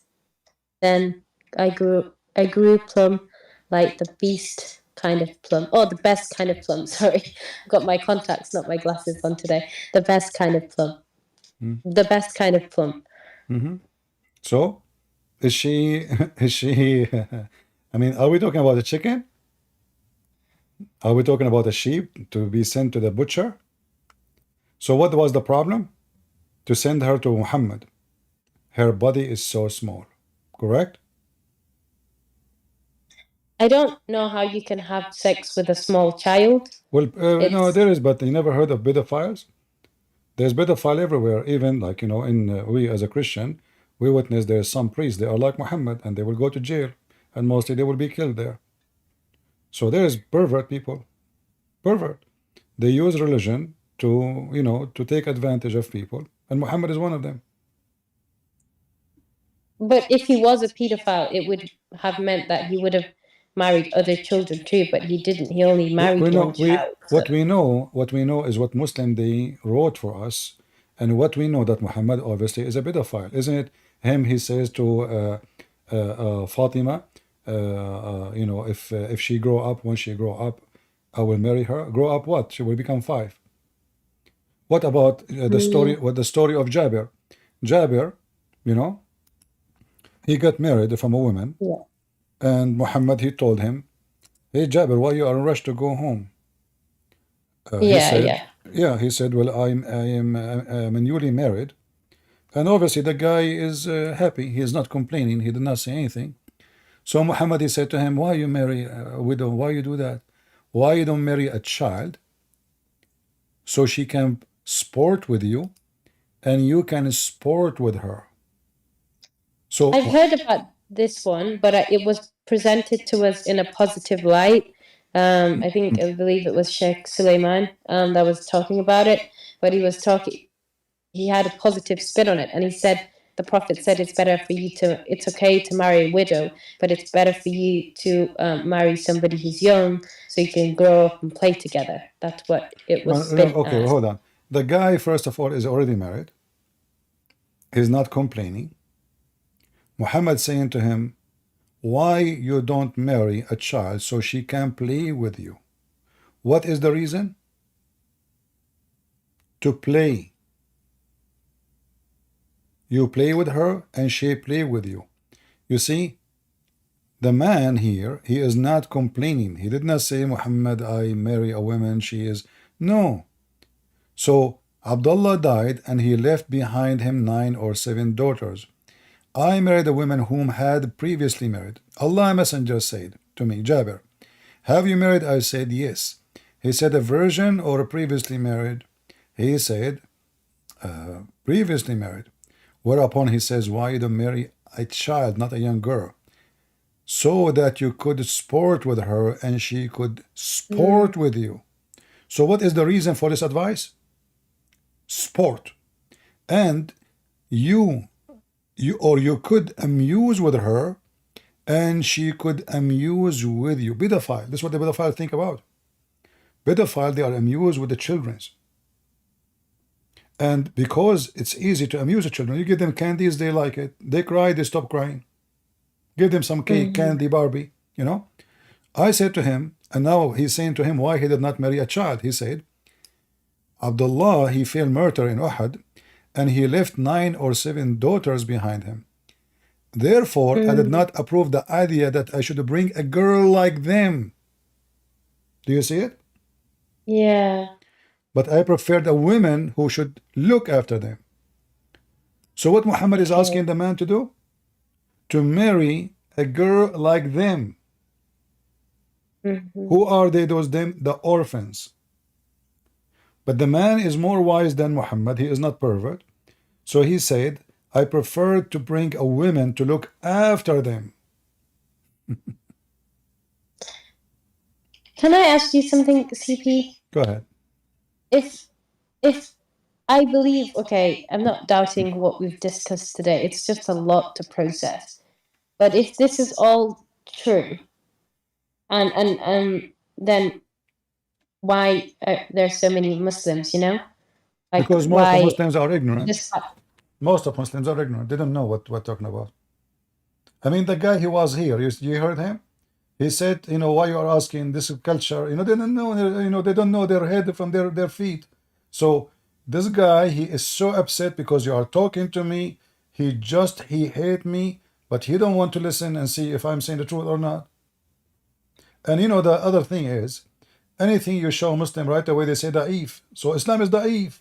That is other reason to believe Islam is false. They keep saying to us, Islam preserved. Islam preserved, the word of Allah preserved, but the word of Allah is the word of Muhammad too.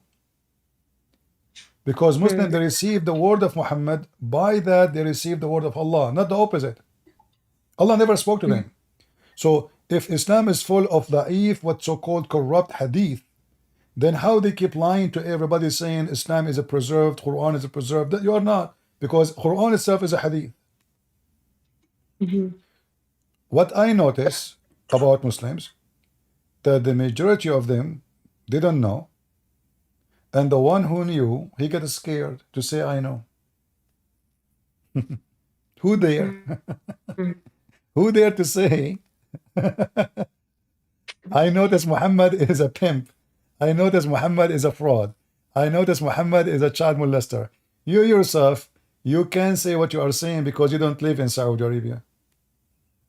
Or you live in Iraq. If you live in Iraq, you will be dead in 2 minutes. Yeah, maybe. Yeah, I know. Yeah. And Islam is peace. Remember, Islam is a peaceful religion. Well, yeah, that's what we say, you know, Islam is peace. Although I do understand that it does mean submission. And I didn't grow up with the idea that Islam was peace until I came to the UK. So I don't know. So I don't know. Thanks for helping and answering some of the questions. Well, I'm happy that you agree with me that Muhammad obviously is a fraud. And I invite you in front of everybody to accept the Lord, the Messiah. When we speak about perfection, you look at the Messiah, not at me, not at someone Yeah, like Muhammad. I've been reading a lot about Christianity, and my doubts, and my questions arose from the fact that this is maybe presumptuous to say, and maybe a bit too forward to say, but I had a dream, and that's what sparked my questioning. Aside from that, I don't think I would have ever moved from the position where I was. I think I would have lived my entire life not questioning anything. So like, it sparked me to read, but then I've been conflicted. So like, personally, it's easier for me to stay as a Muslim because my whole community is Muslim. And, so like, I won't have to change anything. I won't, you know, so for me, but I have read, like the Old Testament and parts of the New Testament, and from what I see, it's lovely is an understatement. Profound is probably the closest thing that I could say. It's certainly different to the Quran in terms of the way it reads.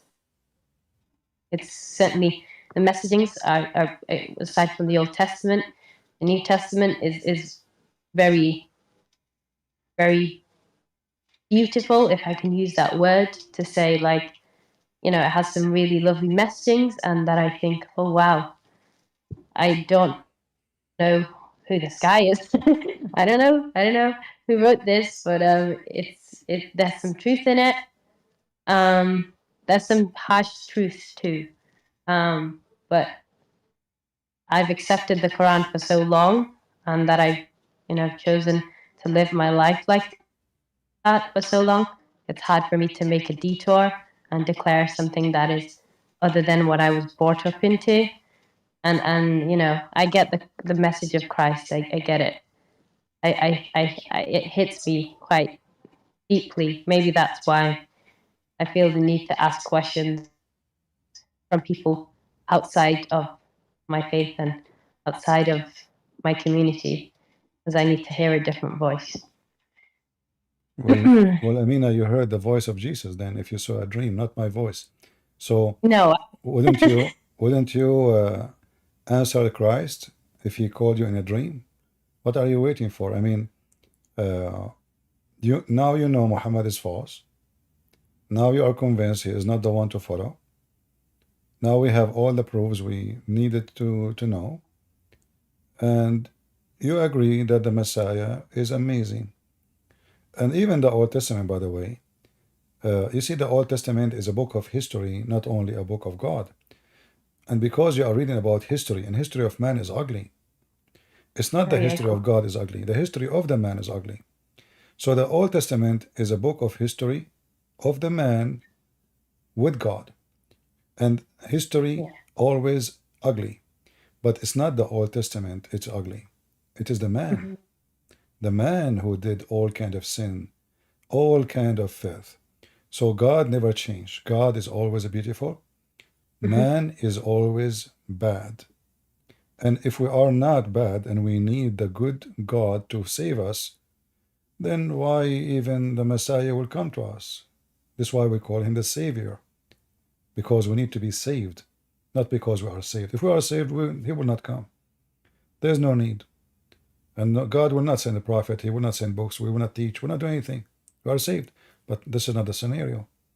We are people who commit sin, and we should not follow a bad person like Muhammad, for that will make us more deep in sin. Muhammad justified killing just for his agenda. Muhammad justified rape, child molestation, pedophile, lying, fornication. He gave a different name. So now fornication become muta, prostitution become muta. But we know that you pay a woman money to have sex with her. This cannot be called marriage. So Muhammad is satanic. He just gave different name for the same crime Satan he wanted us to do in order to manipulate the truth and make the evil look good and the good look evil. When Muhammad complained, they said to him, shall we do what the same as the Christian do? They don't get married like the monk. He said, no, my religion is the religion of ifing. This is what Muhammad is, sunnati nikah. You know, the Muslim, I don't know if you heard the Muslim arguing that Christian prince is lying because a Christian prince, he said the word nikah mean to if. Do you think I'm lying when I say that? I am skeptical about that because I've heard you say it, but I find that hard to believe more than I don't believe you. I think it's just not that I'm saying you're lying, and it's not because I'm afraid of insulting you. It's just more so I find that hard to believe that that's what nikah means because it's meant to be so beautiful. You know, when your friend gets her nikah done, it's like, oh, that's so amazing, my best friend. Or my sister, you know, if you use a male name, go to chat room and say, hey guys, I want to do nikah, they will bounce you right away. If the word nikah, you know, once I have a guy, he argued with me. He said you are lying. He don't speak Arabic. So I said, okay, go to the Arabic section in Paltalk. Type in the chat, Assalamu alaikum, I'm here to do nikah. If the word nikah means marriage, they should not be angry. Correct? yeah. I want to get married.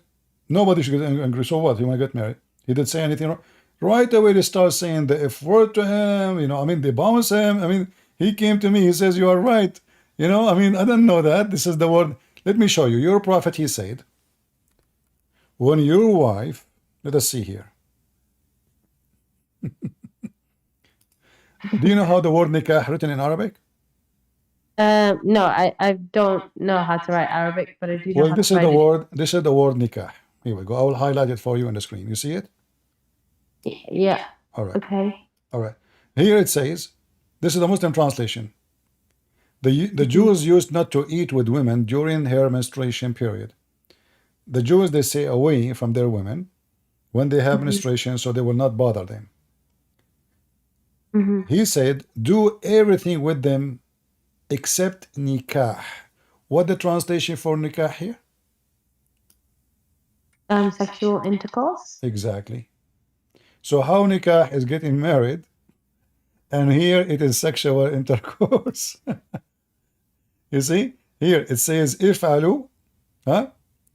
Yeah. If you read here, Could it have like a dual meaning? You know, like one word could mean different things? it could, but nikah always mean physical intercourse, not marriage. The word marriage, you see, nikah, as all Arabic words have many meaning, but always have one meaning. It is two things getting inside each other. So they say, tanakahatul ashjar, but the trees doing nikah. But does that mean they are doing sex? No. The branches of the trees, like there's two trees next to each other, and the wind is shaking them. So there's nikah. A branch from this tree is going through other branches in that tree. That is nikah. So yes, the word nikah have many meaning, but the word nikah, when you use it for a female, you know, it is about having intercourse. This is why Muhammad says, do everything except nikah. So if nikah mean this, I mean, okay, so if nikah, it's possible, let us say for the sake of argument, nikah used as two meaning, marriage and intercourse. But in Arabic, we have the word marriage. Why want to use nikah? As long we know it means intercourse, why I want to use, imagine I go to a man, I say to him, I want to do nikah to your daughter.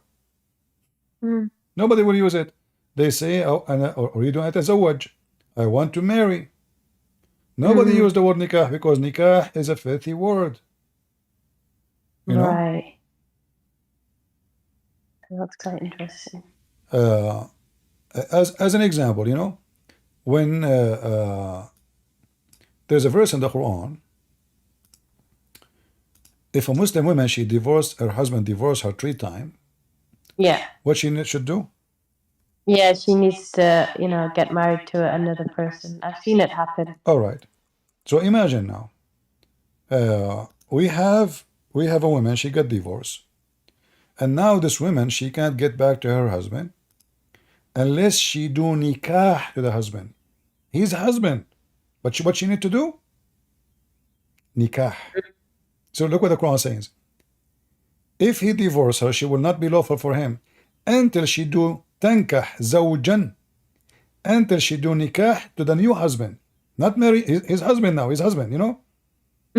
Like if the word nikah mean marriage, so we do not need to say the word zawj. Zawj mean husband. So tankah is the verb of saying doing it, intercourse, to a new husband. To prove this, as usual, we don't say things without proof. If you go in the hadith right now, you can do that yourself. You can go to sahih.sunnah.com and type the word in English, greener.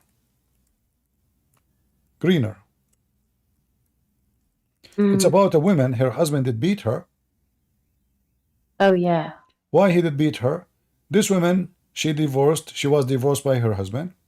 She said to herself, okay, the Prophet, he said, I cannot go back to my husband unless I marry a new husband. So she did marry a new husband, but she didn't want to sleep with him.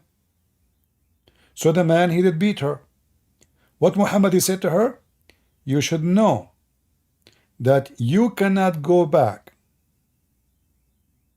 to your previous husband unless you do nikah until he tastes your orgasm. You see the translation, you know, it is, you know, it's not lawful for you. Then you know that it's not unlawful for you to remarry Rifa unless you, Abdul Rahman, had sexual intercourse with you. What is the word here? Nikah. حتى تنكح زوجا غيره, until she do boom boom with a new husband. So this woman, she thought she will marry the guy, she will make him hate her, he will, you know, he get, you know, get upset, he divorce her. But he's not doing that. He's beating her, and he want to force her to bed. She came to Muhammad asking him to be lawful. Look, he did beat me. He made my skin greener. Aisha, she said. Muhammad, he said to her, oh, you know what? You have the right to beat you because you cannot get back. If this is what your intention is, you cannot get back unless this guy do boom boom to you. And here you ask yourself, what kind of a stupid religion? Forcing a woman. Here the woman, she is not, it's not her fault. It's not her who divorced the husband 3 times, correct? No. What about we say to the husband, you know what? You cannot go back to your previous wife unless a man do boom boom to you. So he will behave. So now what we do, we force the poor woman to go and sleep with a stranger. And obviously this guy is way older. She thought he is old. He will not be able to do it. So she married him, hoping he would divorce her maybe 2 days after. And then she can go back to her. I'm sure she don't care for the husband. She care for the babies. She have children. So she want to go back to husband. And look at the stupid, demonic, satanic rules. You cannot get back unless you sleep with this guy. Yeah, the thing is, I've seen this happen too, like, you know, it's quite weird. Yeah, and the Muslim, they practice that in England, right? Yeah. I mean, yeah. Is that an honorable thing? Is that how we honor religion and God? Isn't it, this is nothing but a fornication? What is this? What marriage in Islam? There's no marriage. It's a sex contract. He fire you. He hire you. He fire you by a text message. Come here, go there. Muhammad said, if a woman, she refused to share the bed with her husband, the angels and Allah will curse her all night. Yeah. What if the man, he refused to share the bed with his wife? Nobody curse him.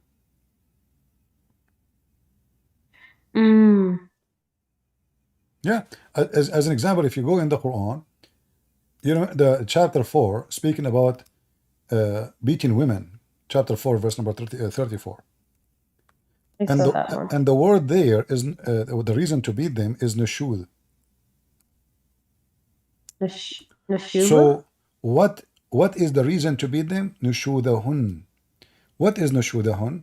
If you feel they are not too much obedience, they are not toys, sex toys. You say to her, make a tea. She don't go right away to the kitchen to do it. But look, the hypocrite Muhammad.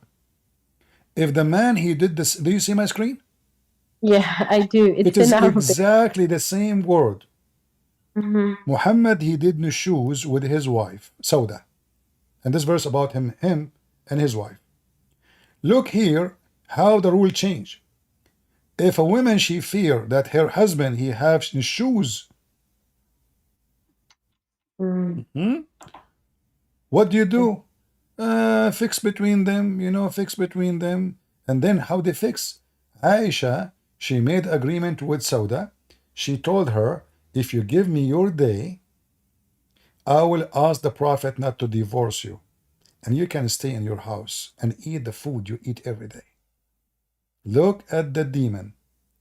So now, if the women she do nushuz, we beat them. If Muhammad do nushuz, we force the wife to come to an agreement to satisfy Aisha needs, to sleep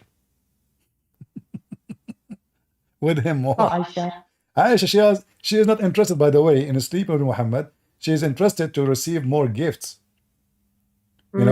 Muhammad, when Aisha, because she is controlling Muhammad,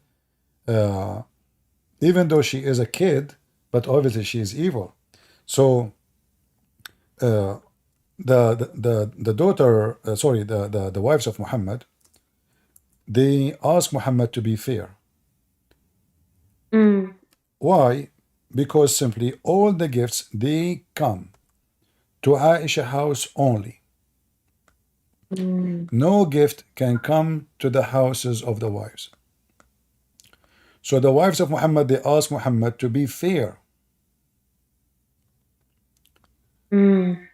Be fair and let us all receive gifts.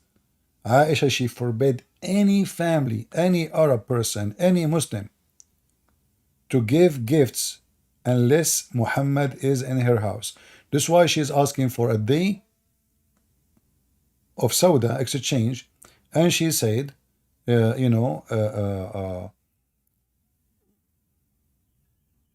you let him, if I convince the Prophet to let you stay as his wife, Sauda, she become old.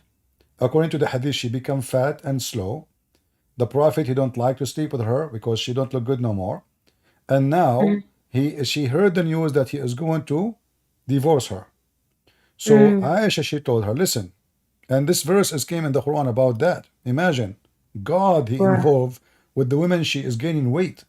This is how important Muhammad is to Allah. He go to his office and he decide to say, okay, you know what, there's an agreement, a new agreement.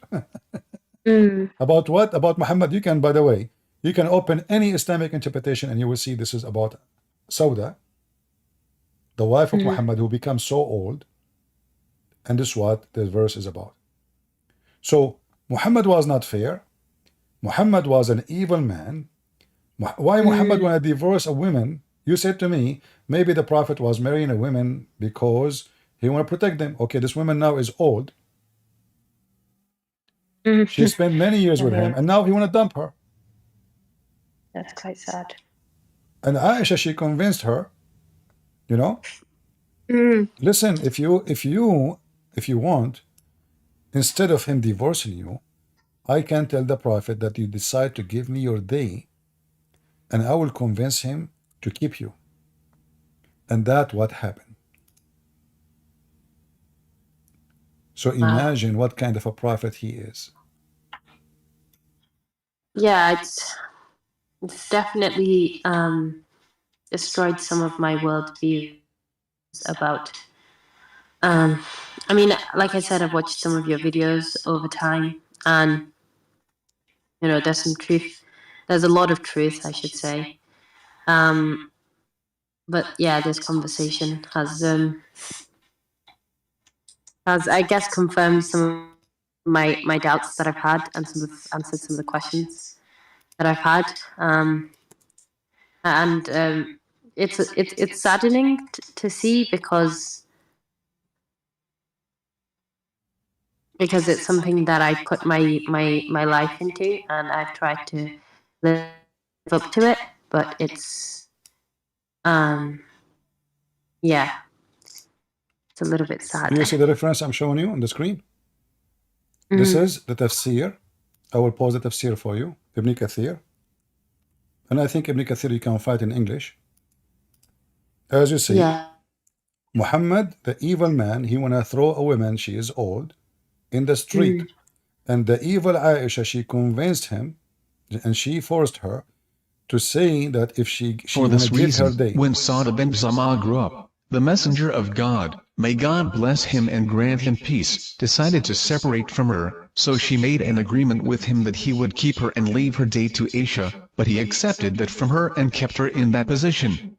The narration stated that, Abu Dawud al-Tayalisi said, Sulaiman bin Muad told us, on the authority of Samit bin Harb, on the authority of Ikrimah, on the authority of Ibn Abbas, who said, Sa'da was afraid that the messenger of God, may God bless him and grant him peace, would divorce her, so she said, O messenger of God, do not divorce me and make my day for Aisha. So he did. See? Yeah. Is that how a man, he take care of his wife? She spent many years with him, serving him. Now she is old. You see the translation here says, Sauda grow up. This is not what really, it says getting old. Sauda, she got old, you know.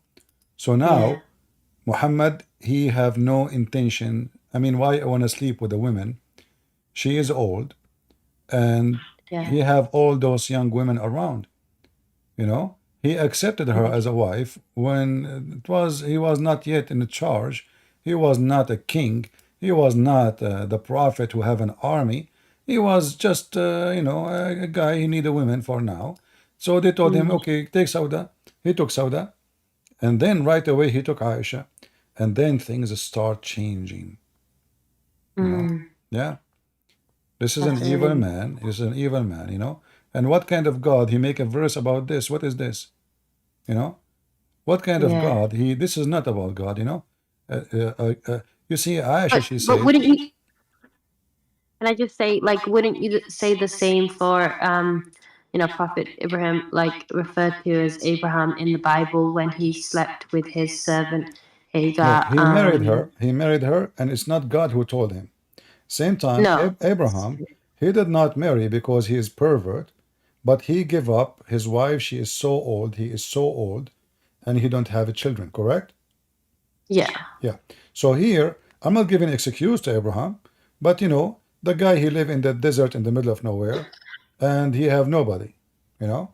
So I'm getting old. My wife is getting old, and who in the world would have believed that a woman in her age is going to have kids? It's impossible. So he decide to marry the slave. But he did not marry the slave for sex purpose.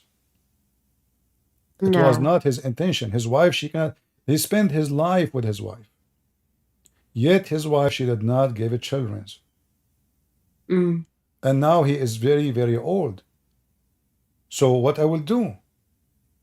And he, you know, I mean, men, they knew already that women in certain age, that's it. They have no period. They cannot have babies. It's not a secret. So what I would do? So Abraham, he did not get permission from God. You see, if I do something in the Old Testament or in the New Testament, as an example, the daughter of Lot, the Muslim, they say to you, do you know that the daughter of Lot in the Old Testament, they have sex with their parents, with their father? Yeah. But this is a story reporting what they did, not approving what they do. They don't have men. There's no men around. And those women, who is going to protect us? Who is going to be? I'm not justifying what they did. We are just telling what happened. You can read the verses. The Muslim, they say, look, it is, look, the Bible discussed it. Ahmed did that. You know, Lot, Prophet Lot, his wife, she. But if you go in the Quran, just to show you the hypocrisy, we showed you first that you can have sex with your daughter if she is a daughter from adultery, correct? Yeah. Okay, but if you go in the Quran, we will find that according to the Quran, the wives of Lot and the wife of Noah, she was a whore. What? She was sleeping around. Yeah. They cheated in their husbands. I thought they got destroyed because she looked back. Well, they can say whatever they want, but the Quran is saying something so clear. The word khan, if I look back, this is not cheating. It says here, they betray. In Arabic, khan is not only betray, we know what betray is like in a wife, she's a cheating. Yeah. So we have Lot and Noah and their wives, they cheat on them, they betray their husbands. Yeah, I see. The Muslim, they say between two brackets, husbands, they cheat their husband by rejecting their doctrine. And here you find the story is very funny. If Noah's wife, she refused the doctrine of Noah, where Muhammad he got this story from, and where the story of Lot, his wife, she betrayed him, there's no source. This is what it says. That's all. There's no details. There's nothing. They just betray them. And this, by the way, prove other stupid things about the Quran, because the Quran says in different verse that bad women, filthy women, cheater women, or cheater men. You will see, and this will prove that Muhammad again is a fraud. If I say that bad women will marry bad men and bad men will marry bad women, so how the wives of the two prophets, because those two prophets in Islam, right? Here the story, the Quran confirmed destiny. Allah, he made destiny that bad women, look at the first translation by the statement. Women became a statement. A translation of who? Yari Khan, let's change it. Unbelievable. Women, they became a statement, guys. I mean, this is really madness. This is why if you don't know Arabic, they can fool you. Look, I just changed the translator. Who is this guy now? Muhammad Arbari. Hilali Khan, he made the women statement. Wow. This guy corrupt women for corrupt men for corrupt women, good women for good men, and good men for good women. And this is the destiny of Allah. Okay, so the destiny of Allah is bad women will marry bad women. Okay, let's go to the other verse in the Quran. So how Lut is a prophet and Noah is a prophet and their wives are bad? They're good. They're good men. Okay. Yeah, and who is in the world going to believe that corrupt women, they marry only corrupt men? How many good men, their wives are bad? And on the opposite, how many good women, their husband is a cheater like Muhammad? So this is a false statement. Again, Muhammad, he failed. Yeah. So Sister Amina, do you accept the Messiah as your savior? From what I've read, comparing the two kind of texts, the Quran and like Muhammad and Jesus,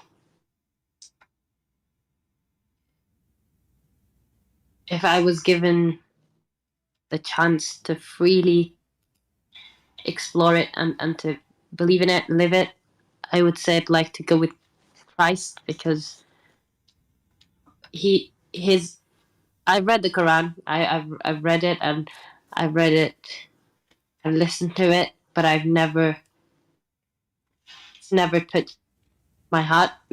Maybe because it's incoherent in some ways, but reading the Bible in the short span of time that I've got to read it has touched my heart and made me cry so many times, and I don't know why. So I think there's some truth to it, and maybe I would like to explore. I'd like to explore what Christ has and what he's about. But I'm afraid that I'm gonna find that somewhere down the line it's just as false. Sorry, and I'm scared of that. I'm scared that I'm gonna find out, just as I've found out and doubted, that I'm gonna find out somewhere down the line that it's false, and I don't know what to do with that, So I'd like to take my time because I don't know. I'm scared that it's gonna be false. All I'm right. I'm scared So that I'm gonna get the I'm book. I'm happy for you that you know Islam is false, and now you are afraid Christianity might be the same. But I say to you, I think from what I know of Islam from talking to you today, but also from reading independently and reading the Quran objectively with a critical eye, and also from reading the Bible and destroying, or not destroying, but like figuring out some of the things I was taught about the Bible weren't specifically true, or about Christianity weren't true, and that it's so coherent to read. I think in that way, then yes, Islam, the Quran and Prophet Muhammad aren't as honorable as I once thought. Yes. absolutely, they are false. There's no honor in Muhammad, neither his God. Because obviously, even Aisha, she said, Inni ara rabbuka yusari'u ila hawaka ya Muhammad. I see that your prophet, your God, Allah, Muhammad, Aisha, she said, he rushed into your desire. Aisha, she is not a fool. And she noticed that Allah is not God. He is just, a toy. Muhammad he used to justify his desires, including money desire, sexual desire, and all kind of filthy stuff. Muhammad, he is living. When Aisha, she said, and she noticed that your God here rush into your desire. If Aisha, she is the most close person to Muhammad, who knows Muhammad more than Aisha then?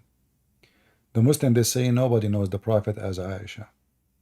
Inni ara rabbuka yusari'u ila hawaka ya Muhammad.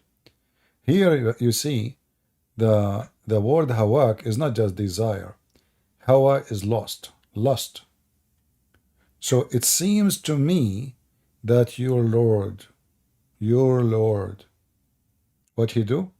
He jump to satisfy your sexual need. Women, they are offering themselves to the messenger. Why? Because Muhammad in the Quran, he made a verse. Any believing woman, she offer herself to the Prophet so he can F her. Aisha now, she noticed that the God, he make verses for the penis of Muhammad. Specific verses. And this is telling you that Aisha, she was not, at least in this point now, she is out of Islam. She noticed. We will find that Aisha in different place, she said to Muhammad, you who claim to be the messenger of Allah, you claim, Aisha, she said. And then Abu Bakr, he did beat Aisha for saying that. So Aisha, she knew. Amina, today you knew Muhammad is a fraud. And I hope you will call me soon and you will accept the Messiah as your savior, and I will be happy to explain to you more. Yeah, I feel like I've taken a lot of your time, and it is almost 1 a.m. No, you see, the only reason I don't come online if I lose my voice. Honest to God. Fair. If I get tired, my voice, I can't speak no more. So okay, what I can do? I mean, I have limitation of how many hours I can speak. Otherwise, I will be happy to serve people, to make them see the truth, and the truth will set them free. And I pray that God will send me every day many Amina like you, so we can invite them to Jesus, and they can have a beautiful life, a life of dignity. You marry a husband who will love you, he adore you, he do not need to lie to you, and you do not need to lie to him. He will not look to any other women. For God, he made it clear that the man will be with his wife, together as one. The man, he leave his parents, the Bible says, and become with his wife as one. As one. They are not two no more. So in Christianity, we have a real marriage. In Islam, they have 6 contract. And there is a huge difference between a partner of lifetime and an employee. In Islam, you are an employee. and this employee can be fired by the boss, which is the man. In Christianity, you are a partner. And your partnership is not only with the man, but with God himself. For marriage is a blessed in Christianity by God himself. The unity is coming from God, not from the man and the women. And we know that when God created Adam, he created for him one Eve. Did God made a mistake? And this is the first man.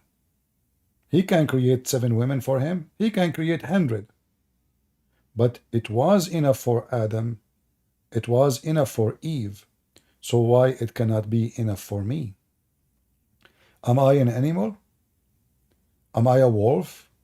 I am a monkey, maybe jumping from female to female? Ah, you remind me, by the way. Do you have a zoo in UK? Of course, yeah, quite. Okay, I want you to go and visit some Muslims there.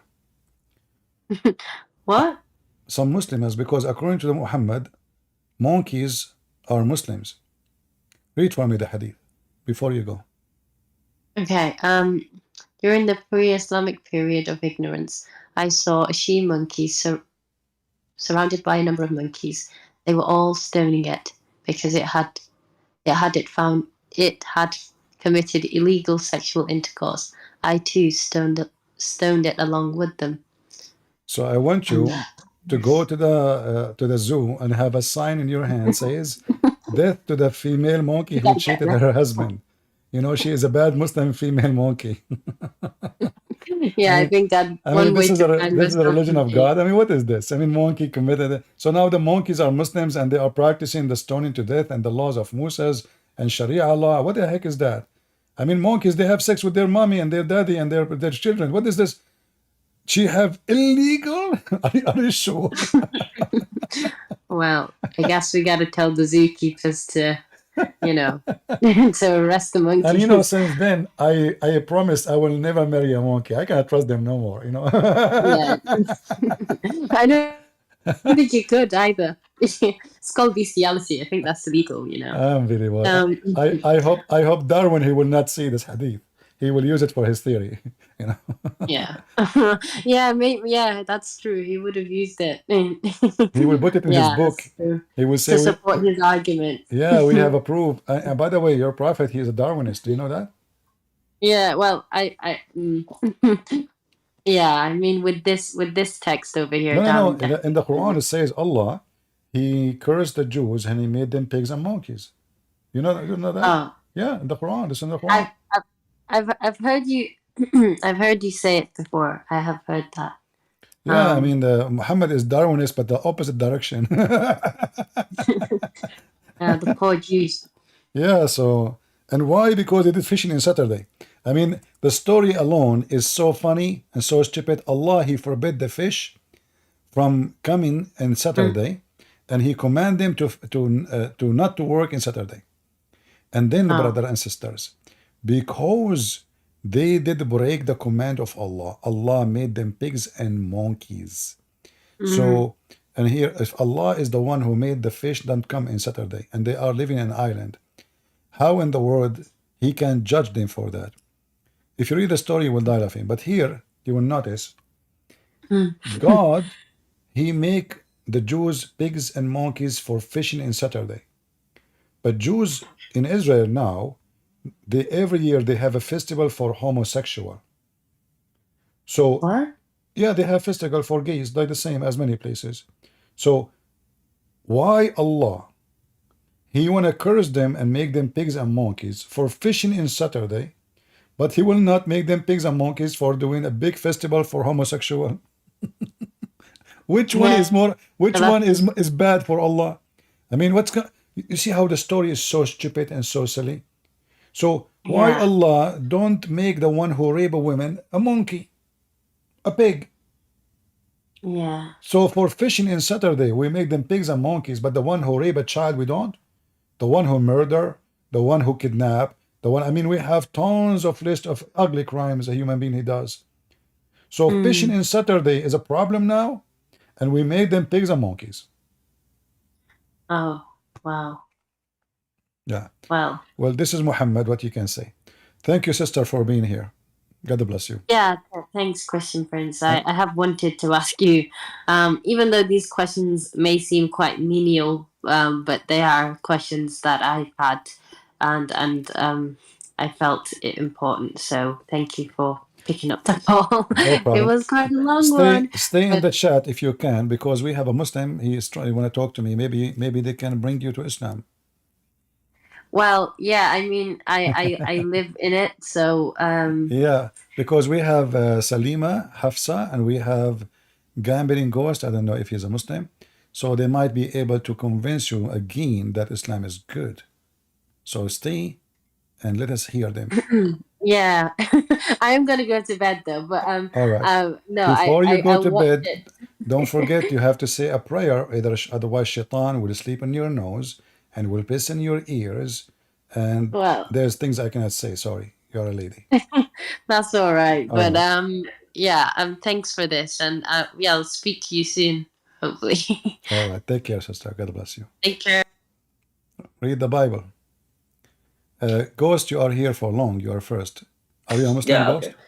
okay. Yeah, I am a Muslim. I took my Shahada, so I left Christianity originally. Well, sorry, before I say all this, I would like to start with formalities. How are you? How's your night going? All right. So you left Christianity?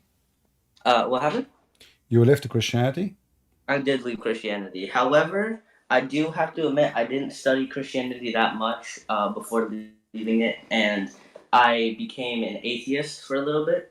And the reason why I do believe in God is because of miracles of Muhammad, may peace be upon him. Before, like, I would like to No, but preface this I with want to saying, ask you. You said you left Christianity, but you did not study Christianity. So what do you know about Christianity? I just know mostly. Well, now later in my life, I studied, not really studied, but just mostly looked into the Trinity. I'm currently trying to read the Bible. It's a very long book. The church fathers. But I'm nowhere I can call myself very proficient in Christianity. So you are not a Christian. Then you are not a Christian. You are like you know nothing about Christianity. Is that what you're saying to me? Well, I'm not going to claim I knew everything about Christianity, but I would identify myself as a Christian at the time. I went to church. I prayed. Okay. So. All right. So as long you are coming from a Christian background, as you said to me, did Jesus call himself the Son of God? He did, yeah. All right. So why you think he called himself Son of God? I think it's supposed to be figuratively. I also think that he also called himself the Son of Man. So if I want to pick and choose, but is then Jesus the son of Man? Is about him in the flesh? We know that Jesus in the Bible is not the son of any man, correct? Yeah, because he came from God, from the so he is miraculous not. conception. So he is not talking about him being the son of anyone. This is why the Messiah, he said to the Jews, "What you say about David, about the Messiah?" They said he is the son of David. So Jesus says to them, "Well, if he is a son of David, how David called him God?" So the Bible confirmed that Jesus is God. Now I want to go with you. You said you converted to Islam. Why? I converted to Islam because of the miracles. First of all, of the Quran. Like all of these are very boring talking points. I'm sure you've heard them a million times. But No, I'm willing to listen. What is the miracles in the Quran? Mostly just first of all, the Quran. No one has been able to write anything like it. I think that's the biggest one. Who said? Who said nobody can write like the Quran? The Quran, is that what you're? What do you mean? Who said that? I mean, okay, I heard that an ant, she wrote a book. It's called the Quran. The what? Ant. An ant. An ant. Yes. Okay. So nobody can write a book like the Quran, but the ant, she is making Quran. How that can happen?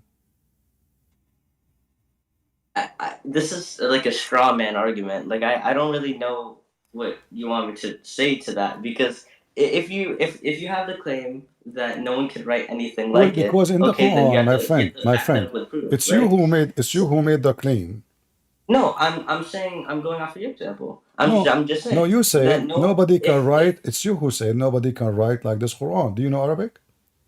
I do not know Arabic, but I'm in So the how you process of know learning. if I say now something, how you know I cannot make Quran or not? Same time, look at this.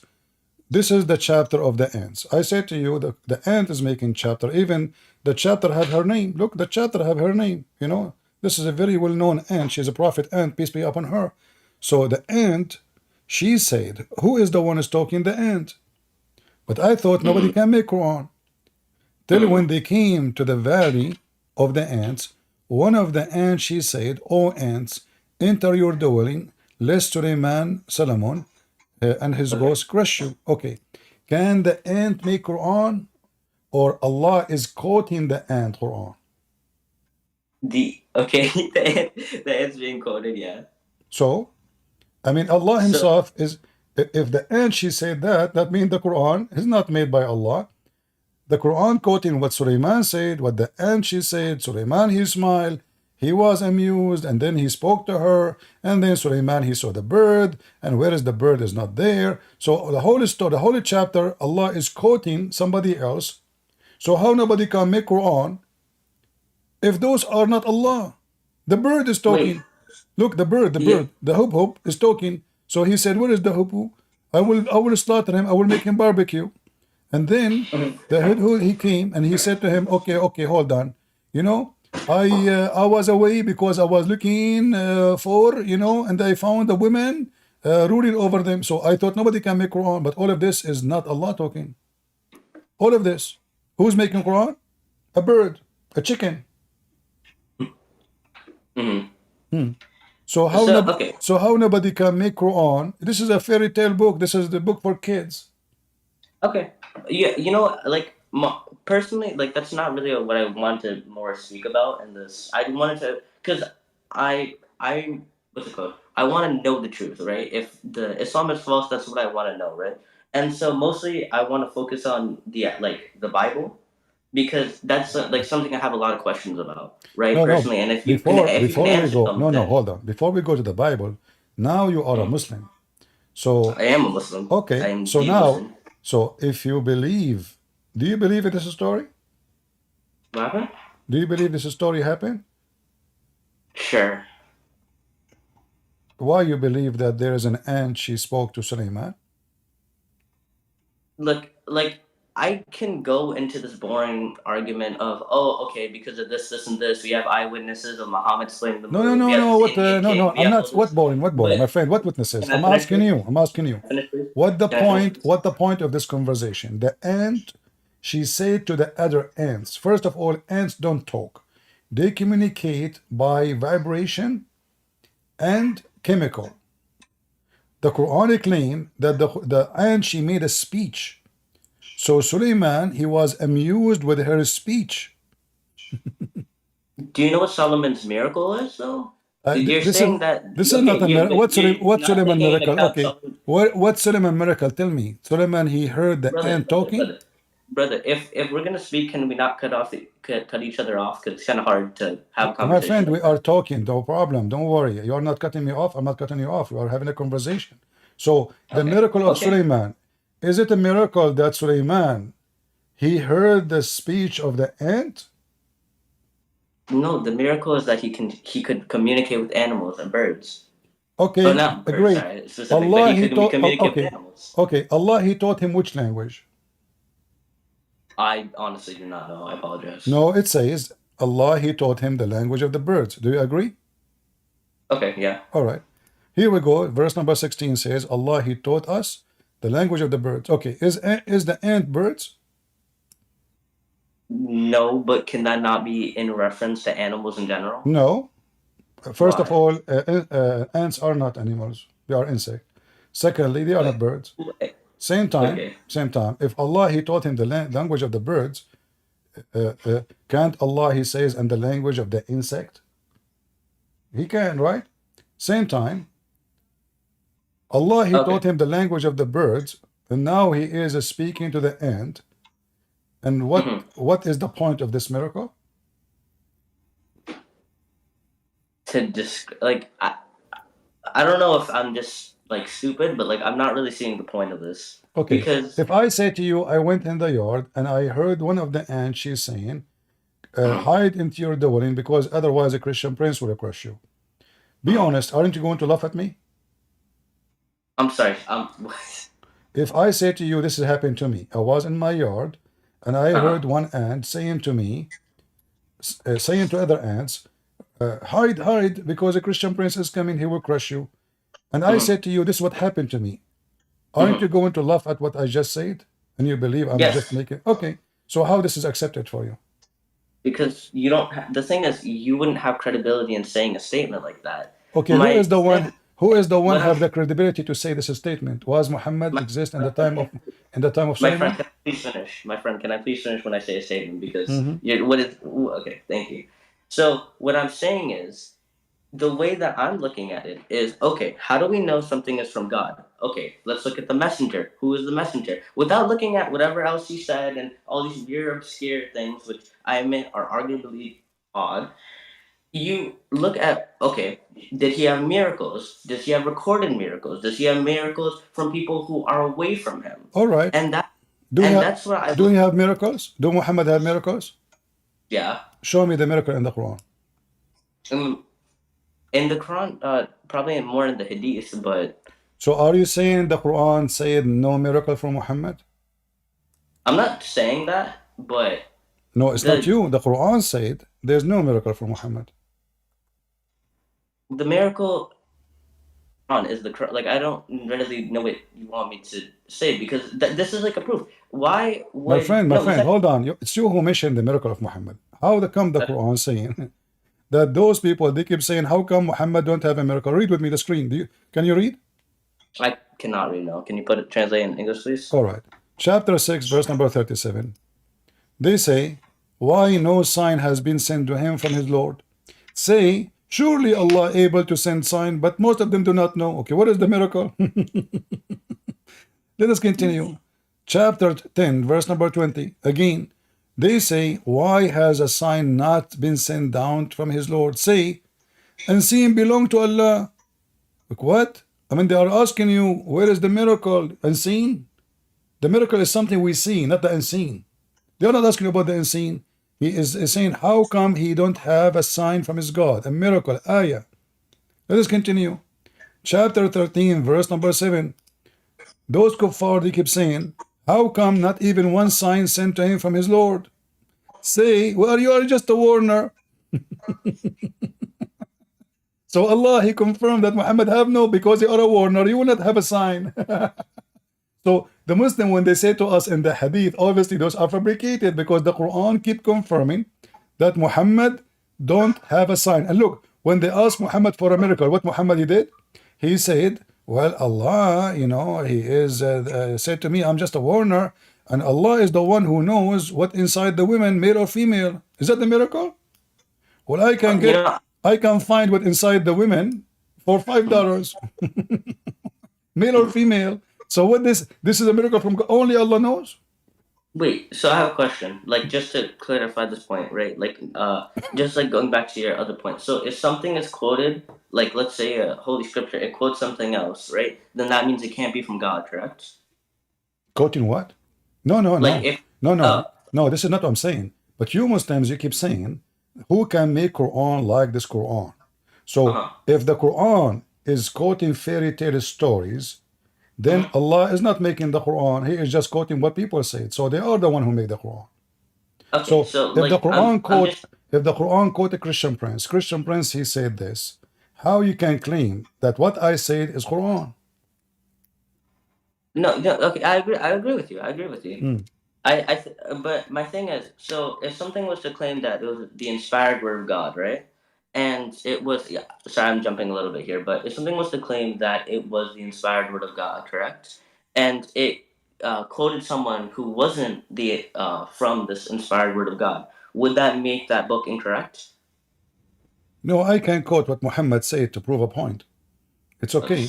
This is not about what I'm saying. You see, we're talking about the Quran. Every word is a word of God, according to Muslims. It turned to be false. Same time, you're a prophet. Like you mentioned to me miracle. When I asked you what is the miracle, you said to me in the hadith. Well, why the miracle of Jesus in the Quran, the miracle of Moses in the Quran, the miracle of all prophets in the Quran, but there's no miracle of Muhammad in the Quran? Why? Why in the Hadith? I'll concede on this point because I'll concede on this point. But what I'm trying to ask, or what I'm trying to ask, is if something is the inspired, like I want like a direct answer. If something is either like inspired word of God, or it claims to be that, or it claims to be the word of God, and it quotes from something outside of that established word of God or inspired word of God, does that make that book incorrect?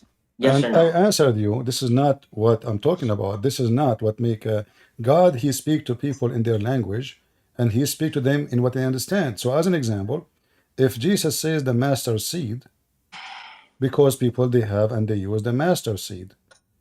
So doesn't mean that Jesus is the one who created that sentence, the master seed. So the people use it, people they speak about how small it is. So Jesus used it. So does that mean I can quote now a wise man who is even a pagan? Because I'm speaking to pagans. So I'm trying to make them understand what I'm speaking their language, no problem with this. But we don't claim in Christianity that the Bible, God, he sent letters and words, and then everything is coming from him. No, the Bible says, this man he said, that man he said, this woman she said. So what they said is what they said, is not what God said. So the Bible is so clear about that. But you Muslims, you claim that nobody can make Quran, and then we find that the whole Quran is nothing but a fairy tales quotation from legends. As an example, the story of Suleiman speaking to the ant. You can go right now to Google and search for the Legend of the Jews. Legend of the Jews. You can download the book for free because it's an old book. So you can find the story of Suleiman speaking to the ant. This is a story, fairy tale stories. Muhammad, he copied it from the Jews. I ask you now. You are saying if we want to examine the word of God, what is your education? What is your education? Education? What do you mean? I mean, you go to school, you finish university. Yeah, I go to school. Just going into university now. Do you take any course in science? Biology. Yeah. Wonderful, biology. Okay, let's go to biology. How the baby is made in the Quran? From a clinging clot. Clinging clot? Yeah. What it says the word the clinging? It doesn't say clinging clot. What it says?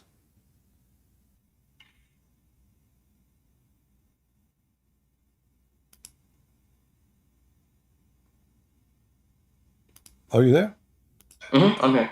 Yeah, what is what the Quran saying? The Quran saying clinging clot? Yeah. Okay. Is that what the baby is created from according to your knowledge? Clinging clot?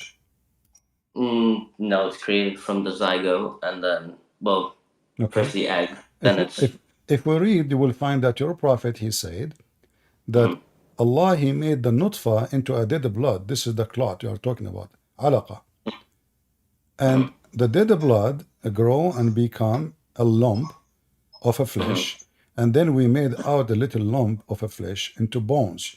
And then we closed the bones with the flesh. And then we brought it forth with other creation. Is that what science teach? That this is how the baby is made? No, no.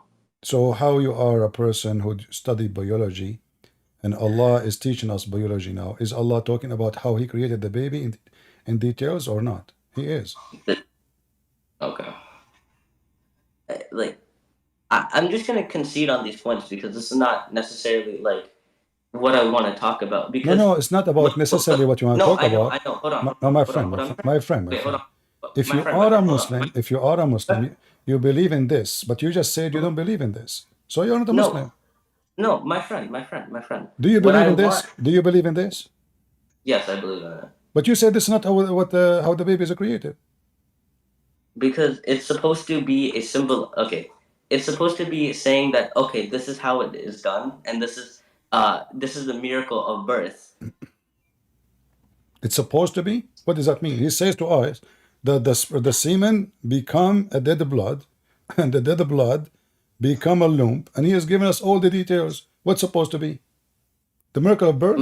Thank you. Okay, but he told us the details, and the details is false. Man, what I'm okay. I'm gonna say this again, please. I'm asking, like, I want you to show me in the Bible, because this is like in the way I'm looking for truth. I'm looking for truth inside the Bible right now, right? And like I want you to show me some statements and clear up my questions about that. That's why I came on. So please. See, that like you claim to be an ex-Christian, which I believe is not true. You are fabricating things, and you are a Muslim. Okay, sure. But please, yes, I'm asking for questions about the Bible. You see, okay, I'm asking for no. clarification. Why I want to show you from the Bible if you already believe in the Quran? So you are afraid to talk about the Quran because already I showed you the Quran to be false.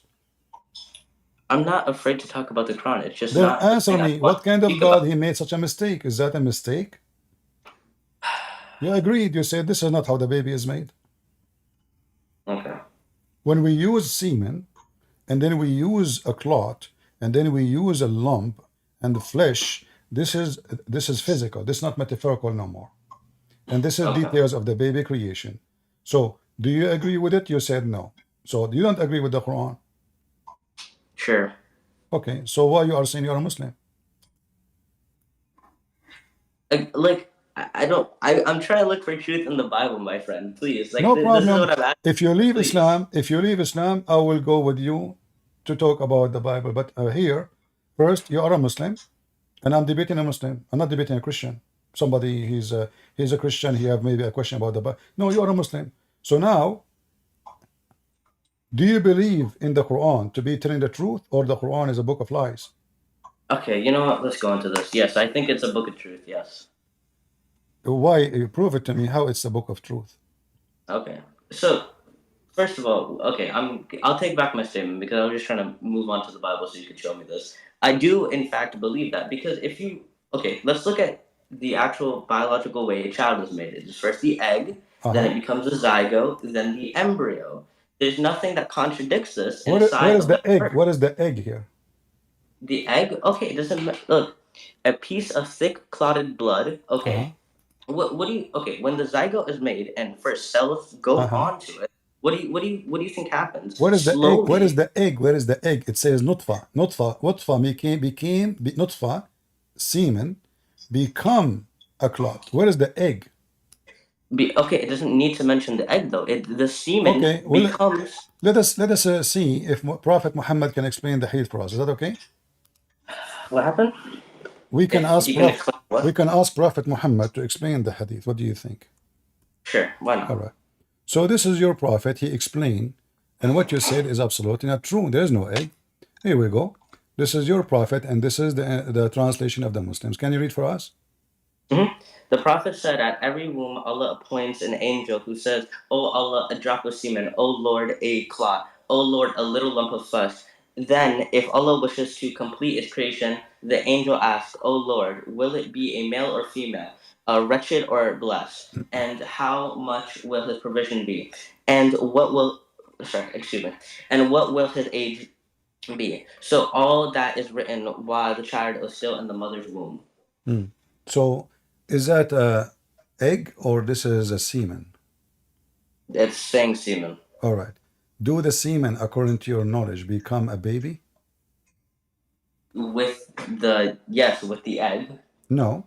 I'm asking a very clear question. The semen. Does the semen? Do you see anywhere the egg located?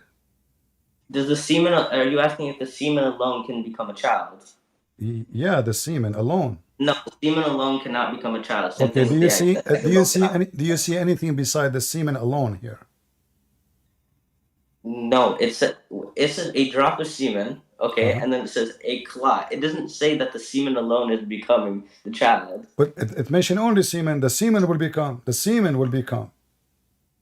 The semen does become. Yes. It goes into the So egg, what is? fertilizes the egg, and No. The semen go inside the egg of the woman, fertilize the egg, and will not become a baby.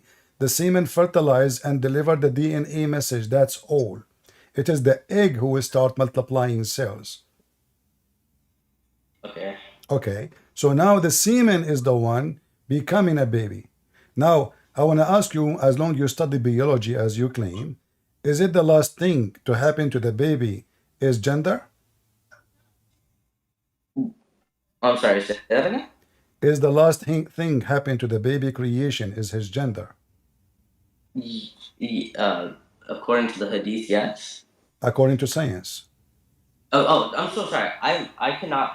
Okay, my mic is not mic. Audio is a little messed up. I'm sorry. Can you repeat your question again? According to science, is the Yeah. gender of the child, the gender of the baby, is the last thing to happen? No. According to the hadith, what is the last thing to happen? Whether it becomes male or female. Did your prophet give false information or not? I mean, it's not completely false because the thing is. So it's partially false, guys. It's not completely false. I mean, it's not completely. Okay. So it's partially false. Wait. So when it is fertilized, at first the XY chromosomes aren't decided whether or not it's going to be male or female. That's not. All right. So your God is lying here. This is not what happened then. So the male and the female is not the right thing to happen. It's from the beginning. The semen right away is going to be either the male or female. So your God is fabricating stories. Same time. Let me ask I'm sorry. Say that again. I'm sorry. Say that the again. semen is the one decide the gender of the baby. The semen itself. Not straight away though. No, it's straight away. The semen is the one who decide because semen are the one who they are either male or female. So when the fertility happened already, the gender is already decided. So your God, he fabricate answers about science.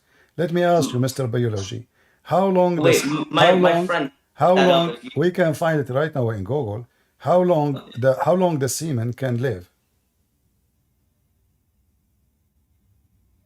I don't know that off the top of my head. I'm gonna be. But you said you study biology. Yeah, I never said I was good at it. You study biology in your elementary school? Yeah, sure. Okay. Well, if you search right now, there's no way you study biology. You are making things up. Obviously, you do not know anything about biology.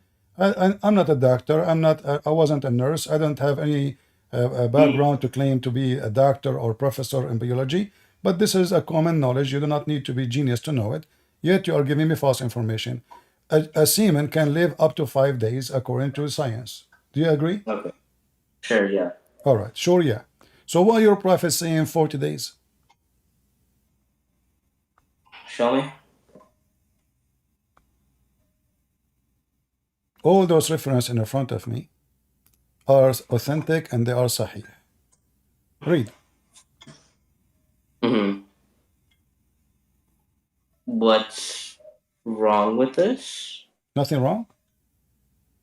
It's saying it remains in the room for 40. Okay, can this not be referring to when it fertilizes it? So according to your science, biology, what the name of your school, Taliban?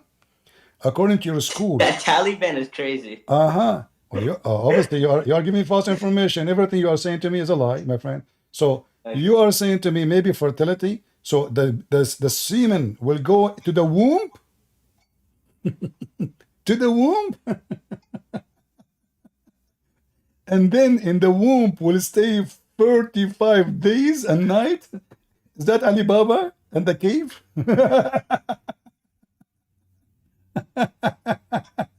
Biology, huh? I like your biology. You know what? I decided to hire you a professor in the University of Columbia in the Department of Fartology.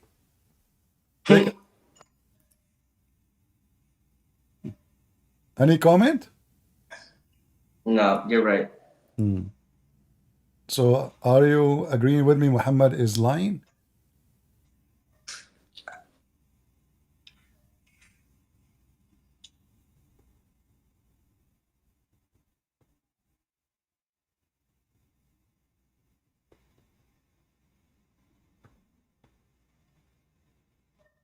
Can you show me another example where he lies? Because I do admit that this is a little bit.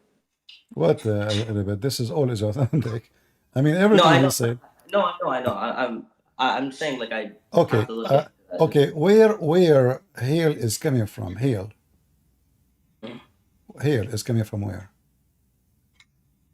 Hair that comes. Hail, hail, not hair. Hail. The ice. Hail? Yeah, hail, ice, you know? Oh, Uh-huh. but yeah, clouds, what? Coming from the cloud. Okay. It's not from mountains in heaven and Allah break it and throw it at us? No. Are you sure? If this okay. If you're gonna take something that is clearly meant to be figuratively and say that it's figuratively. No, it's not figuratively, and I can show you the interpretation. So okay. Allah, He said in the Quran, and you know, Arabic is my first language, and anyone who read it can see it right away.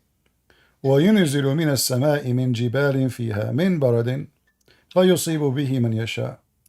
Can you show the English? And He sent down from the sky the mountains containing hail. And He sends down from the sky mountains containing hail, and He afflicts with it whom He wills and turns them away. So this is your God, Mr. Allah. He claimed that there is mountains of hail. He break hail and He sent it to us, and He hit you. He hit you with it. So this did the intellect science of Allah hit you?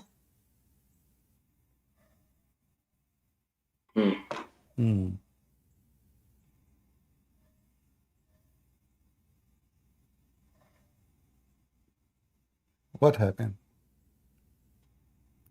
Something. Hold on. Wait, can you show me the tafsir for that? See, the way you say tafsir is not someone who is not an Arab. Never claimed to be an Arab. Yeah, but no, you did not claim, but I can tell you are a Muslim and you are born as a Muslim. Okay, I never heard of someone he converted to Islam and he can say the word tafsir correctly.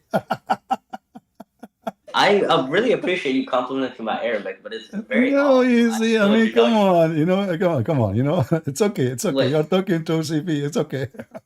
So if we go to the tafsir, chapter 24, verse number 43, we will see the following.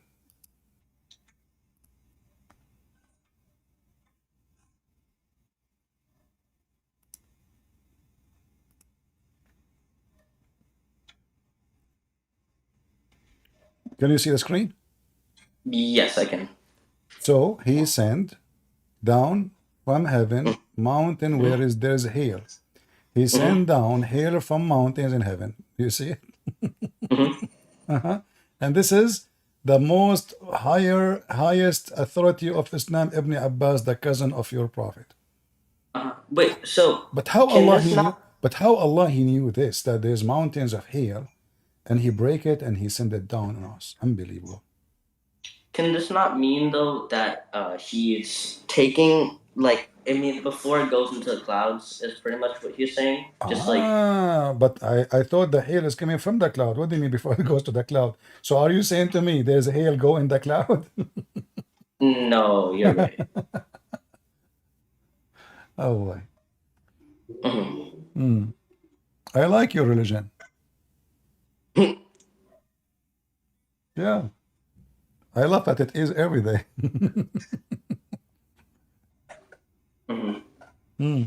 So you're still a Muslim or you want to see more? See more. Like what do you want to see exactly? Like what kind of a field do you want to see? This is a big thing. Can you show me like something that's like the Quran? Like I know that you already had this argument with the ant, right? But can you show me like something someone like physically wrote that is like the Quran? Oh, that's very easy. Okay. I mean, there is a lot of author, they have better than the Quran, but let me show you what Muhammad did. Muhammad, he forbid people to speak in the language called Saja. Saja is what the Quran is about. And Muhammad, he himself, he forbid the Muslims from using the same way he did, or any Arab. Do you see what it says here? This man is one of the brothers of the soothsayers on the account of the rhymed speech which he used concerning the dead fetus. So here, Muhammad he himself was copying those people who use the same way of the Quran, but they used to be way, way better. So those people are very well known. As an example, there's a guy, his name is Sutayh. Sutayh was a person, he don't talk to you, he rap. Wait, hold on. I'm sorry, can you go back so I can look at the hadith again so I can write it down? No problem, here we go. Let me go back. Thank you. All right, got it, thank you. All right. And we can show you more, actually. You know, here, this all those are reference. All of this is sahih, you see? Yeah. So, like here, you see, speaking about the diya of the fetus, etc. Here, etc. Abu Hurairah, women, blah, blah, blah, blah, blah. And then, so, Messenger of Allah, should I pay, etc. Who neither drank, ate, spoke, nor blah, blah, blah, blah. Then thereupon Allah Messenger says, he seemed to be, because he was speaking the same language of the Quran. But let me show you something from the Quran. So the Quran is what? When you say nobody can make Quran, is that because it's supposed to be eloquent language? Yeah. Right. Yeah. But isn't it the Quran says that the eloquent language is the language of the shaitan?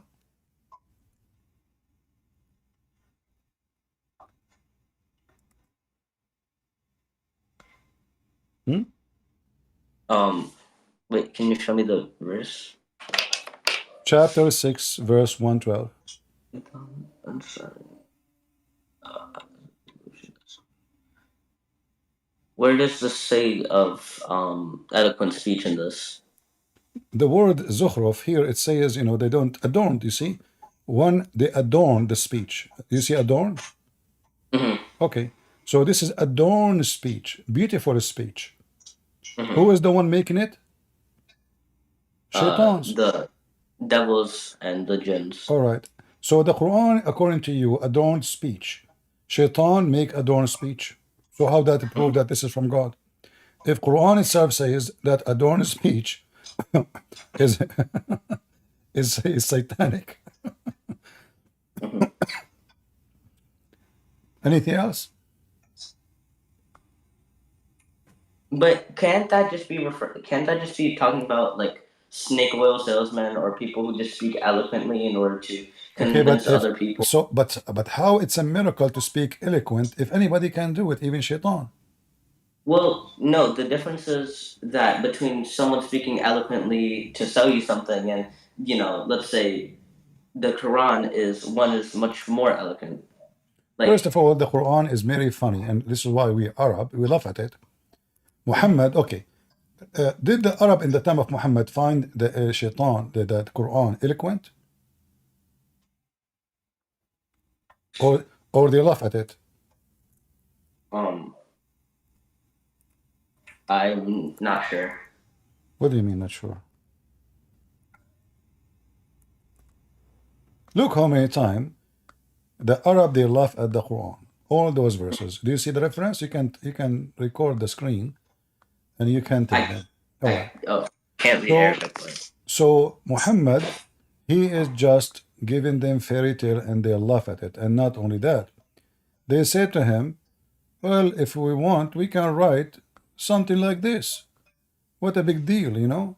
And, you know, this is not what Lo Shi'na. Here we go, chapter 8, verse number 31.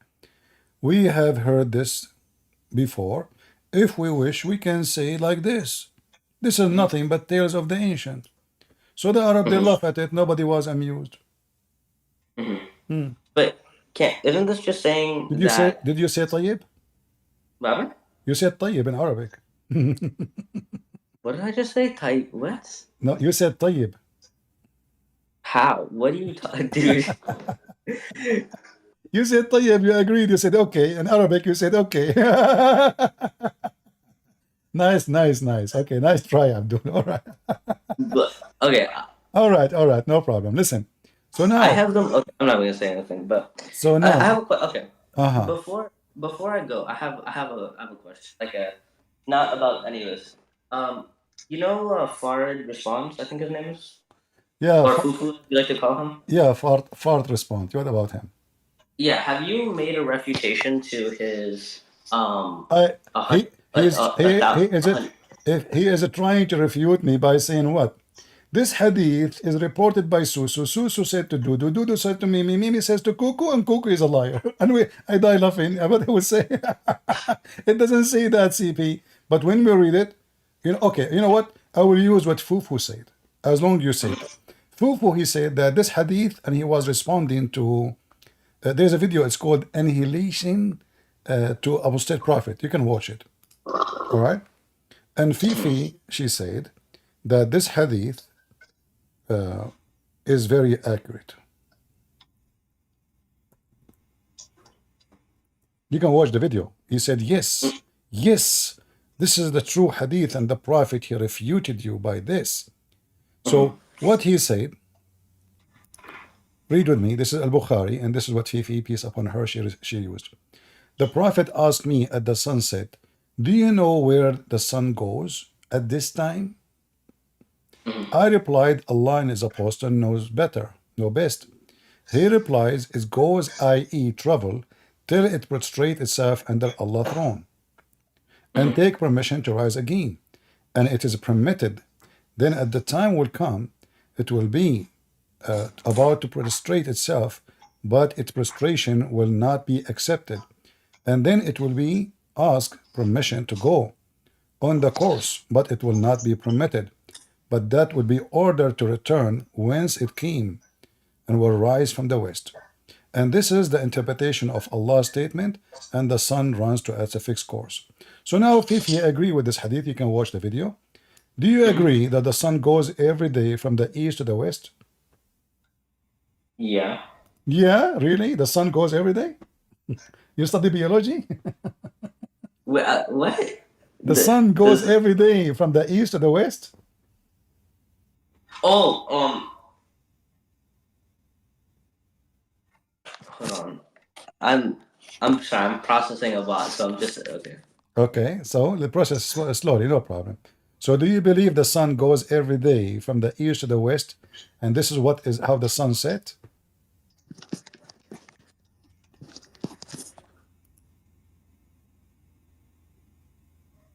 It appears. I don't know if I'm being stupid right now, but it appears it rises in the east and sets in the west. Do you see where it says it appear? Muhammad is explaining to him how the sun runs into a course. Did he say the word appear, or you are adding something is not there? He says it does. Okay, so why you are saying appear? Why you are adding words? Do you know where the sun goes? The man replied, Allah and His Apostle knows best. He said it goes between two brackets, i.e. travels. Do you see travels? So No, do you agree with Muhammad that the sun travel every day? I mean, it does. The sun does have an orbit, so.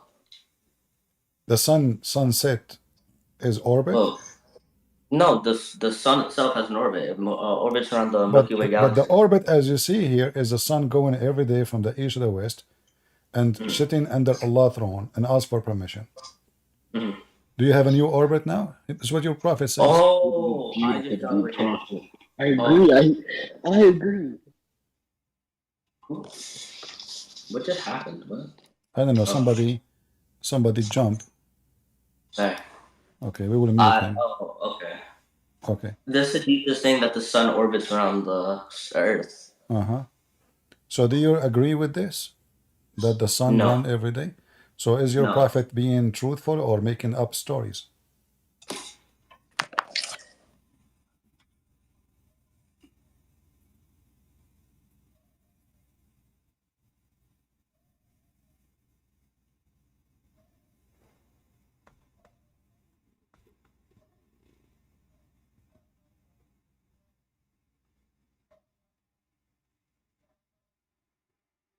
What happened?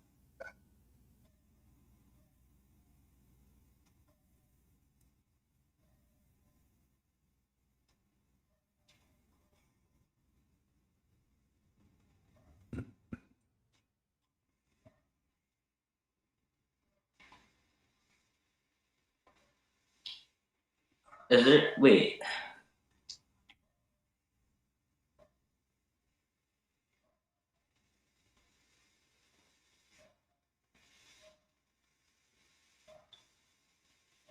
Oh. Yeah, I have no response to that. What do you mean you have no response? I don't have anything to say.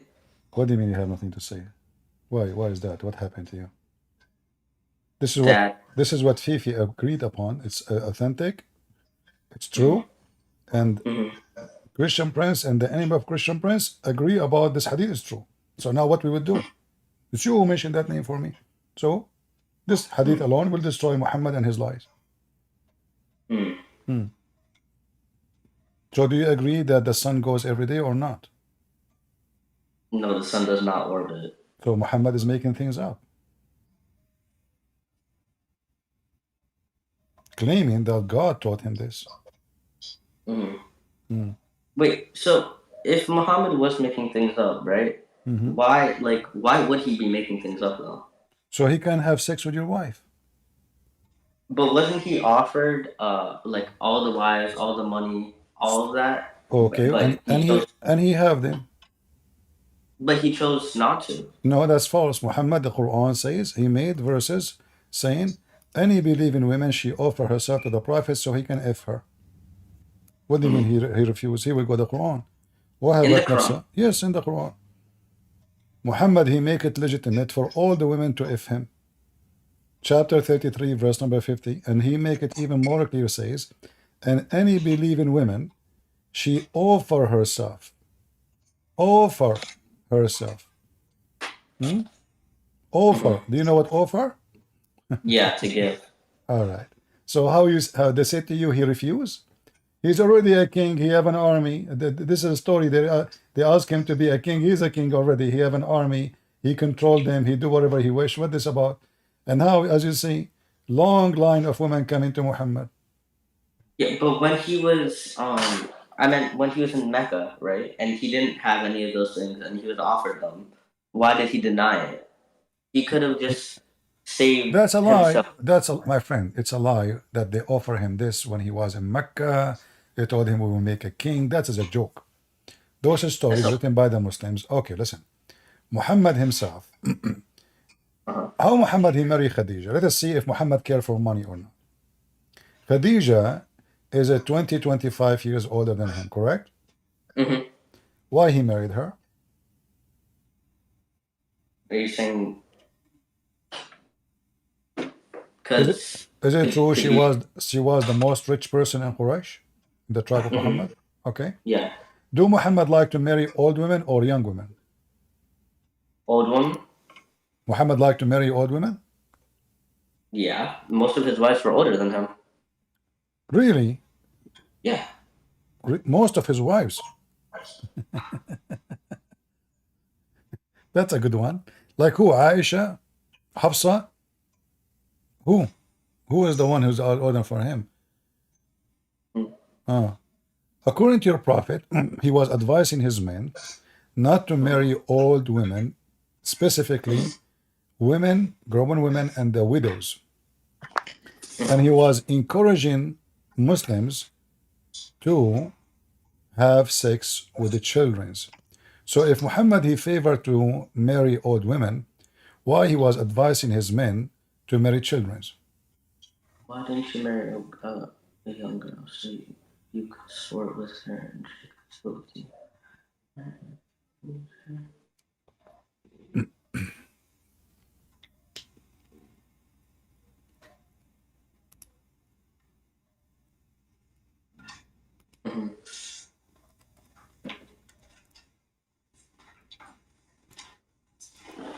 Wait, but did he do that himself though? He did Aisha, sure. But besides Aisha? Well, we do not know the age of the rest, but all of them, they are young. You know, he have women, he even kidnapped them from their husbands. In the hadith, that's what they say? I can show you tons of hadith about that, but let's focus here. Did your prophet advise the man why you marry a growing woman previously married instead of marrying a child? Did he say that? Huh? So obviously Muhammad didn't like to marry a widow, so why he marry Khadija? If I advise you not to marry a widow, marry a child so she can amuse you, that means this is what I like. So why Muhammad marry Khadija? Because she is rich. But so if all this was false, right? Then what do I accept then? Well, at first you have to accept that it's false, then we can talk about what else. Do you accept Muhammad as a false prophet? I need more time on that. Okay, take your time and come back to me then. Okay. All right. We take Salima. Salima, are you there?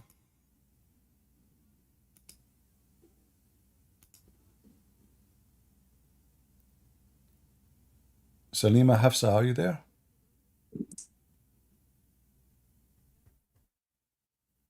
Salima, are you there?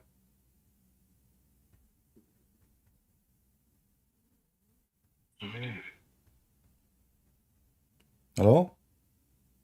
I'm muted. The whore. Ultimate mart. Ultimate fart.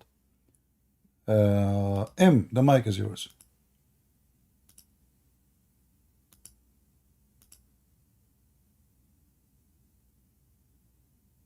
M, are you there?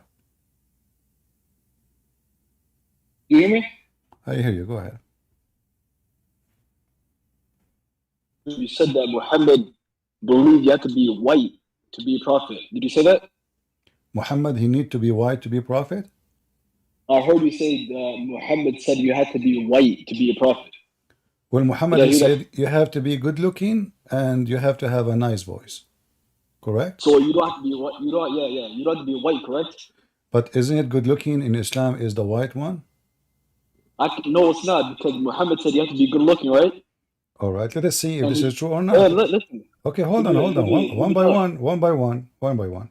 So, according to your religion, is the black, if there is anyone is a good person in Islam, he was a black person, a prophet? It's not only white and black. There's different colors. So no, we see we're talking about prophet. When we say yes, I know. a prophet of God, he have to be good looking and he have to have a nice voice. Okay, so according to Islam, what is the color of shaitan? You said it's black. I'm not sure, but if you said it's black, I guess it's black. I'm not saying sure or not. You are the Muslim.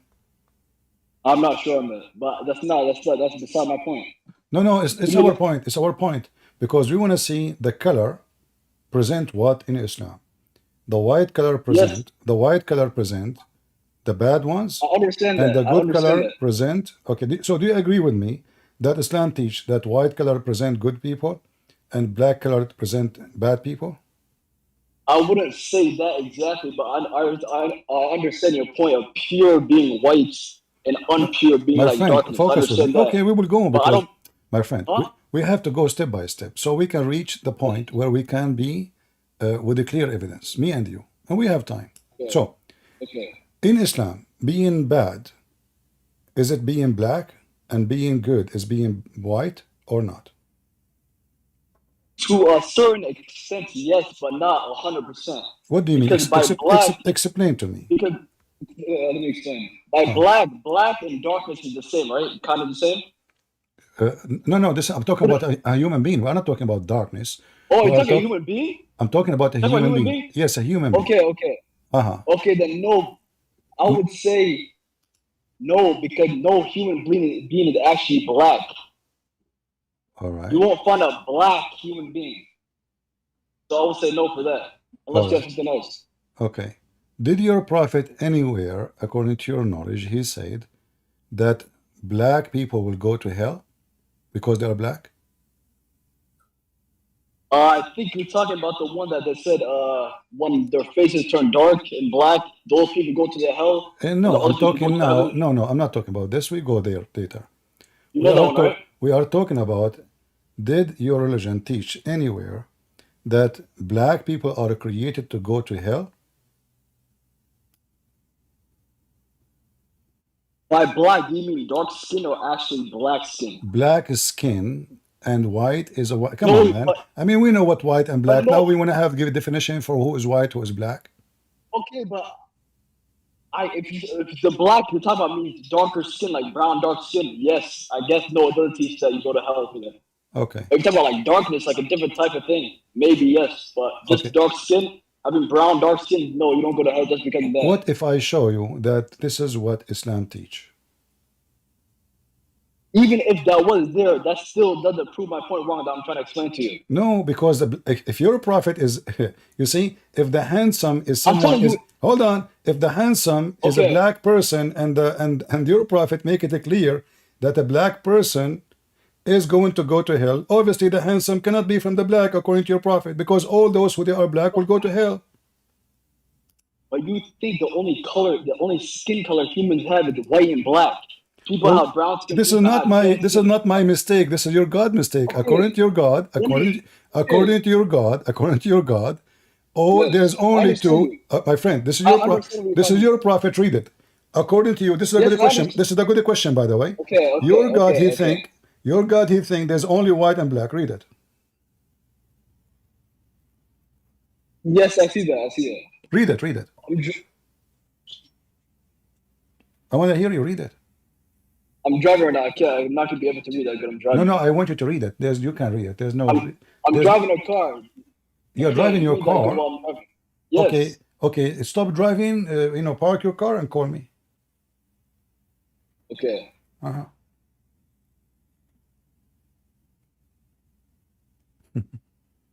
He's parking his car.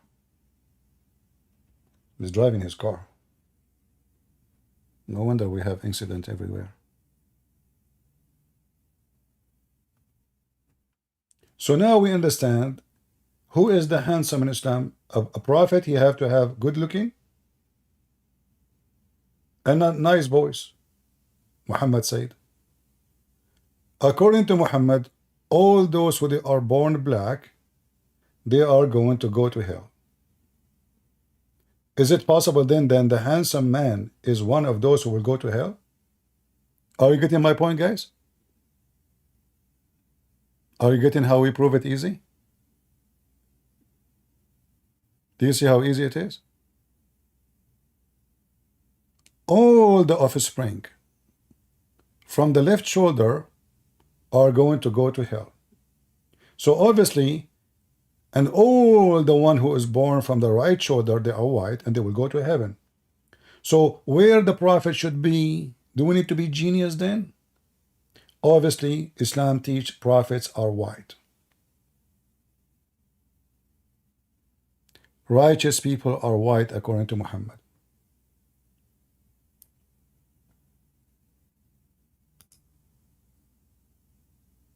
Are we having good time, guys?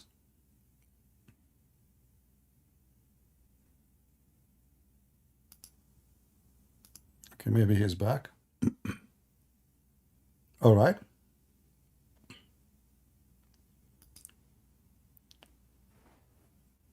Are you Hello? back? All right. Yeah, do you hear me? Yeah, I hear you. Yes. So you said you want me to read the thing? Okay, go ahead. Okay. Abu Darda reported God messengers saying, God created Adam when he created him and struck his right shoulder and brought forth his offspring white like small ants. And he struck his left shoulder and brought forth his offspring black as though they were charcoal. And he said to the party on his right side to paradise, and I do not care. And he said to the party on his left shoulder to hell, and I do not care. Okay. So now, based on this hadith, the prophet will be white, correct? It depends. Is this hadith talking about after life or currently? What prophet? What afterlife? This is the children of Adam from the beginning. What afterlife? What's wrong with you? We are talking about Adam. So this is before, right? Not current. This is before beginning. This is when God, he created Adam, Okay. and he created the children of Adam. So Allah, he made a destiny, decree, that those who they are black, all they will go to hell, and those who they are white, all go to heaven. So now, if all those who are black will go to hell, the handsome prophet will be from which group? The one who will go to hell or the one who will go to heaven? Well, that doesn't mean by this thing. I guess you're right, but that's not my point. Even if this is right, that's still not my point. No, it is my point because we have to know who is the righteous and who is the good ones who qualify to be a prophet. Okay, okay. By this hadith, it seems like he's not exactly talking about your skin color because it's not only white and black. It's about skin Yes, color. it is. My friend even describe even how dark you are. So he described the white as like white ants, and the black are the same as charcoal. And you are saying it doesn't Okay. say. So it describes Let me- exactly what color we are talking about. So now there's me two ex- colors. There's two colors only in Islam. And this is a good question you asked me. What about the Asian? Your God, he forget about them. So Not even the Asian. Not even the Asian. The black people too. Not every. No, no black people are as black as charcoal. Some people are brown. Most black people are brown. So this thing is not talking about skin color, obviously. The majority of black people are not as black. my friend, you can say whatever you want. According to your prophet, there's only two colors, white and black. You can say brown, you can say chocolate, you can fool yourself. But your prophet, he make it clear. God did not create third colors, fourth colors, according to Muhammad. There's only two colors. White, Okay. you cannot say someone is an Indian is white, correct? No, they're brown. Okay, so that's mean he mean everybody who is not white is not white. Anyone is white is white. As simple as that. That's the reason. That's the reason why I'm saying it's not about skin color. It Because is about everybody's skin saying that color. you're It black. is about skin color. This is about the Okay, well, creation. This is the offspring of Adam. Okay, okay. Even if it's about skin color, it cannot be the skin color of right now, with like the earth we left around the dunya right now. I had to be either before My when it friend, started or after. offspring of Adam, they were in heaven or in earth? Adam's kids. Uh-huh.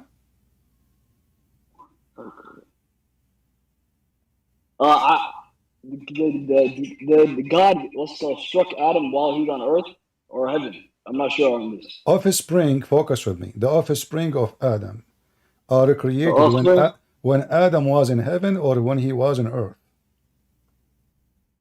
I'm not sure about the earth. So what? Adam, he have children when he was in heaven? I don't think so, but clearly this is not talking about skin, and it's not even if this was true. Even if I gave So do this you to agree? that's Okay, do you agree with this? Do you agree that white people are good and bad people are bad? I'm not agreeing nor disagreeing. So what? Is that okay? So why you are here with Because me? I don't know. Guys, this philosopher, much he gave me an answer which Christian Prince he cannot refute. He does. He don't say agree or disagree. Thank you. Take care. Take a hike. Take a hike. No. Don't waste my time. Disagree or agree. No, I am here to talk to honest people who they speak like men, adult, mature, not a bunch of kids. I cannot disagree or agree. So why you are calling me? The righteous people in Islam are the white ones. And your prophet, he made fun of the black people all over the hadith. When Muhammad he hired Bilal, the slave, Muhammad died and Bilal is still a slave. Imagine. He made him a commander of a bunch of white kids. The white kids complained. Muhammad he said to them, making fun of the look of Bilal, saying, you obey your commander even if he is a raisin head. He didn't even say even if he's black. This is how your prophet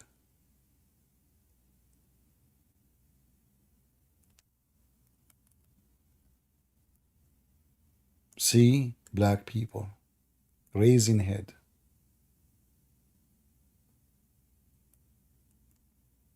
He didn't say, so what if he's black?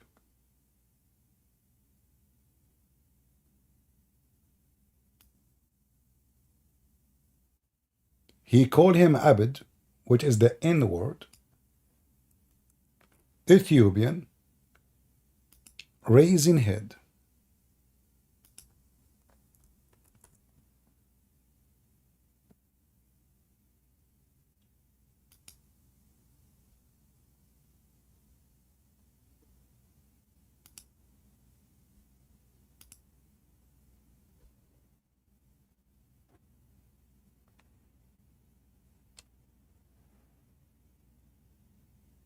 The black man is strong in fighting.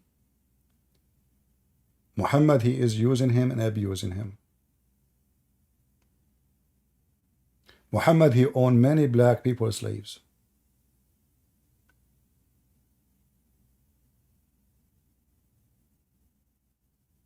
And don't call me to say to me, I cannot say I agree or disagree. So you are not here to be honest.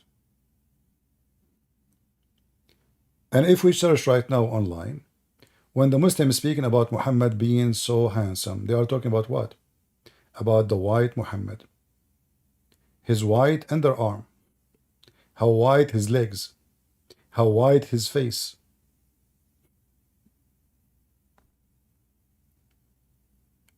If the Muslims and Islam is not religion of racist,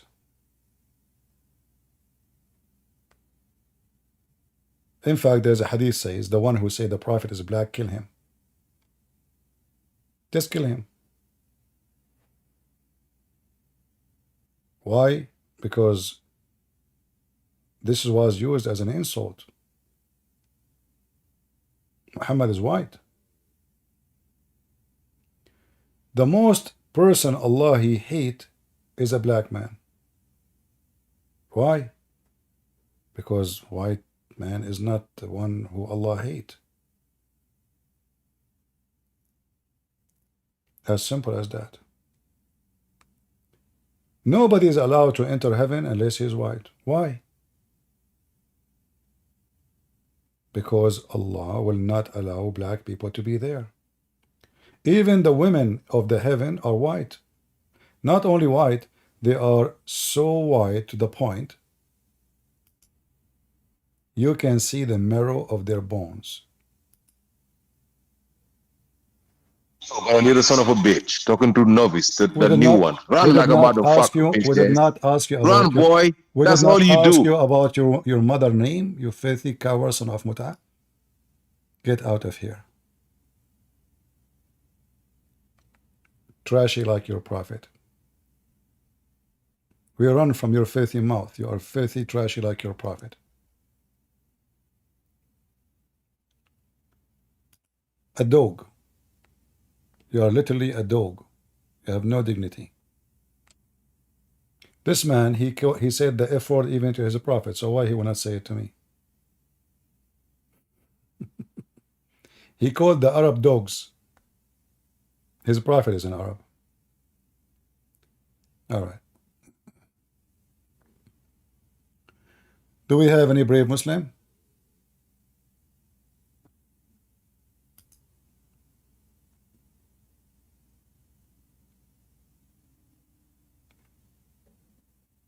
You know, the funny is, they use the F word, etc., and they are supposedly the religious ones. I mean, if this is the religious, what about the filthy?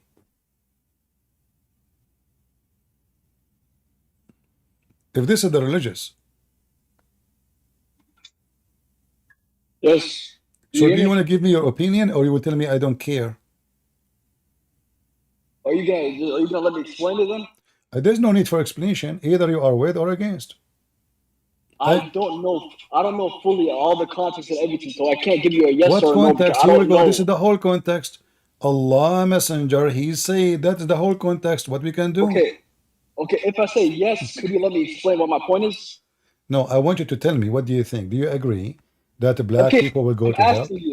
I'm asking you if I agree that hadith is true. Will you let me explain my This is not about you agree the hadith is true or not. I did not ask you that. Because no, it's true. Yes, it's true. You like it or not? It's true. Hadith. It's true. But this the question. The question is: listen carefully to the questions. Do you agree that the black people will go to hell? Yes or no?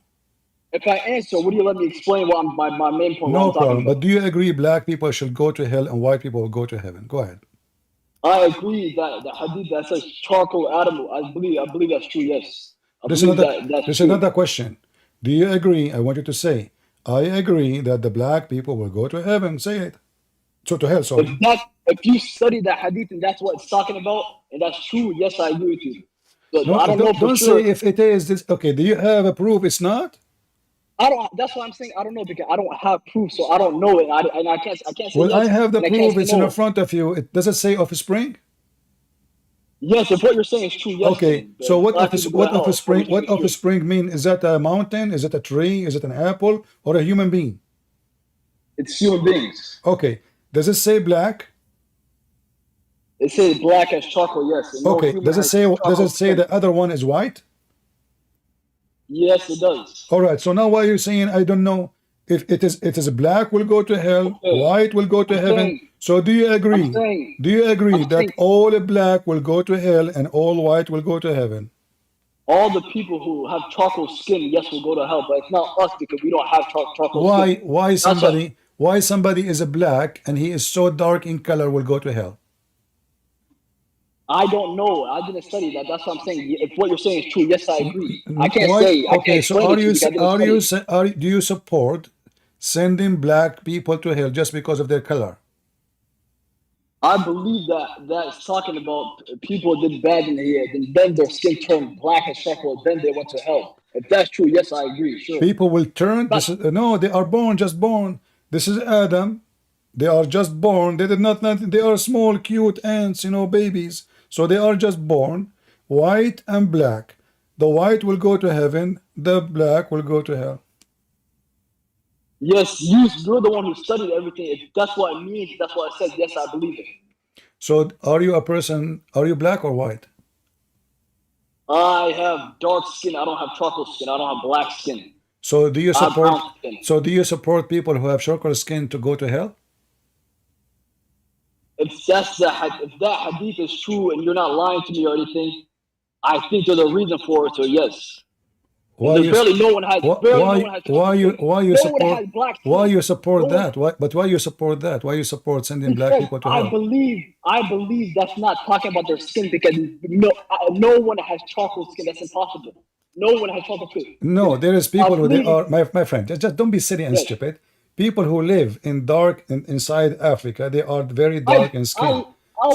So don't say don't be stupid. You live in America, you are mixed with the white people, so now your color is not the same as those who live in Africa. We know that. African. I'm not American. I've been to Africa too. I'm not American. Okay, listen. I'm African. I've been to Africa. I lived in you are African from which country? Which country? From Somalia. You are not African. You are descendant from the Arab, and you speak broken Arabic. No, I also been to Kenya too. I've been to Kenya. No, you've been in Kenya, but you are not. You are the descendant of the Arab, and you are a Somalian. Yes, Somalian. Okay, let me ask you: is the country Somalia is a member of the Arab League? Yes, that's true. So you are an Arab. You are not an African.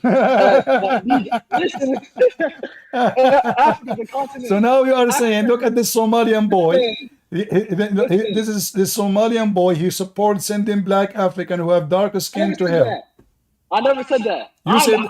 You said that.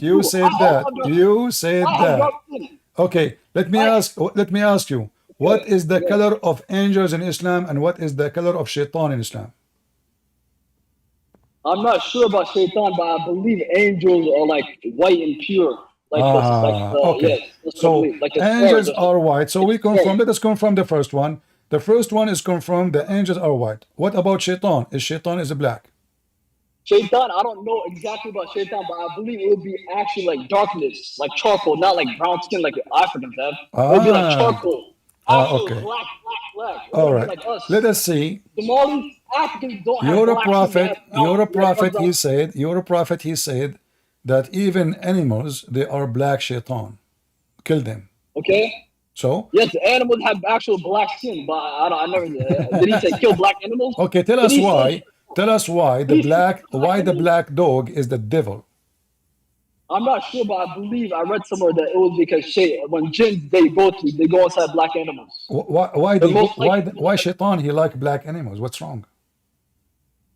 I don't know, but I would think. So shaitan he don't go inside white. Shaitan don't go inside white animals. No, they can go inside any animal, but they prefer the dark skin. No, black your animal. prophet did not say shaitan go inside. He said the black dog is the devil, not inside him a devil. He said the black dog is a devil, like the dog actually a shaitan? Yes. Show me where Prophet Muhammad says the black dog is actually a shaitan, not the shaitan one inside him or anything like that. It's in the front of you. Let me see. Let me show you the dog for a while. Oh, this is not about the dog. Hold on. Here we go. But this is we're going on a tangent now. This is not my. I don't care about this. It's not my No, point. no, we care. We care. You said to me, show me, show me. I will show you. Okay, I will show you. If you don't have it ready, I don't care about it. Okay, no, you don't care. I care. Then I will kick you out. It's not up to you. Okay, We are discussing. We are discussing. We are discussing racism in Got it. Islam, and Muhammad he favor, and Allah he favor the white people, and the black color is his Okay. view. All right. Okay, at the end So of this, would you do me the favor does and it answer my say? question? Does it say the black dog? The black dog is the devil?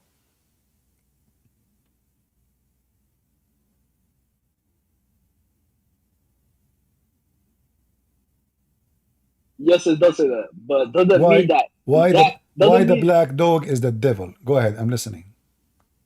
it doesn't say every black dog is the devil. It does It says say no. It the says black. it says kill any black dog. He says kill any black dog. They ask him Okay. why. He said because the black dog is the devil. Okay, it doesn't say the black dog is Allah created the black dog the devil. It could be that every black dog had the devil inside of him. So we don't know because there's no what's called and there's no description of how. Just take care. I have enough. We don't know. So everything I show you, he said we do not know. So Allah created the, I'm not circle. I'm not circle. Huh? Somalian boy. See the hypocrite? When they go, they sit with the African, they claim that they are black. When they apply for application for welfare, they say they are black. When they apply for university, they say they are black because they support them. But when you talk to them, Somalian, they say we are not black. Ilhan Omar, when you speak to her, she says she's a black. But she's not. Obama, he claimed he's a black, but his mother is blonde. You have nothing to do with the black, hypocrite liar. They use it only to gain.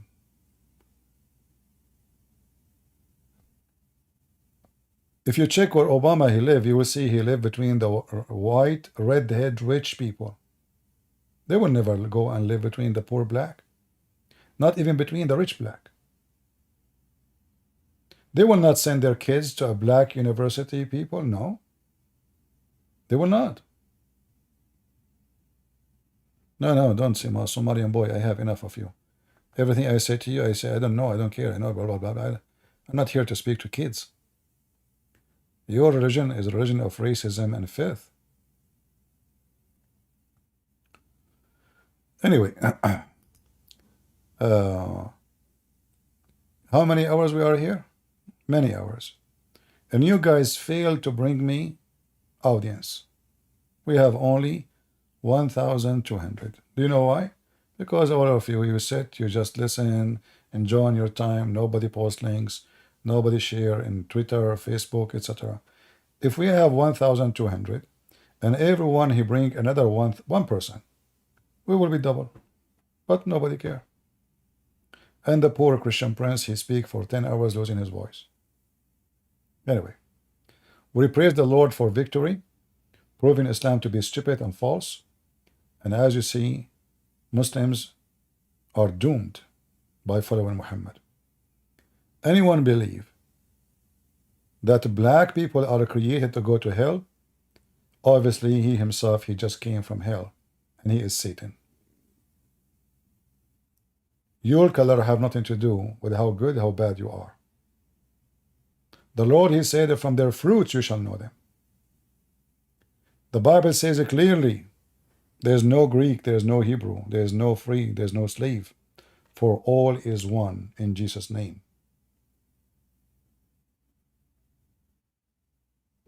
If we go, we can read in the book of Revelation.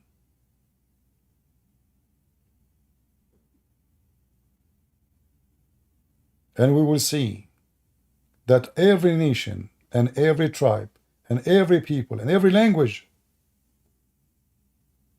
will be standing in front of the throne of the Lamb. If somebody can pause for us Revelation 7:9.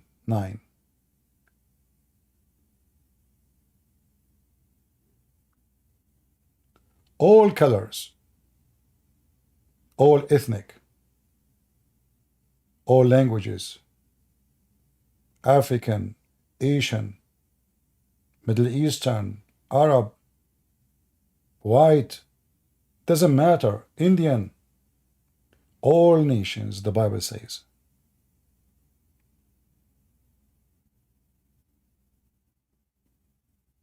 Will be standing in the front of the throne of the Lord.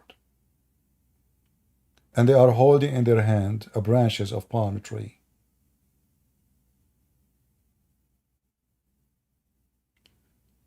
The Lord, he said, from their fruits you shall know them. And the good God, he have good fruits. And the evil Muhammad, he is teaching hatred and division and racism. Never listen to him. Never believe him. Never follow a predator, a criminal, a liar, a pedophile, a thief, a cheater. Every single bad thing in the world he did. Not even one thing he did was true and good. So you say to me, why you follow Jesus?